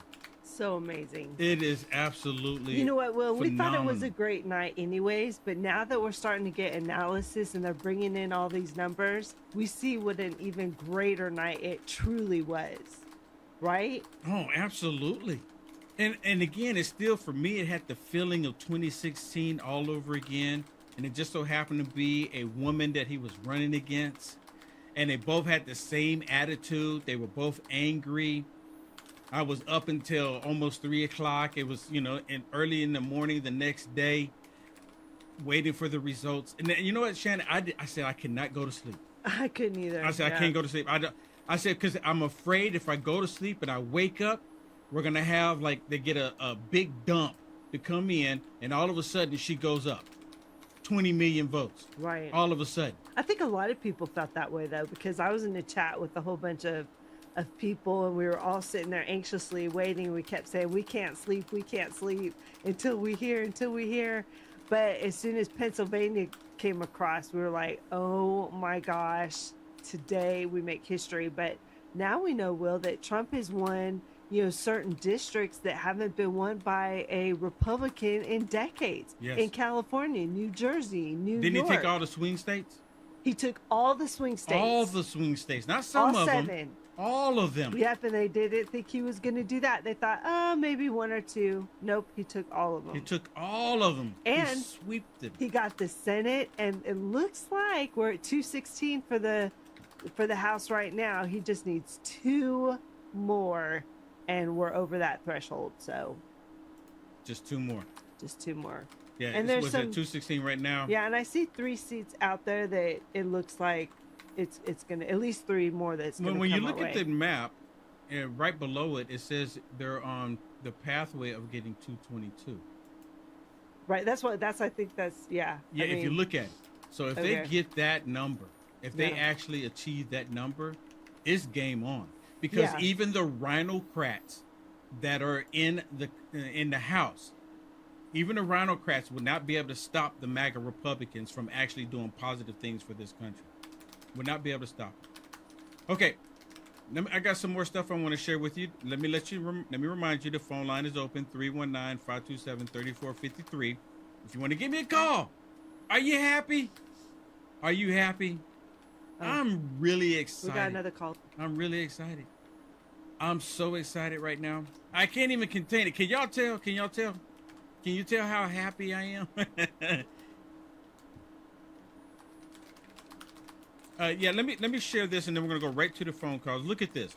So, during this election, Kamala Harris, they raised $1.6 billion. President Trump raised $1.1 billion. Kamala Harris is now $20 million in the hole. $20 million. Yeah, her campaign went 20 million. And I thought, well, wow, they have all that money, and she couldn't even manage that well. No, and then Right? she had 83 billionaires backing her. Yeah, more than Trump. Yeah, and President Trump had 52 backing him. Yeah, This and goes to show that it doesn't matter. Money doesn't buy everything. they say that Trump is the one that has all the rich people, elites behind him. Well, she had more behind her than Trump had behind him. Yes, she had all of them. Well, not all of you them. know, the great deal of them. Great deal. Okay, let's go to the phone line. All right, we have Eric from Wisconsin. Hey, Eric, thank you so much for the call. Yes, hi, Will and Shannon. Hello, Good to hear you again. Yes, are you happy? Yeah, so I'm very happy, of course, just as you are. Speaking of the prayer of the people across the country and the world, for that matter. Yes. What a blessing it was to be. I actually haven't fasted for a long time. I used to a long time ago, but I haven't for a long time. But I fasted on Tuesday so that I could pray. And what a blessing it was. I had a couple of prayer partners in different parts of the country and state. And we would just think of something to pray specifically about and text each other.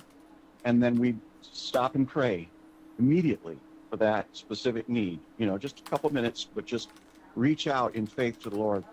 And what a blessing that was all day long. And then to see those results as they came in. And being from Wisconsin, I thought it was going to go overnight, you know, and they'd get Next day, 2 Wisconsin days later. came through.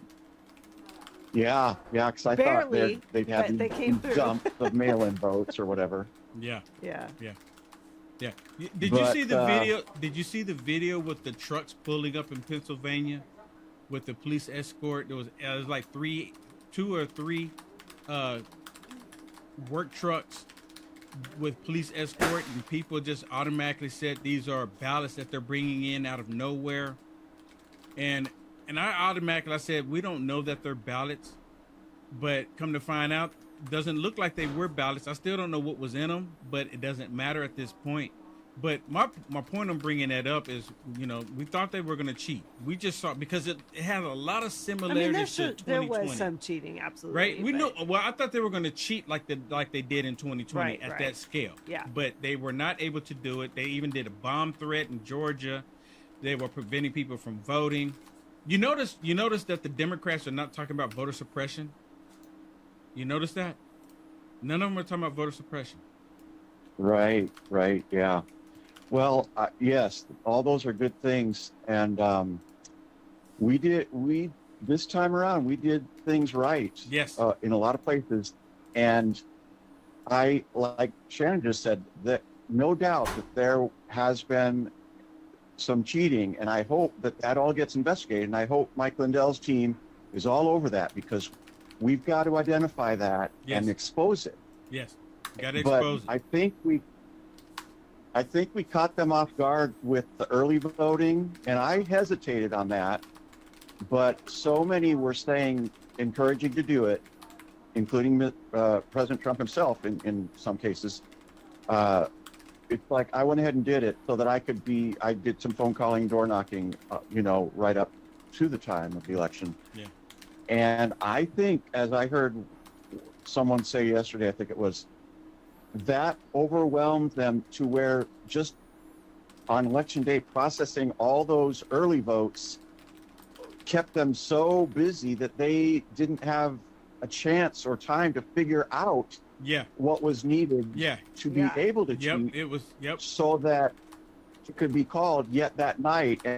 And I don't watch the main media, so I didn't get to see CNN or Fox call it, but I heard, and I'm not positive if this was across the board, but I heard that it was my state of Wisconsin that when they called that put him over the limit and gave him the election. So if that's the case, that's pretty awesome here.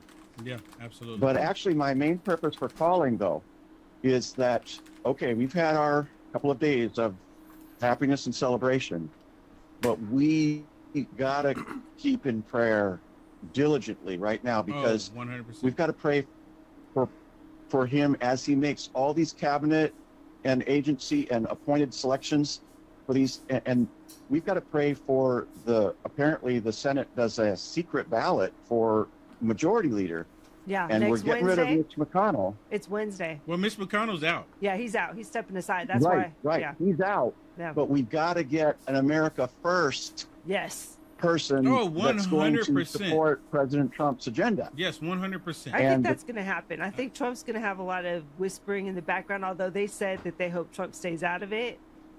But Right. Trump didn't come this far to Well, be silent. The two names that I've heard floating around are not either of which I would support. The best name I think I've heard so far is Rick Scott out of Florida being the one. And then the other thing is we've got to pray. This is how I feel. We've got to keep praying for President Trump's safety. I haven't heard anyone talk about the inauguration, but I mean, that's open air and that's masses of people. Well, and they're gonna have the security so tight, and they're gonna have to put up the bulletproof glass, because the Democrats are not gonna. They're gonna go to no end. I mean, we still have just over 2 months, so who's to say that they don't have something in the making right and now? did you hear that they actually? So hey, we gotta let you go. We got more callers. Yeah. I really do appreciate you. Thank you so much. Yeah, Have a Eric. wonderful weekend. Thank you. Thanks everyone for their prayers. Thank you. thank Take you. care. Okay, Will, we have a caller on the line. The last four numbers are 0062. Hello, caller. What's your name? Where you calling from?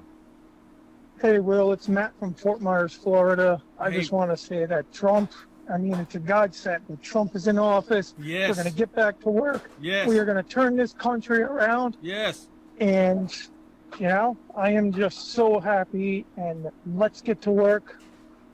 Let's make America great again. I mean, like, let's kick these illegal immigrants out. Yep. And let's get the American people back to work. Yep. You know, stop hiring these illegal immigrants for freaking American jobs. You know, like, I mean, like, just to save a few dollars. Yeah, you know what? You know, And I we think have hardworking Americans that need work. Put them to work. Yeah, and I think every governor, every mayor that is actually fighting against the rule of law, they should be jailed themselves.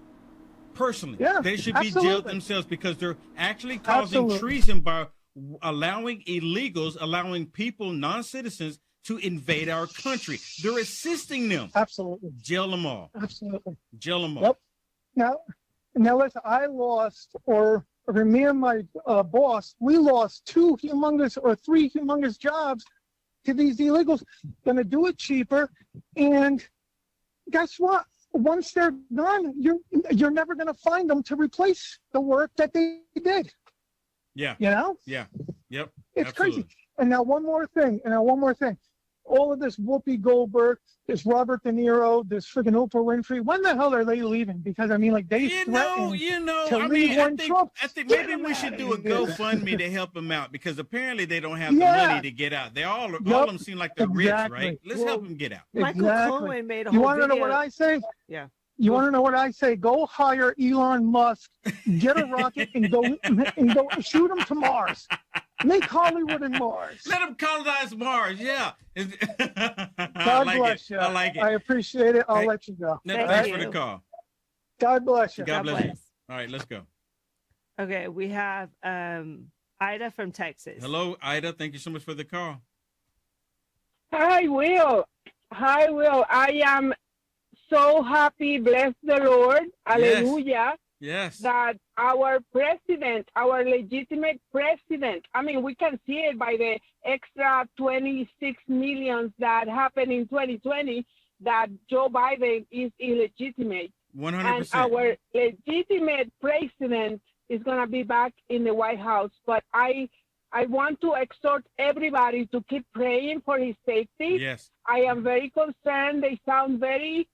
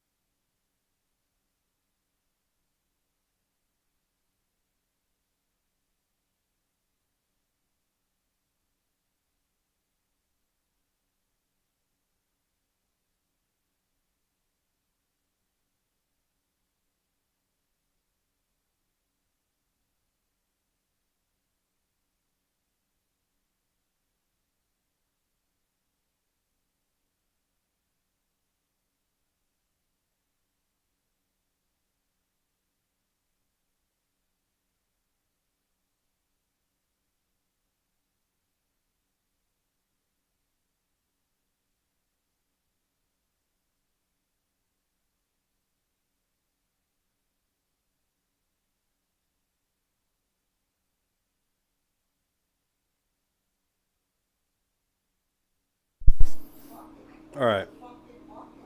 I think I'm gonna go to bed. I'm really tired. Good night.